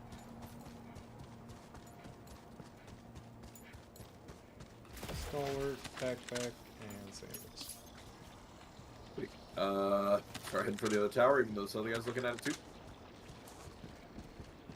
I mean, we still. Yeah, Oh, make there's our way. some. Oh, I think Dropping a pin. I Northeast. is going for his 200 meters. signs. I'm hoping he is at least. 'Cause he's picking up a lot. There's a lot over there. Damn. I need to reload this. I'm with you. Okay, cool. Let's go. And we got some turrets, anyways, that are watching our backs. Requesting orbital. I think he may be lasering it. Let's see. Yep, there it He is. is. So is that all the orbitals we got, or did you both have 3? We all have. Tagging map. Northeast. Okay, that's 300 nice. meters. Anyone who That's brought it has their. He didn't. Is he? Hopefully it'll destroy it. Looks like that's no, he's going away from it.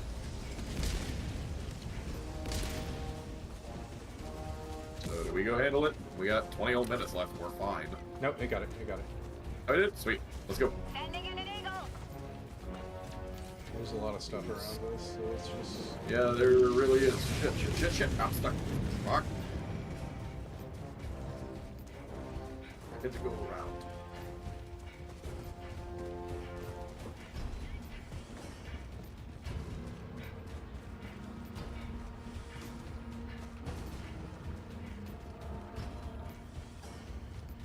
I'm hoping we're going to be coming from the right direction to pop the vents, but we'll see. We're heading towards a mini one, and then there's the big one.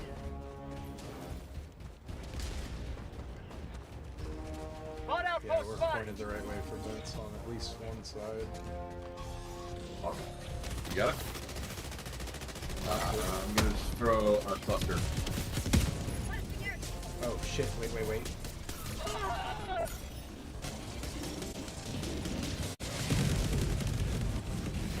I got a couple at least.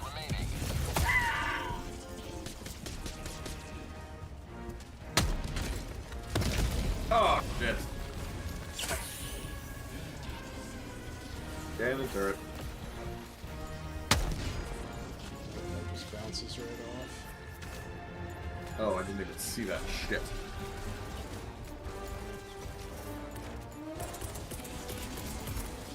Requesting sentry. Sending down sentry. Let's see if it turns towards it. Yep. You're clear.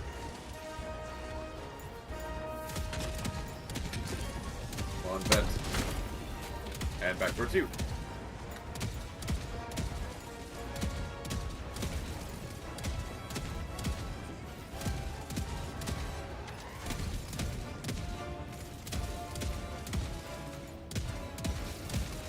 I can't step out or it'll kill me. I think you need it. Oh, hey, there we go. Nope, that's not it. It's still up, still up, still up. Yeah, I know, but it's turning now. Oh, it's on somebody else. Okay. And we have some buddies.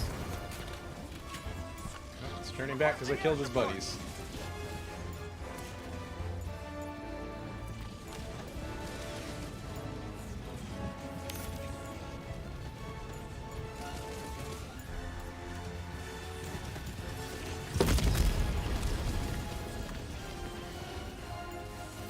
Careful, careful, careful.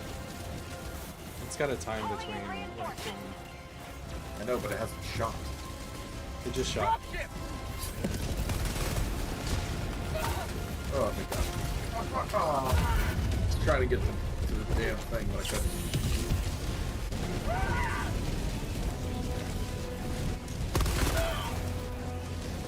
Sending you a turret to try to help. Requesting air support. Sending in an eagle.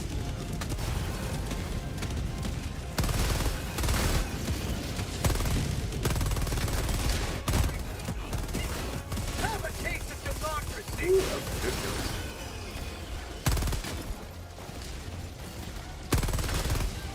Ow.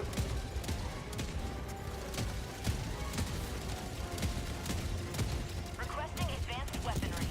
Throwing grenade. Tanks down. Is the turret still up? Yep.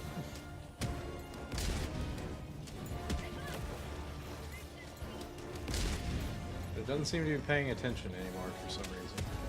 No, but I'm trying to get to the thing. Oh shit.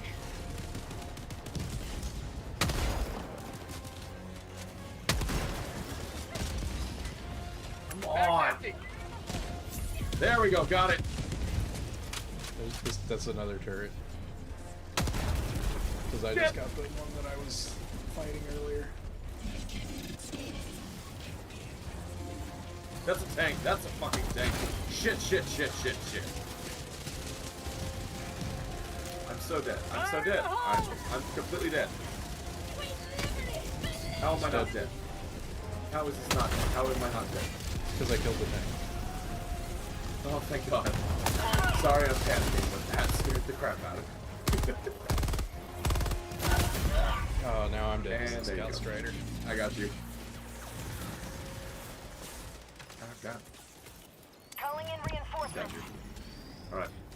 Do you have the impact grenades yet? Yeah. I had him for a while. 2 impact grenades will kill a tank. Good to know. Alright. You have to hit it on the one. Then go turret, for the but- big thing. Let me go get my Go crap. for this little one right here, and then go for the big guy, and then that's everything. Yeah. Aside from all these little diamonds.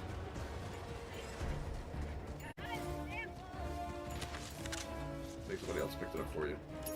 No, I got it. Oh no, he picked up mine. Yeah. Okay. Tagging map. East. 100 meters. Blue. Whoa, where's... Okay, never mind. We're safe. That was a ways off. There we go. That was easy. Okay, so let's go... Factory. That's a turret. Orbital inbound. Okay, I'm using my last laser. Ah, I'm out. Yep. That's coming up right behind you, Max. Oh, there goes your last laser. Yeah, but it was completely worth it. Holy shit, yeah, that's it. Guide your safe extraction. Did this dude not kill anything faster? Okay.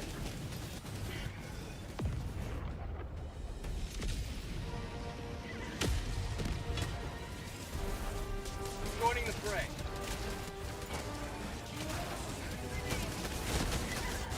Fuck.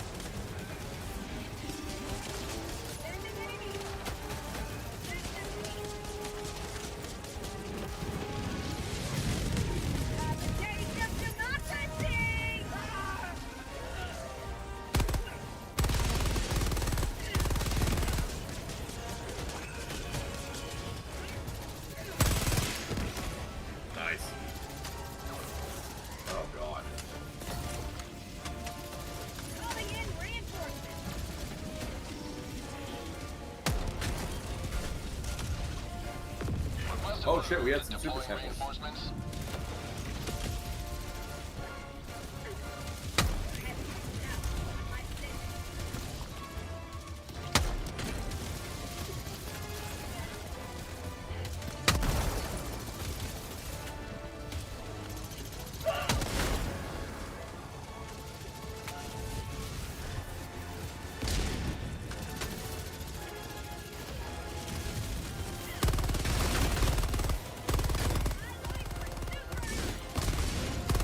How'd you like the taste of freedom?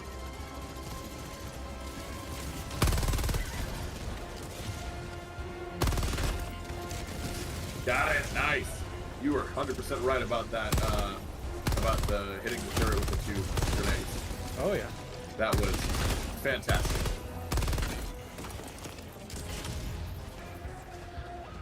Alright, we need to book it for the... Oh, we still have to take out the thing? Damn it.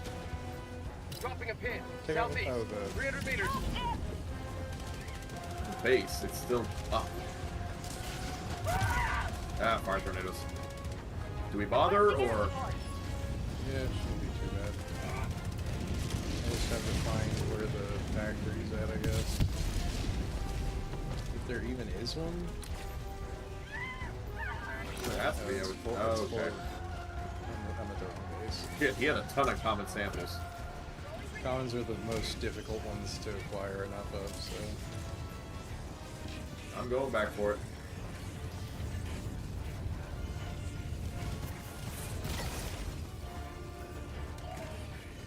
I'm so dead. Ooh, thank God for this rover. Saved Oh, I my see ass. it. I see it. I see it. Let's see if I can get in.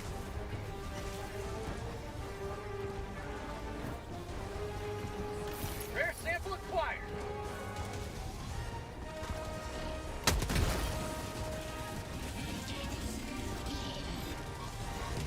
God, where do I even go? Yeah, everything is death.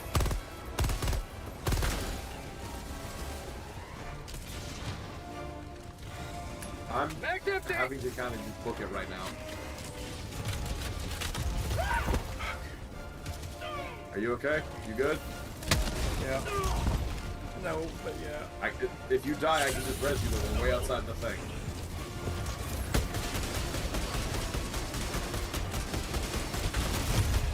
All I can do is run right now, really.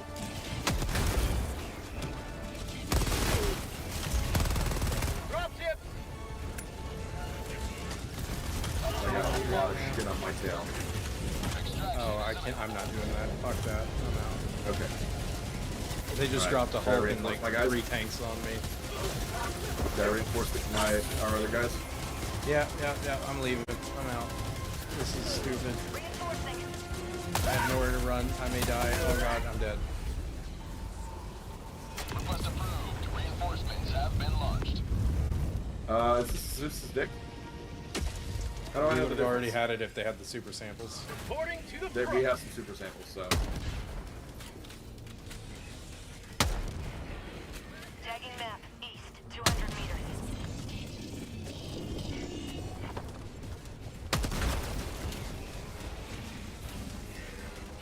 Mission at 10 minutes remaining.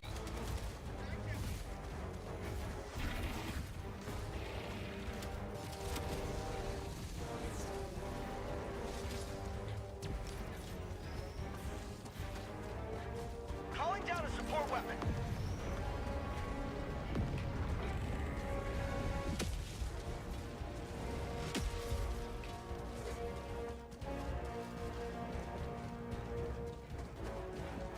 No one else is here. I should have thrown an auto sentry. I could have probably got it if I had remembered to throw my sentry. Calling down a support weapon.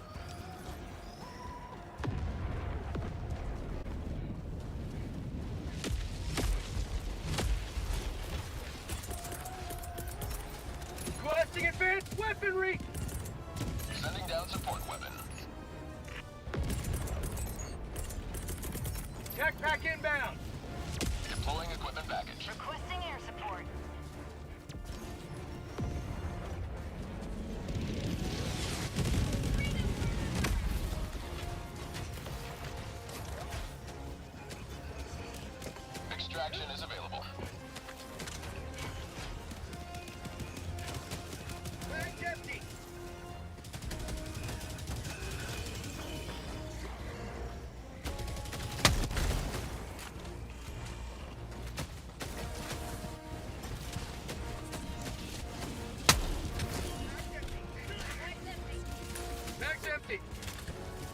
We're all RT, Jesus. Dropship!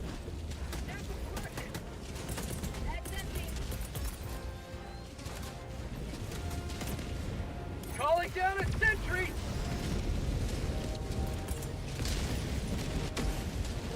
We're Good call. dropships anyway, Calling in then. extraction! Extraction request confirmed. Shuttle inbound.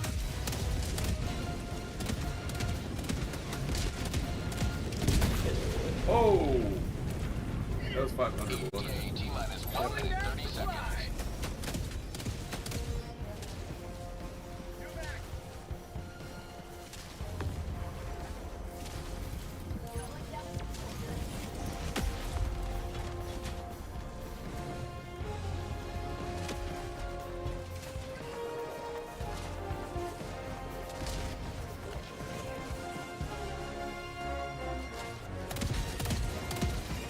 Yep, that's a tank. T minus 1 minute.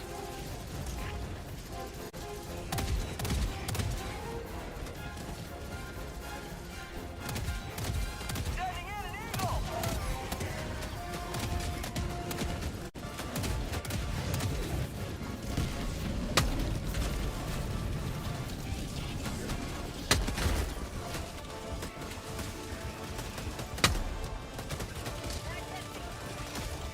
T minus 30 seconds. Shit, you might not make it for 30 seconds. Yeah, we'll be fine. Request approved. Reinforcements on the way. ETA T minus 20 seconds. Son of a, stop pressing that.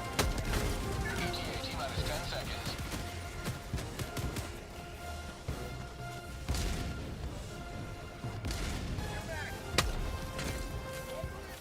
Pelican 1 arriving at coordinates. Oh, thank God. Okay, we're fine.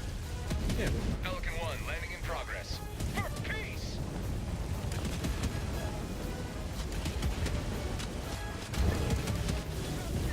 Ready to go?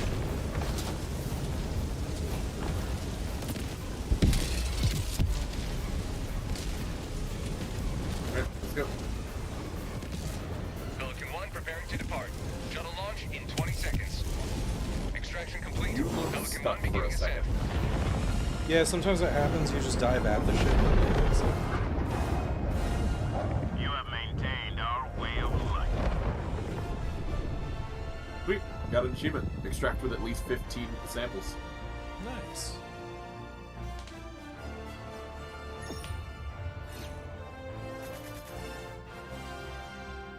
We got everything. Okay. Interesting. I guess the bases don't count, even though they have factories on them, because there were 3 factories and I was not able to get to any of them. Like, I almost got to That's one, significant. and then a dropship got called, and there was like a Hulk and a Hulk and a tank and some Devastators, and it was bad. Just not a good time. Level. Third of the way towards the next one. Great, we did so much for the damn planet. Well, you know, when you're making that kind of progress 140,000 times, then No, understandable, but it's just really funny, like, they show just how much you did. curious what these stats look like. Probably the only thing I have is most shots fired and, I most don't know shots if you fired, even most have that, deaths. because I've got a stalwart with me. Fair, and then probably most samples, just because I picked up everybody else's samples. Mission You had the accomplished. least shots fired. Really? Wow. Allied destroyer has left squadron. Aw, dang it, I needed speed. It's okay, we finished this. Yeah, at 3. samples extracted. 31. I had the least accidentals with 0. You had 1. Yeah, No I was the only one who had stratagems. one. And I think it was you that I killed. Yeah, yep. Not the most deaths. And neither had did the you, most for that matter. Welcome aboard, Helldiver. I think it was I needed speed. Yeah, it was. They left. Do we need to, I probably need to reset the missions, yeah. ugh. I mean, we'll find out, but 50, and I think it's 60. No, it's 80. Not get Jeez. anything yet. Okay. I can get orbital laser. Orbital laser is so good. Oh, thank God! And I had enough points for it. Finally. God, I need so many common samples. And I think I'm capped on. Do super samples cap at 50? Oh, that's not cool, dude. Oh. I can get the 500 kilogram bomb. I just needed the funds. It's not too bad. I like the 500, but I've stopped using it mostly just because the orbital laser is so much like typically it's weird. Like, so there are certain things that are behind locks, and then there are other things that are just behind funds. Like there's no lock sign. It's because on of them or your anything. level. It's because of your But level. no, like the orbital smoke strike. It has the unlock symbol, purchase. Then lower down, there's the shield generator pack available at level 20, fully locked. But then there are ones that don't have it, and it's just blacked out instead. Those are ones that you have unlocked the ability to purchase by level, but you do not have the funds to afford. Okay. So if you have the funds to afford it, it'll show you all the information and give you the purchase button. If you don't have the funds to afford it, it'll just show it as something that's available but that you can't purchase, and it's grayed out. And then if you haven't hit the level requirement for it yet, it shows it locked. Okay. That makes sense. So, Man, I didn't think I'd have to get the 500 still so soon. Yeah, the 500 but that means I can get... good. I can get the... Well, no, I don't need that. I think the next thing I just have to wait for is... What the hell is this one? Okay, not that one. The Mortar Sentry, which technically I could purchase now. And then the Shield Generator Pack, which I won't get for another 4 levels. The shield generator is so good. Yeah, I gotta wait though. I don't have the levels for it, so I mean, I might as well purchase something else while I'm waiting. Yeah, my go-to loadout for the longest time against bots was laser orbital, some kind of either the cluster bomb or the airstrike, depending on how I felt about needing to close factories up. The Scorcher, which is like the last weapon on the default war bond. The shield pad. Did I say shield Scorcher? Pad? Yeah, I don't see the Scorcher. It's not a stratagem. It's a weapon. Oh, okay. The shield pack, and then the eat, or the shield pack and the AMR. That was like my go-to loadout, because the Scorcher has explosive ammunition, so it's able to kill the chicken walkers in 2 taps. So it's just like bang bang, they're dead. Gotcha. And then the the airstrike is great for taking out factories. The cluster bomb is great for taking out groups. The eat is good for killing heavy stuff. So if no one else is bringing heavy stuff, I'd either bring the eat or the quasar cannon. And then the anti-material rifle. If I already saw 2 people were able to deal with heavies, I would just bring the AMR instead. Because it was actually good at killing hulks, which is one of the most frightening heavies, and it was also good at killing berserkers and stuff from a distance. And it basically let you engage just effectively at any range, because with the Scorcher you had your medium range covered. With the Uzi you had the Redeemer, I think is what's called, the machine pistol, you had your close range covered, and then with the AMR you had long range covered, and then your orbitals took out key heavy stuff or key objectives. But then since they've released this new gun, I've started using the Stalwart, which is... Where'd you get that gun, by the way? 'Cause I can't... It's in the demolition. So if you go to acquisitions and scroll all the way down, Democratic Demolition. Okay. It's on page 2. It's called the Eruptor. And then if you hit tab, I think. Tab. Yeah. and then Okay. control. So that's will the let one that you- you've been using. Yeah, this thing's crazy. It's basically a sniper rifle that shoots explosive ammunition, and How you get do I start purchasing things here? super credits. So the war bonds that are not Helldivers Mobilize cost 1,000 super credits. So Steeled Veterans, Cutting Edge, and Democratic Detonation, all cost 1,000 each. Since I've been playing, I was able to afford Cutting Edge and Democratic Detonation, and I have spent no additional money. I'll have to wait for Democrat. I'm at 810 right now, so I currently have 555, so I'm like That's a all- I can- little I'm looking over. I'll be over honest. I'm your halfway. I'm your one watcher. That's fine. That's fine. I'm a little over we're halfway actually also- to Steeled Veterans. It's also midnight. Yeah, I know. I figured we'd talk about this for a minute since you don't really know the direction you want to go or should go. Fair, yeah. So I figured I'd fill you in on that before I hopped off. But yeah, Thank you for your assistance as always. Yes.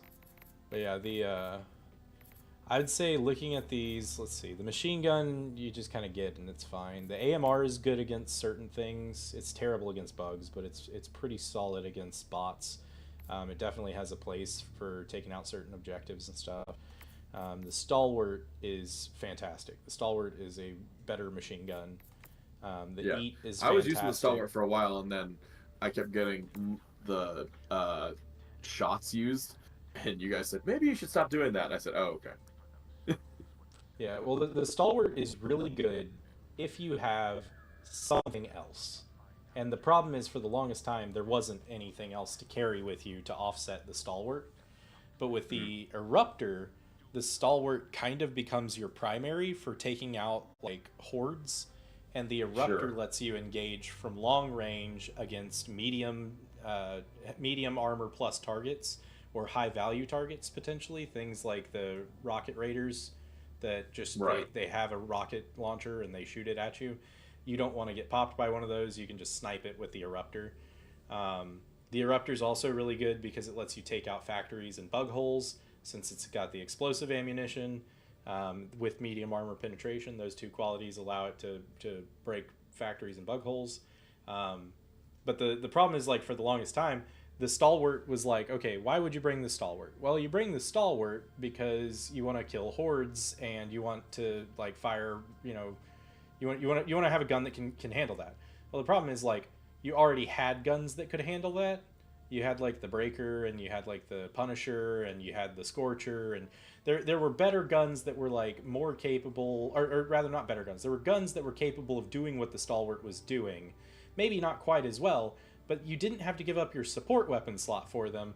And the support weapon slot could be used for EATs, or Quasar Cannon, or AMR, or any number of things that aren't the Stalwart, which is kind of redundant, even if it is a little bit better at dealing with stuff sometimes.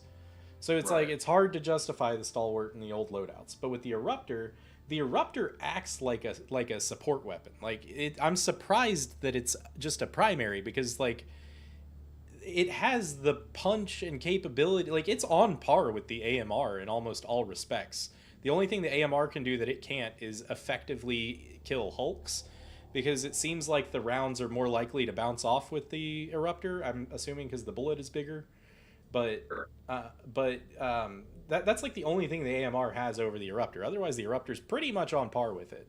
A little bit. I mean, it's slower to fire, but with how the recoil is on the AMR, it's not that much slower to, like, get back up, and it's kind of chunky. But again, the trade-off is you have medium armor penetration on an exploding round.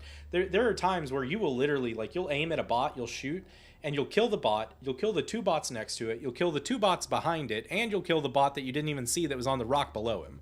Because the explosive round does so much damage, and it explodes, and so you can kill, like, you'll shoot, and you'll kill 6 or 8 guys. Like, it's good at doing crowd control as well. The only problem that it has, really, I guess there's two. One, it's slow to move around. So, like it has a lot of sway and trail on it. And then the other problem with it is, if they're close to you and you shoot it, you'll blow yourself up. But the Stalwart doesn't have that problem. Yeah, but the Stalwart doesn't have that problem of blowing you up. The Stalwart is a little slow to swing around, but it's also not that slow to bring up. So if you hold right click to bring it up, or tap right click to ADS, and you've already kind of got your mouse where you want it to be, you'll bring up the gun, and then you go burst fire, and then you put it back down, and then you bring it back up, burst fire, put it back down, bring it back up, and you can do that pretty damn quick. So the Stalwart becomes a pretty good just machine gun, or like I almost use it like a battle rifle. Like I use it with I do burst fire with it, and I just go. I was watching you play at one point. Yeah, and so it's like it's pretty good at that, and it has so much ammunition. You're not worried about the horde overtaking you generally, at least not before you can find a rock to hide behind with the bots. So and then it's like the Stalwart almost becomes your primary, and the Eruptor becomes your secondary. So you have an explosive sniper grenade, and then you have a heavy machine gun almost, or a light machine gun that's just like mowing stuff down, pretty solid. And that takes one stratagem to cover like all sides of things. The only thing you can't kill are heavies, and you still have your stratagem slots. So you could easily bring an orbital laser, or an orbital rail strike, or a 500 kilogram bomb, or any number of things. Not to mention just like the bots, I feel like have a lot more play to them. Like the more I played the game, and because we were forced onto bots for like 2 weeks straight by the major order, and the more we played bots and the better we got at bots, the more I think the bots are more fun. I think that the bugs are like entertaining to mow down for a while, but their gameplay is basically they swarm you, and if you have ways to deal with them swarming you, and you have a team that's capable of kind of preventing them from getting out of control, they're not too bad. Just like they're never that bad. But if you play bots, they have a lot more opportunity to like play around them and like play against them, I guess I would say. So you can kind of decide how you want to engage with them, and like cover matters, right? So like there's plenty of times where I'll find a rock that if I crouch, I am just barely small enough to fit behind that rock, and because it's third person, I can kind of stay peeked around it and wait until I see like, okay, the rocket dude has picked a different target, or the rocket dude just unleashed his silo, and because I was safe, I can pop up and shoot him once. And then with the exploding gun, like, or the Eruptor, like you can potentially one tap them in the head, and worst case scenario, it's 3 shots, and the Eruptor has 5 shots in a magazine, 12 magazines total. That's 60 rounds. Since I've switched to this loadout, I don't even think about ammunition other than needing to reload, but I never worry about running out of it, because the Stalwart has like 3 magazines of like a few hundred shots or something, and the what do you call it? The Stalwart, the Eruptor has 60 shots total. It's 12 5-round mags. Yeah, like you have so many bullets on you. It's fine, but it's a cool gun. I would definitely say the war bonds are tough. Of the war bonds that are available, I think that gun alone outclasses just about everything that's in the other war bonds. That said, in cutting edge, the sickle is really good, and you get it immediately because it's only like 20 medals to unlock on page 1. So the sickle's pretty good. And then the what do you call it? On the Steeled Veterans, I think the Steeled Veterans, the Breaker Incendiary and the Dominator are both good. So that one may be your best bang for your buck in terms of spending your super credits to get stuff. But at the same time, the Eruptor is kind of an all-in-one package that also lets you alter the way you play the game entirely. So it's depending on what you're looking to get out of it. Either the Demolition one, because the thing is, the rest of the Demolition kit isn't that good. The Thermite Grenade it's gotta be bugged. Like it's so terrible. The Thermite Grenade has to be bugged. The Eruptor is amazing, but the Grenade Pistol, it's a good piece of utility, but you probably don't need it very often. Depending on what your loadout is, like basically if you find yourself with a loadout that you really like, but it has no way of closing bug holes or factories, this is the only time that you'll bring the grenade pistol. Every other time you'd rather have the Redeemer or whatever, which is the machine gun pistol. That thing's just the best. So it, you know, it's whatever. But and then the crossbow, which is the last weapon on the last page, it's apparently like it's getting a lot of mixed reviews. People are saying like, oh, you know, it's got a niche that it's good at and it's fun, and other people are like, it's just worse than the Eruptor. Like it does things better than the Eruptor, but the things it does better than the Eruptor don't matter compared to the things the Eruptor does. The Eruptor's better, because like for example, the Eruptor can open crates, it can close bug holes and factories, things like that. The crossbow can't. Also, the Eruptor is effectively a sniper rifle. The crossbow has like a range of like 30 meters before it drops off, so you're not going to be sniping anything with it. It's I don't know, I haven't gotten to play with it myself yet. I'm still trying to get it unlocked. I still need 30 more. Yeah, 30 more. I need 30 more points to get the crossbow. It's weird, your head actually turns around even when you're looking at whatever screen it is you're looking at. My head turns around? Like your character's, the model's head still moves around as you're looking around whatever you're looking at. Yeah, it's your eyes. But no, what I'm saying is like when you have a menu pulled up and you move your mouse around, your head is still moving. What menu can I? So like if I'm in here? Yeah. So my head's like turning left and right now? Oh, not okay. Maybe you weren't in your menu. I thought you were. No, because now it's not. Maybe I I'm was an right. idiot. Yeah, I was right here. Oh, okay. I'm an idiot then. Never mind. Yeah. But anyway, I don't know. Going through the core stratagems though that you can get, things that I think are 100% worth it: machine gun, anti-material, stalwart, expendable anti-tank. Yeah. Flamethrower. I'm out of money now, so I can't get anything else. Yeah, the recoilless rifle I honestly think you can skip. The flamethrower, the autocannon. I haven't like love the recoilless. He's moved on. Oh, okay. Dylan's new love is the quasar cannon. Oh, really? Mm-hmm. So I don't know if you've seen the quasar cannon. It's a no. It's a beam based. No. It's a beam based weapon. So it shoots like a charged plasma shot, basically. And the way it works is it's got a charge time and it's got a cooldown time, but it has unlimited ammunition. Oh, that's pretty good. And because of the way that the cooldown timer works, like you don't have to have it out for it to cool down. It's going to cool down even if it's on your back.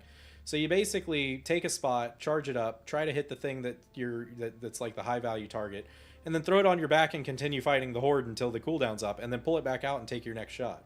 But unlike the recoilless, where you would take the shot and it would be almost instant, but after you took the shot, you had like 6 years to reload the stupid thing. Like yeah, or the eats, which the eats are still super valuable. Like the eats are not done though. Yeah, the eats are not replaced by the quasar cannon, but the quasar cannon is one of those things where like you can consistently have it with you to take out one target at a time. Whereas the eats let you take out up to 2 targets at a time on a super short cooldown, and you can kind of litter them on the field. So if you've got one dude with a quasar cannon and one dude carrying eats, and the dude carrying eats is good about keeping them up on cooldown, the guy with the quasar cannon is going to take out 1 or 2 things, while the dude with the eats is making sure everyone else is set up to be able to take out the other stuff. And the other people can carry whatever gun they really want to carry. So that's kind of the thing with it. So the quasar cannon, I would say, like, if you're looking for a self-contained solution, the quasar cannon is kind of probably the best support weapon in that regard. But gotcha. there's I'm still there's 2 levels away from it, so I can't even get it yet.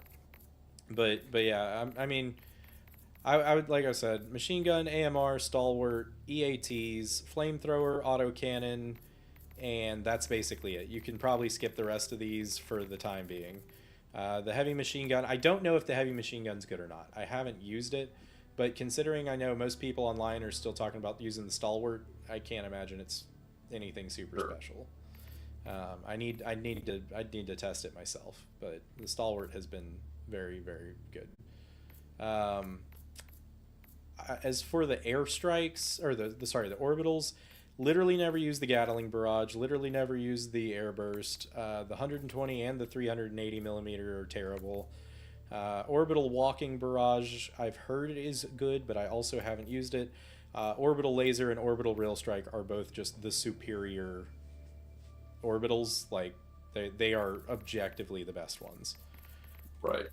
Eagles, the strafing run isn't bad. The airstrike is fantastic. It's still like a great stratagem. Cluster bomb's really good. Napalm is broken at the moment, so it's crap. The jump pack is kind of gimmicky. Like, there are certain instances where you will use it, and most of them are farming maps really quickly. None of them really are actual objective maps. So, Eagle Smoke Strike is terrible. Like you jump right over a charger. Good job. The Eagle Smoke Strike is pretty terrible. The 110 millimeter rocket pods I've tried, and they always felt worse than the Eagle Airstrike. I don't know why. And then the 500 kilogram bomb is great. Right. For now, the rail cannon. The rail cannon seems worse than the laser because it's just one enemy only. And yes, it goes after the strongest, or the largest, I guess, which is typically the strongest. But the laser's continuous and can take out multiple things. So here's the deal. Multiple reasons. One, the rail cannon, the laser is generally better if you are looking to bring one orbital. Generally better. Not always, but generally better, for the reasons you stated. However, the rail cannon is better in the sense that it is one shot very quickly and it kills the thing. Whereas the laser, and unlimited, it says so. Yeah, exactly. Whereas the laser has to, like, if you throw the laser on a Bile Titan, it's gonna sit there and cook and cook and cook and cook. Anyway, I gotta hop off for right now. No, I heard your Google whatever go off. Yeah. All right. All right. Well, good stream, everybody. Bye. Yes, sir. Adios.